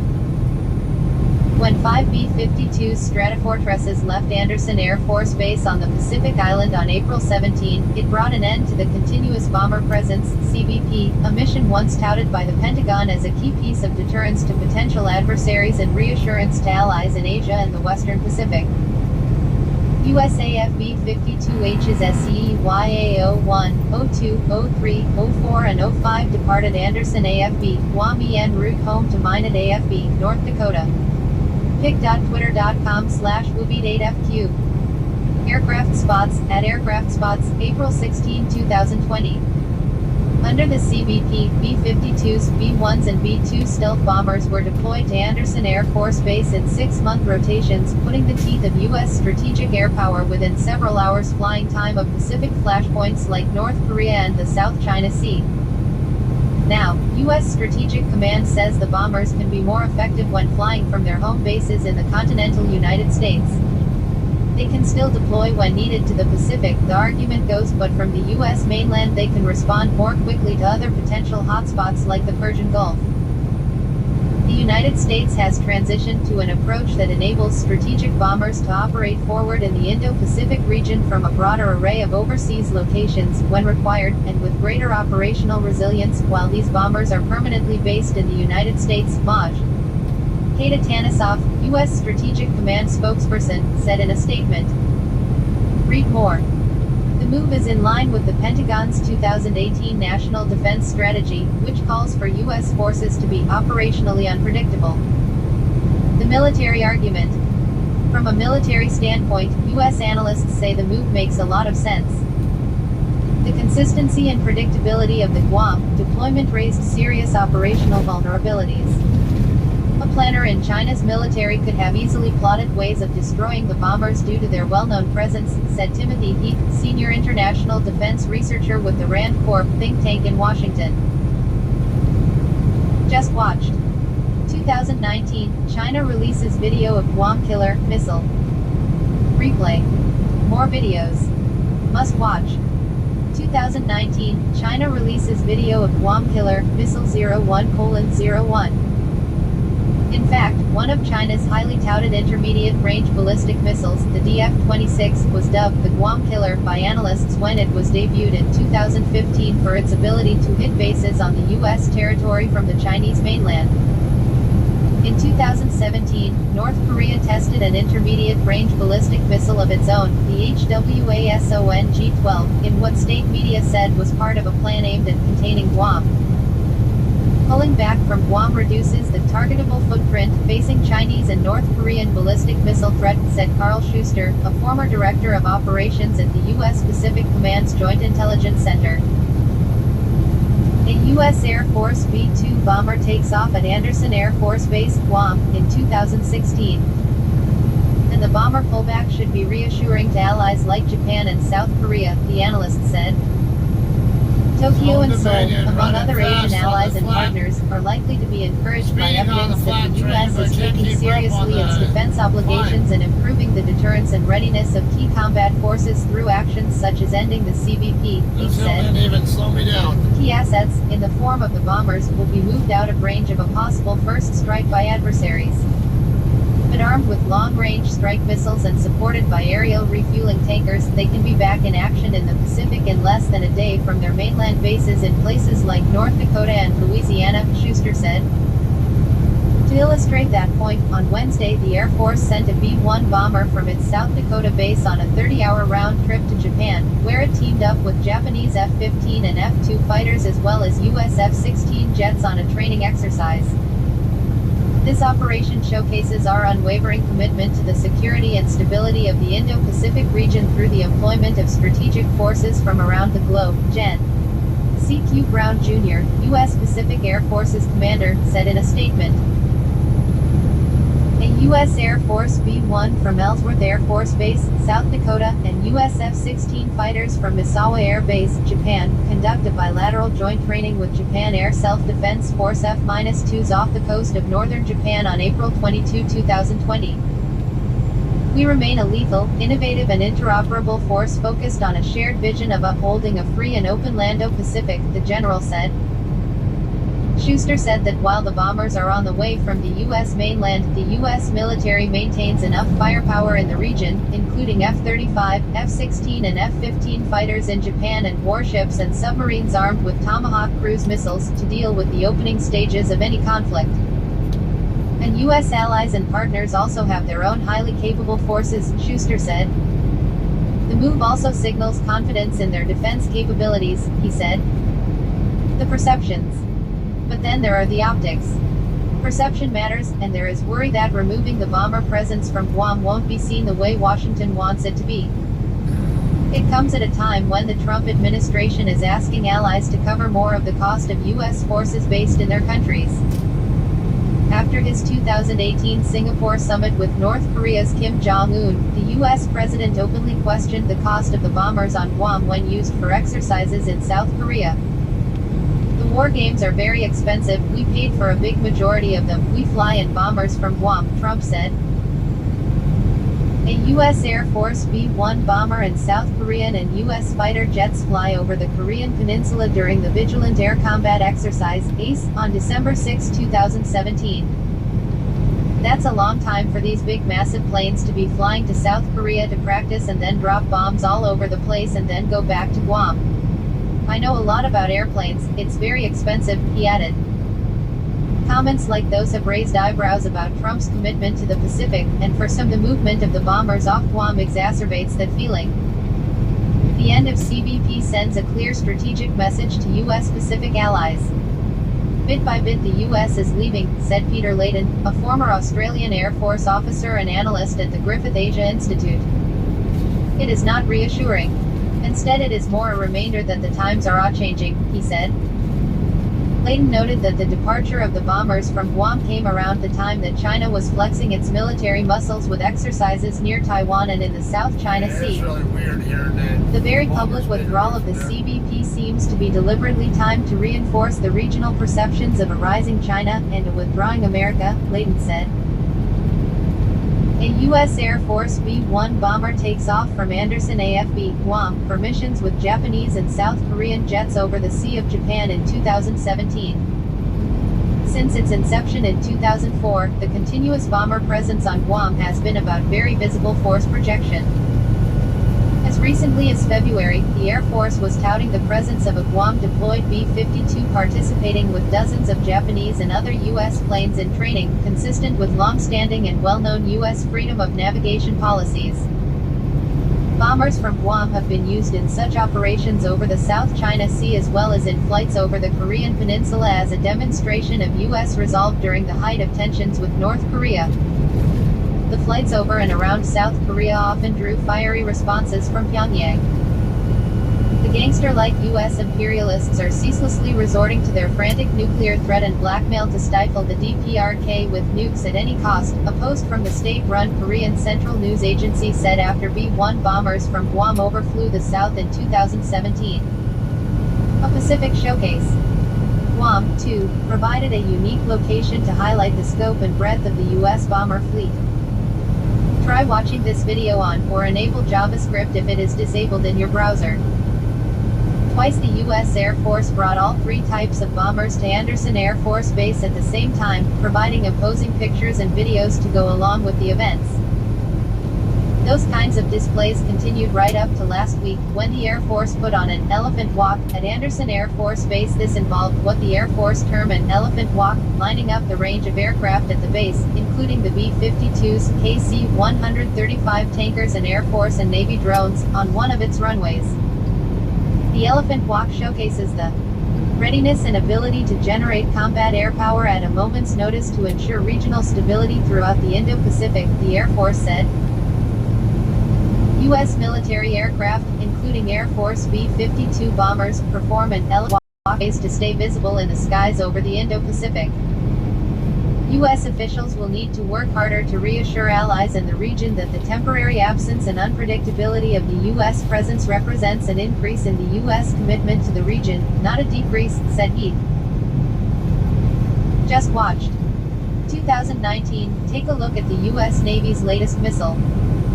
Replay. More videos. Must watch. 2019, take a look at the U.S. Navy's latest missile 00:48. Schuster expects the bombers will be back. We will stage bombers through Guam periodically, the former U.S. Navy captain said. Sometimes they will participate in exercises with our allies and partners, sometimes they will continue on decision-making assumptions, Schuster said. But Layton sees a slippery slope to U.S. disengagement. It is a reminder of a truism of history, one day empires leave, he said. Article 184 of 199. Judge tosses California law requiring background checks for ammunition, Fox News. Close. Video. President Trump warns of an attack on the Second Amendment. Are Democrats threatening Americans' right to bear arms? Political strategists Amir Benno and Laura Fink joined the debate. A federal judge blocked a California gun law on Thursday that required people to undergo a background check before purchasing ammunition. U.S. District Judge Roger Benitez in San Diego called the regulations onerous and convoluted, adding that they violate a citizen's Second Amendment rights, the Associated Press reported. Benitez ruled in favor of the California Rifle and Pistol Association, which had asked him to halt the background checks with a preliminary injunction.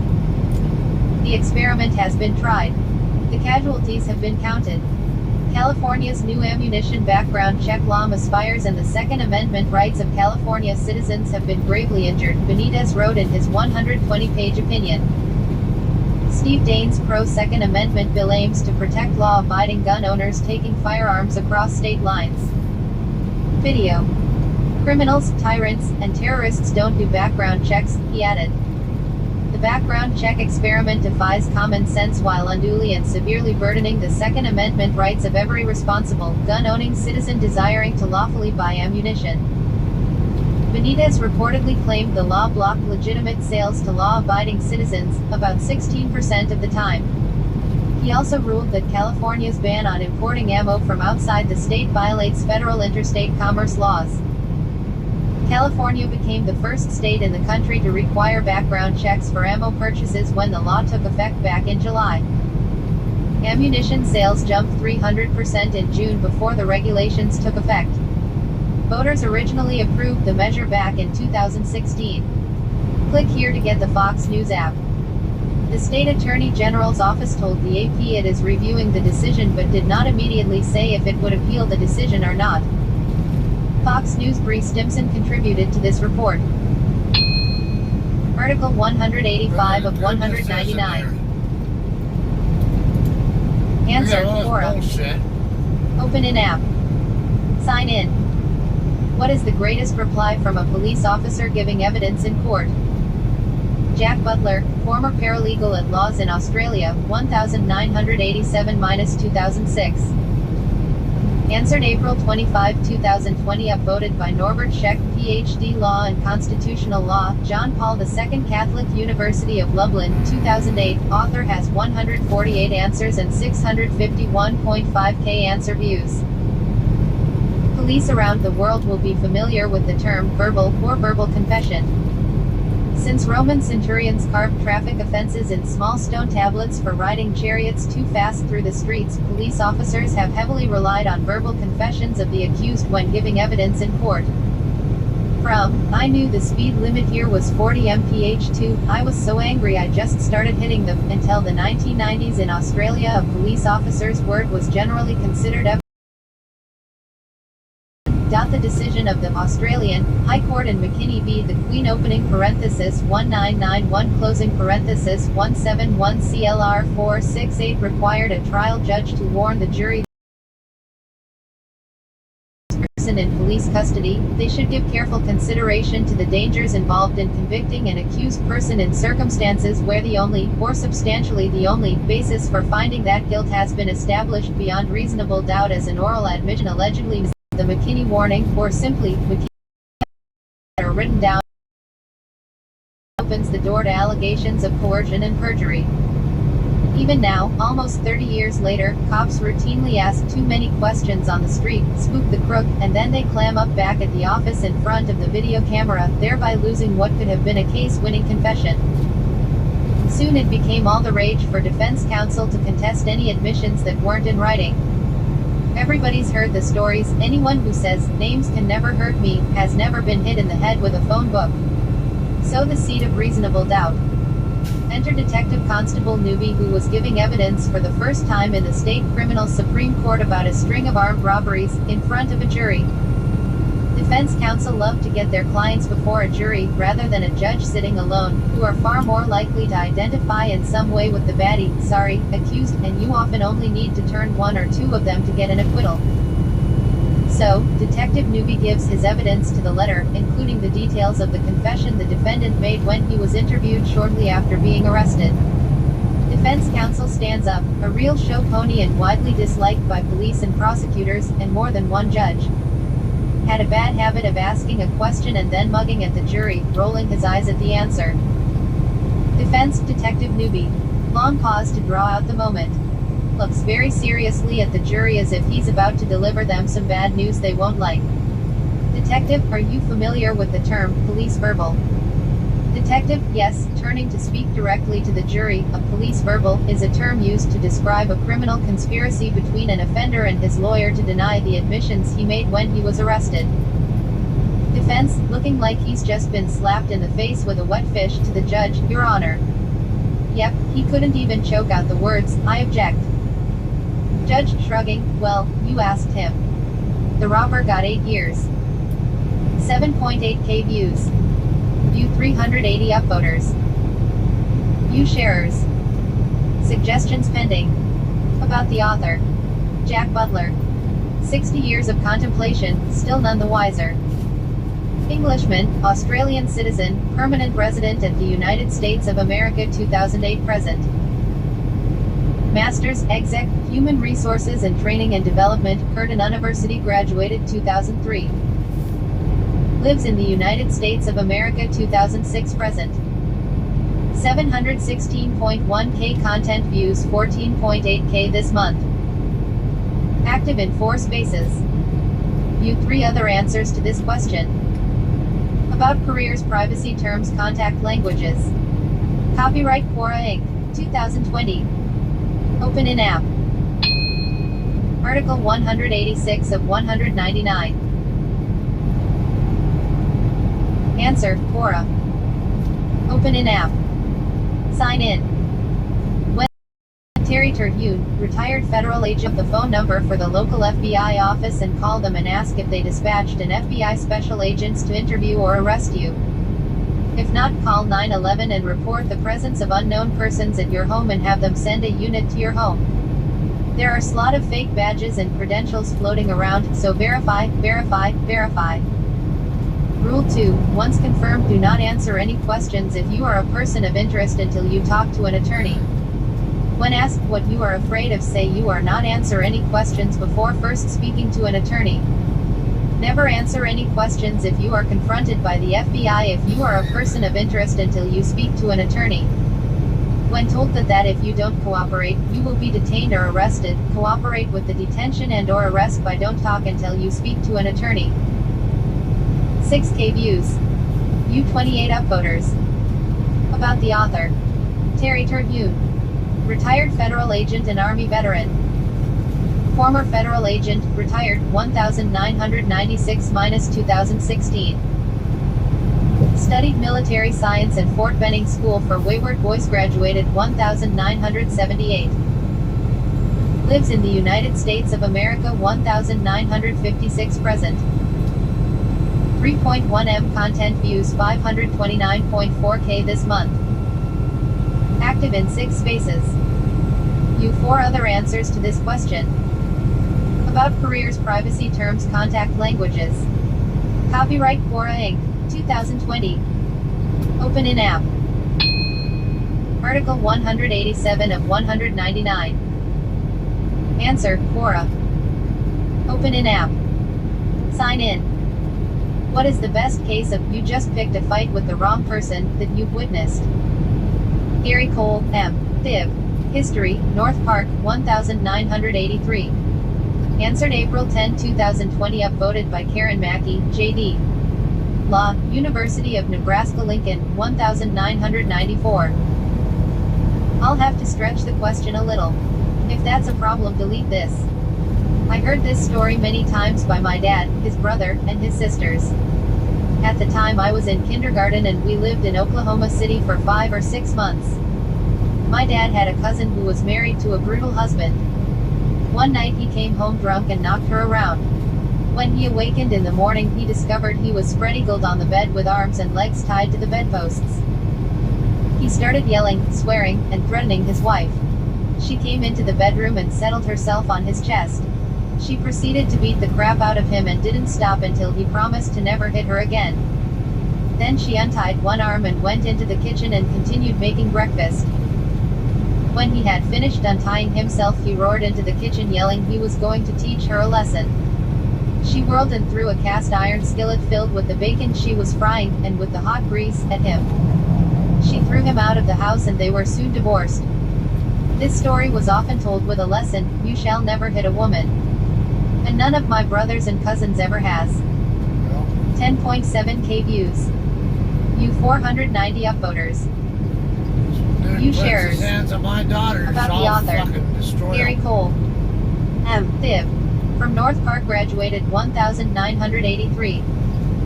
10.9K content views 10.7K this month. You're fucking You drinking. 100 plus other answers to this question. About careers, privacy terms, contact languages. Copyright Quora Inc.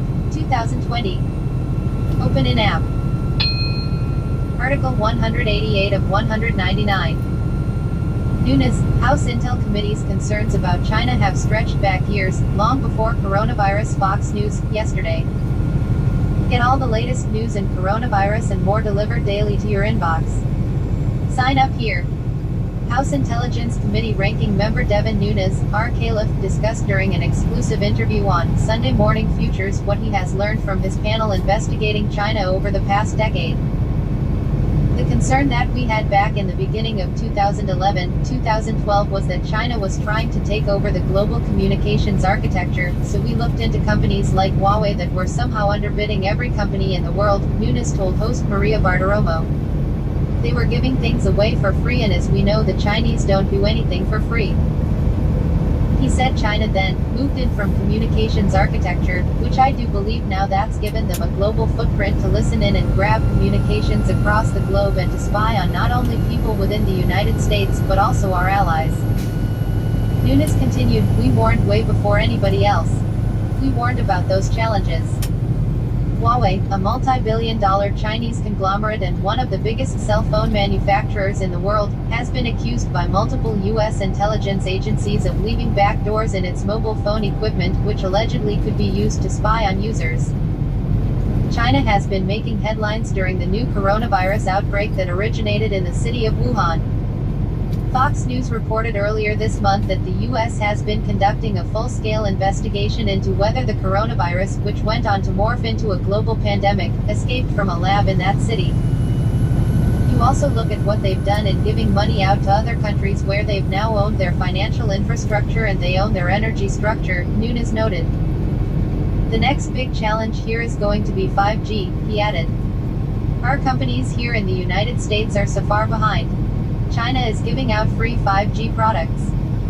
Nunes pointed out that Americans have been getting lapped by the Chinese over and over and over again.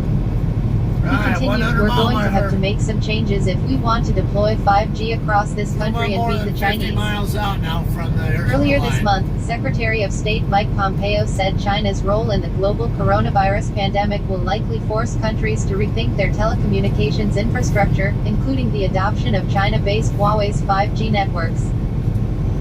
Asked about the use of Huawei and 5G, Pompeo told Fox Business in an interview, I am very confident that this moment where the Chinese Communist Party failed to be transparent and open and handle data in an appropriate way, will cause many countries rethink what they were doing with respect to their telecom architecture. He went on, when Huawei comes knocking to sell them equipment and hardware, they will have a different prism through which to view that decision. Fox Business Maria Bartiromo and Fox News Dave Nath and Holly McKay contributed to this report. Article 189 of 199. Where can I get a COVID-19 antibody test and is it reliable? Here's everything you need to know. Coronavirus antibody testing in the U.S. is starting to ramp up as government officials discuss when they can reopen communities and health experts survey hotspots. From coast to coast, epidemiologists are using some of the many antibody tests that have entered the market recently to determine how much COVID-19 has spread. The importance of these tests are not lost on Americans, who are itching to go back to work, see loved ones and find out if they have been infected with the virus. Many have questions about where to find antibody tests, how they work and if they can even be trusted. There aren't easy answers. With little public data about the test's accuracy, experts question whether they will give people false reassurances by indicating they have immunity to the disease. What is an antibody test? Testing to see if people have antibodies in their blood isn't the same as testing to see if they are infected with the coronavirus that causes COVID-19. An antibody test can determine if someone has been infected and recovered, whereas a molecular test, a PCR, test that usually uses a nose or throat swab, shows whether that person was infected with the virus at the time the test was taken. Antibodies are the body's way of remembering how it responded to an infection so they can attack again if exposed to the same pathogen. If a person has antibodies in her blood, that means she has immune cells available to fight the virus, which lowers the risk of getting sick. How does a COVID-19 antibody test kit work? The blood tests for COVID-19 look for antibodies specific to this coronavirus. Healthcare workers take a sample of a patient's blood and isolate the parts containing the antibodies into a serum. If someone has coronavirus antibodies, they would be found in the blood, along with other antibodies. Some tests use a simple finger prick to draw a blood sample, which is collected with a thin straw and deposited in a small cartridge along with a special solution of liquids that will cause a reaction. 10 minutes later, the test promises to tell you whether you've had COVID-19. Explainer: antibody tests could be key to reopening the country. Here's how they work. Why antibody testing is important. In theory, antibody tests can reveal who is immune to a disease. They can also determine how widely it has spread and how deadly it is. Broad testing of even a portion of the population in the coming months could give researchers a sense of how many Americans have been infected. They could use that to predict who might be immune if COVID-19 cases spike again this fall. A team at Innovative Express Care processes patients before administering antibody testing in Chicago, Ill., on April 24, 2020. More. Opinion: why coronavirus antibody test will not be a panacea. Antibodies for similar coronaviruses can be present in the body for a couple of years, said Dr. Lizan Pyrovsky, professor of biomedical research at the Albert Einstein College of Medicine. However, scientists don't know how long antibodies for the new coronavirus remain in the body, and how much is required to be immune. Antibody testing is also important because people with the antibodies may qualify to donate blood that can be used to manufacture convalescent plasma, an experimental treatment for people who are seriously ill from COVID-19. But there are many questions about the tests now available. When will antibody testing be available to the public?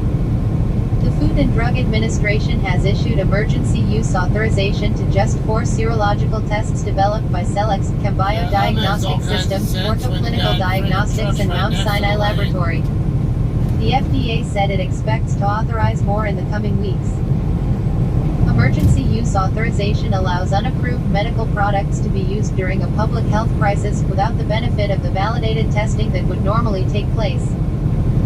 More than 100 tests are coming on the market, but the vast majority has not been authorized by the FDA. In March, the FDA allowed companies to sell antibody tests if they conduct internal evaluations of the tests and notify the FDA. The FDA did not review those tests, as it typically would, in an effort to put them in use as quickly as possible. There's even more concern there. They've had even less regulatory control, said Dr. Greg Colton, director of the Mayo Clinic's Vaccine Research Group. How are manufacturers testing these? Are they rushing these out prematurely? That economic motive is what requires regulatory oversight. Under the FDA's updated policy, dozens of new antibody tests are being marketed without emergency use authorization. So while tests are becoming available to the public, they haven't received much scrutiny. Dr. Stephen Hahn, who heads the Food and Drug Administration, said earlier this week that his agency and others are examining some of the antibody tests offered by manufacturers. Is there COVID-19 antibody testing near me? Depending on where you live, you may not have access to antibody testing. Most people can't drive up to their local pharmacy, lab or hospital and ask for an antibody test. However, some private labs are offering antibody tests to the public with or without a doctor's referral, for a fee. These include labs such as ArtPoint Labs in Greenville, North Carolina, $75, National Jewish Health in Denver, Colorado, $94, and Innovative Express Care in Chicago, $250. Wegmans Antibody Testing, New York does statewide testing. Some states have set up antibody testing sites for a limited number of people. The New York State Department of Health recently conducted a statewide survey that tested 3,000 people in 20 different grocery stores, finding that 13.9% tested positive for the antibodies. That would mean 2.7 million residents could have had the virus already. Skokie resident Ken Erzapecki waits in line to get an antibody test at Innovative Express Care in Chicago, on April 24, 2020. More. The study suggests a death rate of about 0.5% of those infected because about 15,500 New Yorkers have died of confirmed COVID-19 cases, and there are about 19.5 million people in the state. Gov. Andrew Cuomo said the results are an important indicator of the spread of the virus, though the death rate is probably higher than the results showed. It's still preliminary, and when we say there are 15,000 deaths, those numbers are going to go up, Cuomo said. These are only hospitalization or nursing home deaths. It does not include so-called at-home deaths. Epidemiological experts don't know enough to make sweeping generalizations on the study, Pyrovsky said during a teleconference hosted by the Infectious Diseases Society of America. We need to slow our roll, these tests have not been available for that long, she said. This is our first dive into understanding what's coming, and the deeper dive is coming. Red Cross antibody testing. The Red Cross announced Thursday it is seeking people who have fully recovered from COVID-19 to sign up to donate plasma, which contains antibodies to treat current COVID-19 patients. U.S. hits 50,000 deaths from coronavirus just as many states announce plans to ease social distancing. Will the curve hold steady? The coronavirus curve bends toward reopening in hard-hit counties. Donors must meet certain requirements to donate, including having a prior, verified diagnosis of COVID-19. Pyrovsky said the donor must have documentation, such as a positive PCR test or an official isolation order, and can donate up to 28 days after the resolution of their symptoms. This is not a diagnostic test to determine if you had the virus in the past. How reliable are antibody tests? Researchers have raised many questions about the accuracy of antibody, or serology, tests. Nobody's done what I would call a thorough head-to-head comparison with a validated gold standard, Colton said. I'm actually surprised that some of these kits can be used clinically. Colton said he's concerned about the tests giving false positives. One of the things I'm afraid of is that people are going to go to drive-through testing who have not had the disease and are going to be told that they're protected because the test shows they have antibodies. And they're going to act and react according to that misinformation. That's a problem. Unproven tests. Inaccurate results. Public health labs worry bad data could taint U.S. recovery from coronavirus crisis.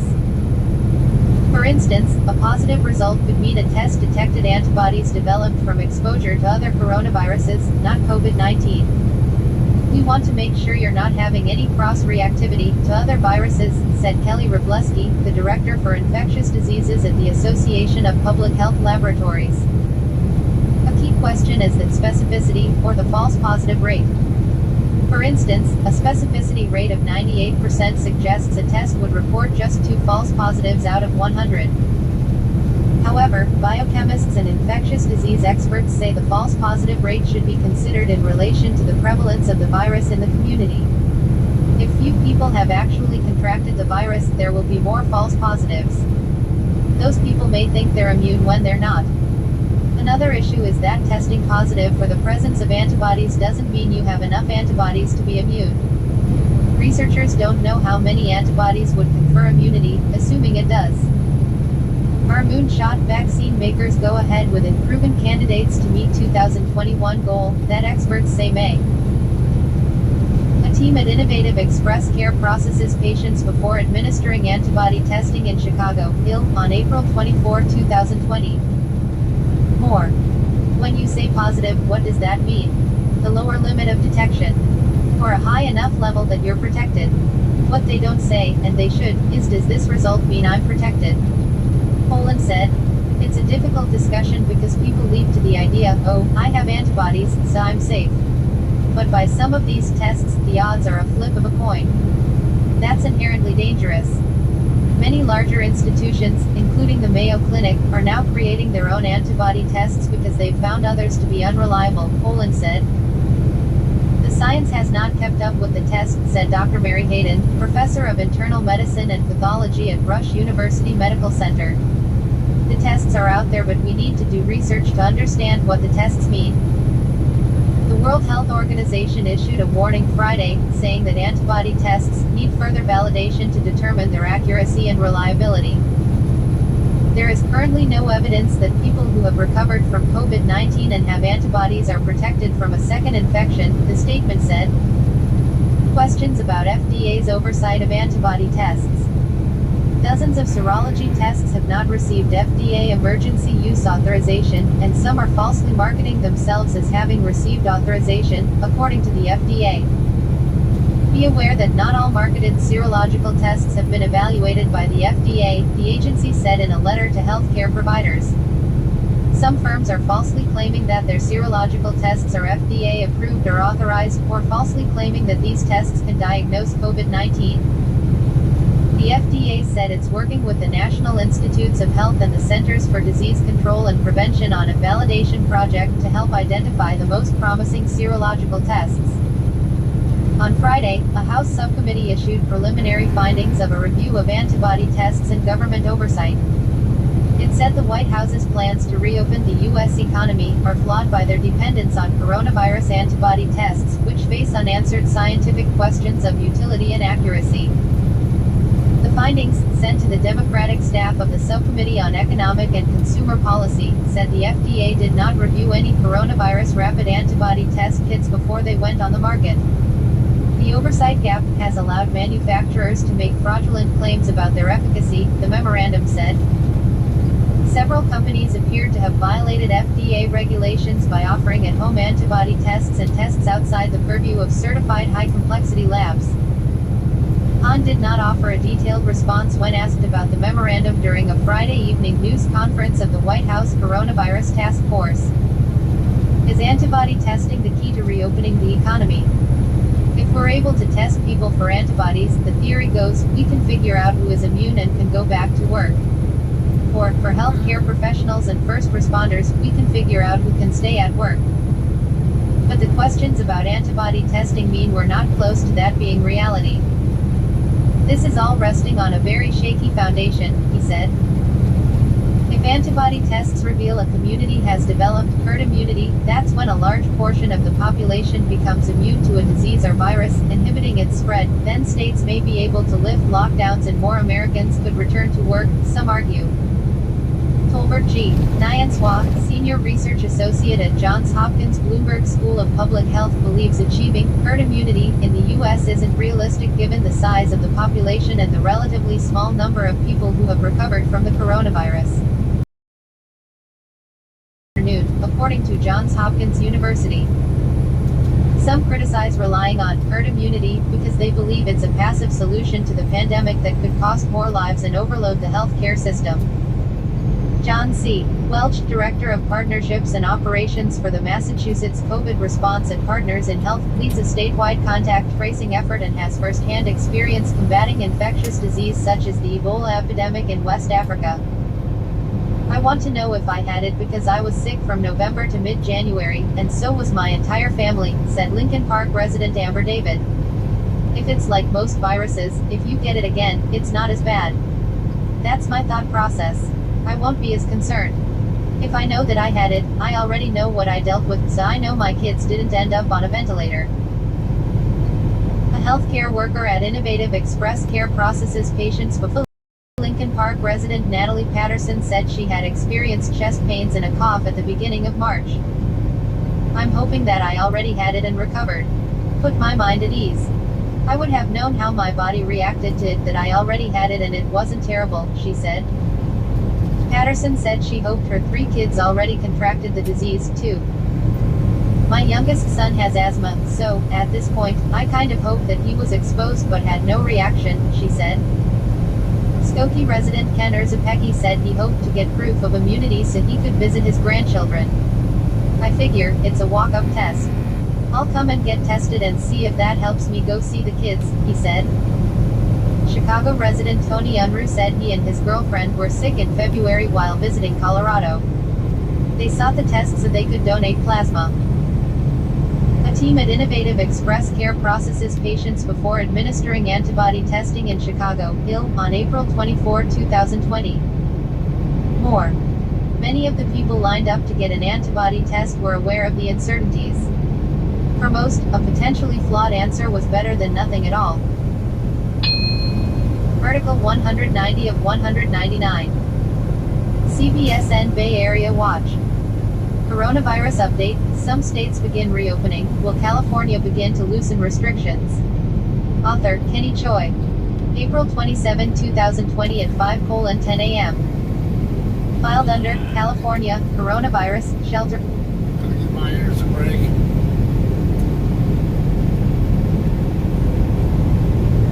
Otherwise I'll get noise fatigue and already feeling a little bit.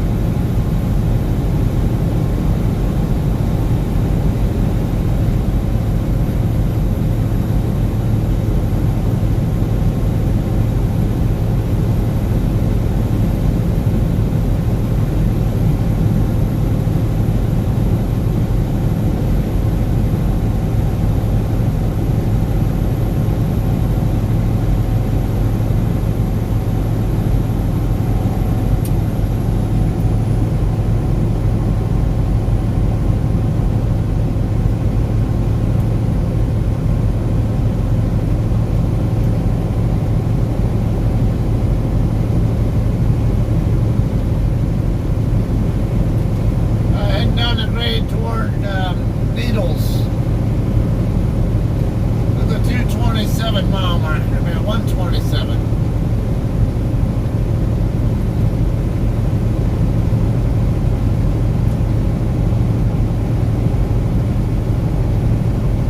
I'm actually feeling like, I don't know, I might decide to stop and take a couple hour nap pretty soon.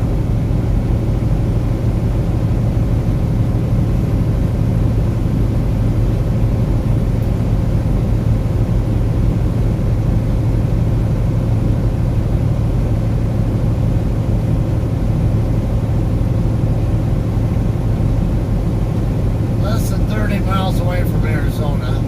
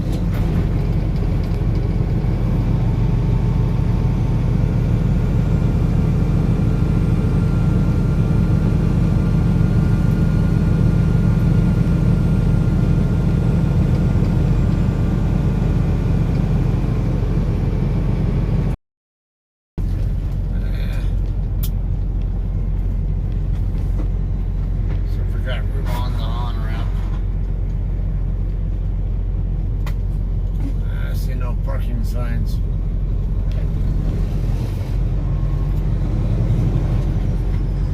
Oh, is it further down or?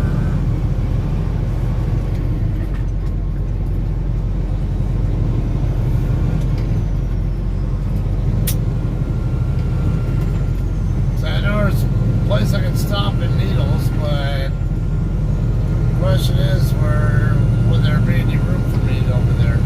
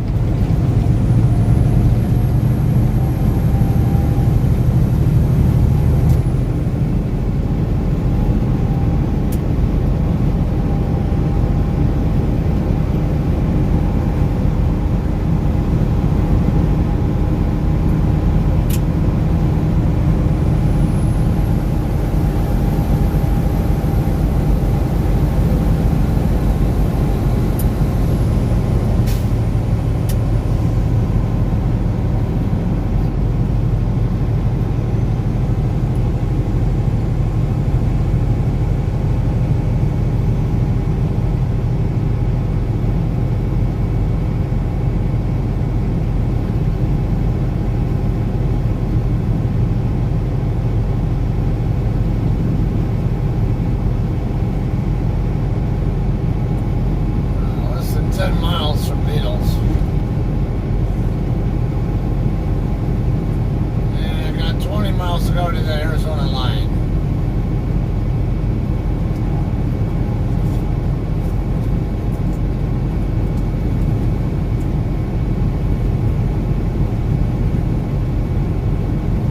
Hey, Lisa.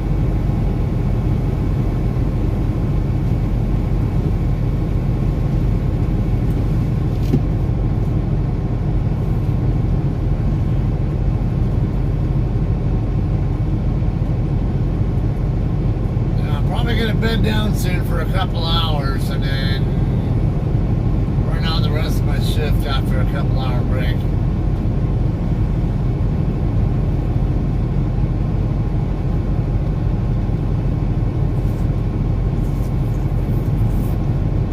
Originally thinking about stopping in Kingman, but until I'm getting a little tired and might wanna stop and get some rest.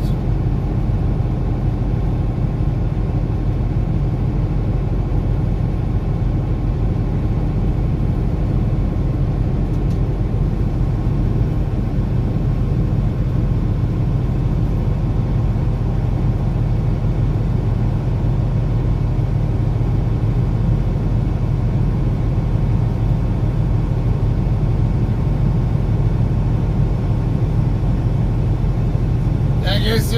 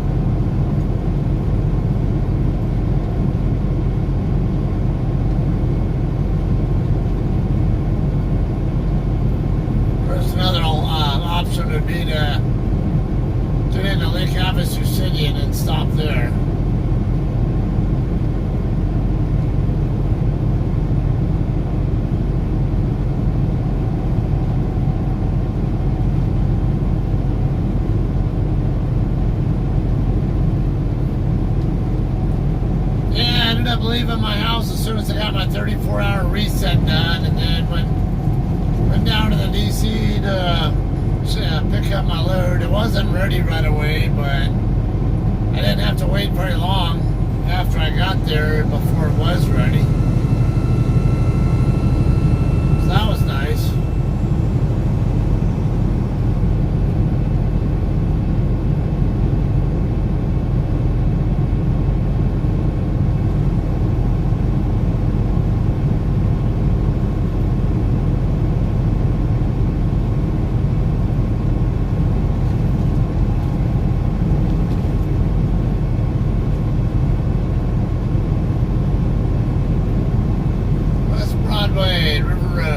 West end of Needles right here.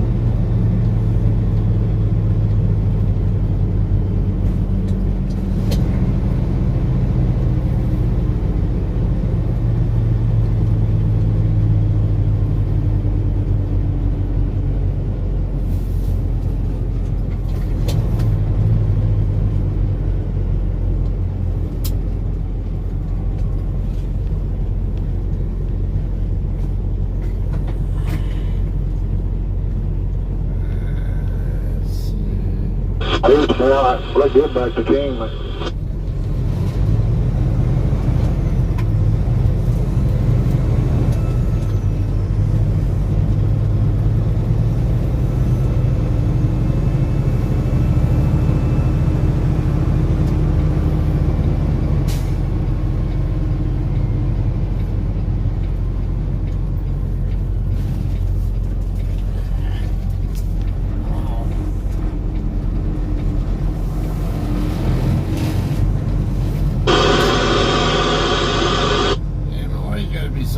He's probably need to be worried about.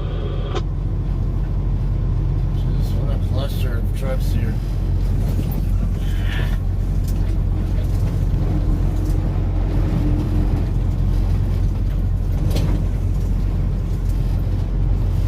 They look like I might be able to park in between this hawk truck and the air with his running lights on.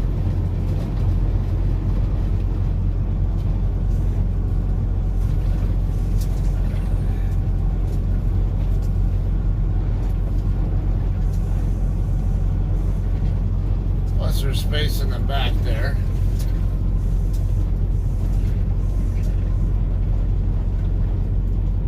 It's a rough one here.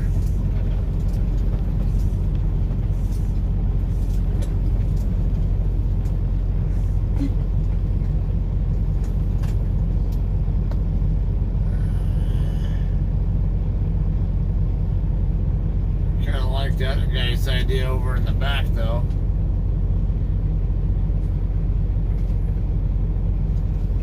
Yeah, why not?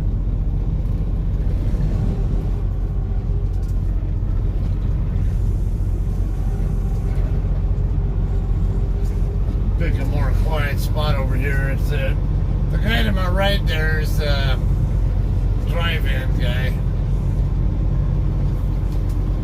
There's plenty of room right here too, where I can. This guy right here is a reefer. I really like to try to park near reefer drivers when I can.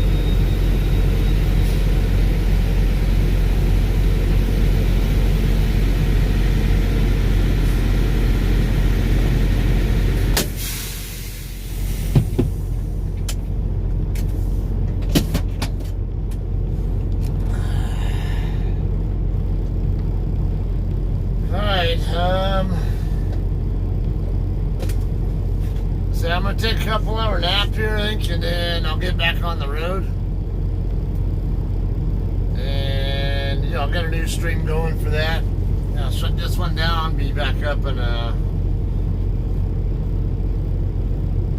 got like 6 hours left on my 11-hour clock, but 7:29 on my 14. I'm not really expecting to get that far down the road. I'd like to. I'd like to be able to get a 600-mile shift tonight, but if I don't, I don't. I don't care. I have to use 3 shifts to get to Pauls Valley, Oklahoma, anyway, and and I'm already close enough where I can do it in 2 more shifts. It's just the more I do now, the earlier in the 3rd shift I can deliver it with. So I've done 269. It's a little bit short of 1,400 miles, so 12. Yeah, I'm barely over 1,130 or so miles out now. 1130, 1140. That's not even 600 mile shifts from here, and I'm gonna run more miles tonight. So, yeah. So I'm gonna go ahead and end the stream, like I said, and let's see, it's 1 a.m. almost, so no later than 3 a.m. Maybe I don't know, about quarter to probably around 3 a.m. or so. I'll go back online and we'll run it into somewhere into central or eastern Arizona. Ideally, I'd like to get at least to Winslow, perhaps, but we'll see. Yeah, anything over in the eastern half of Arizona works for me, though. So, all right. We'll see you guys a couple hours from now. Thanks. We'll hopefully see you then.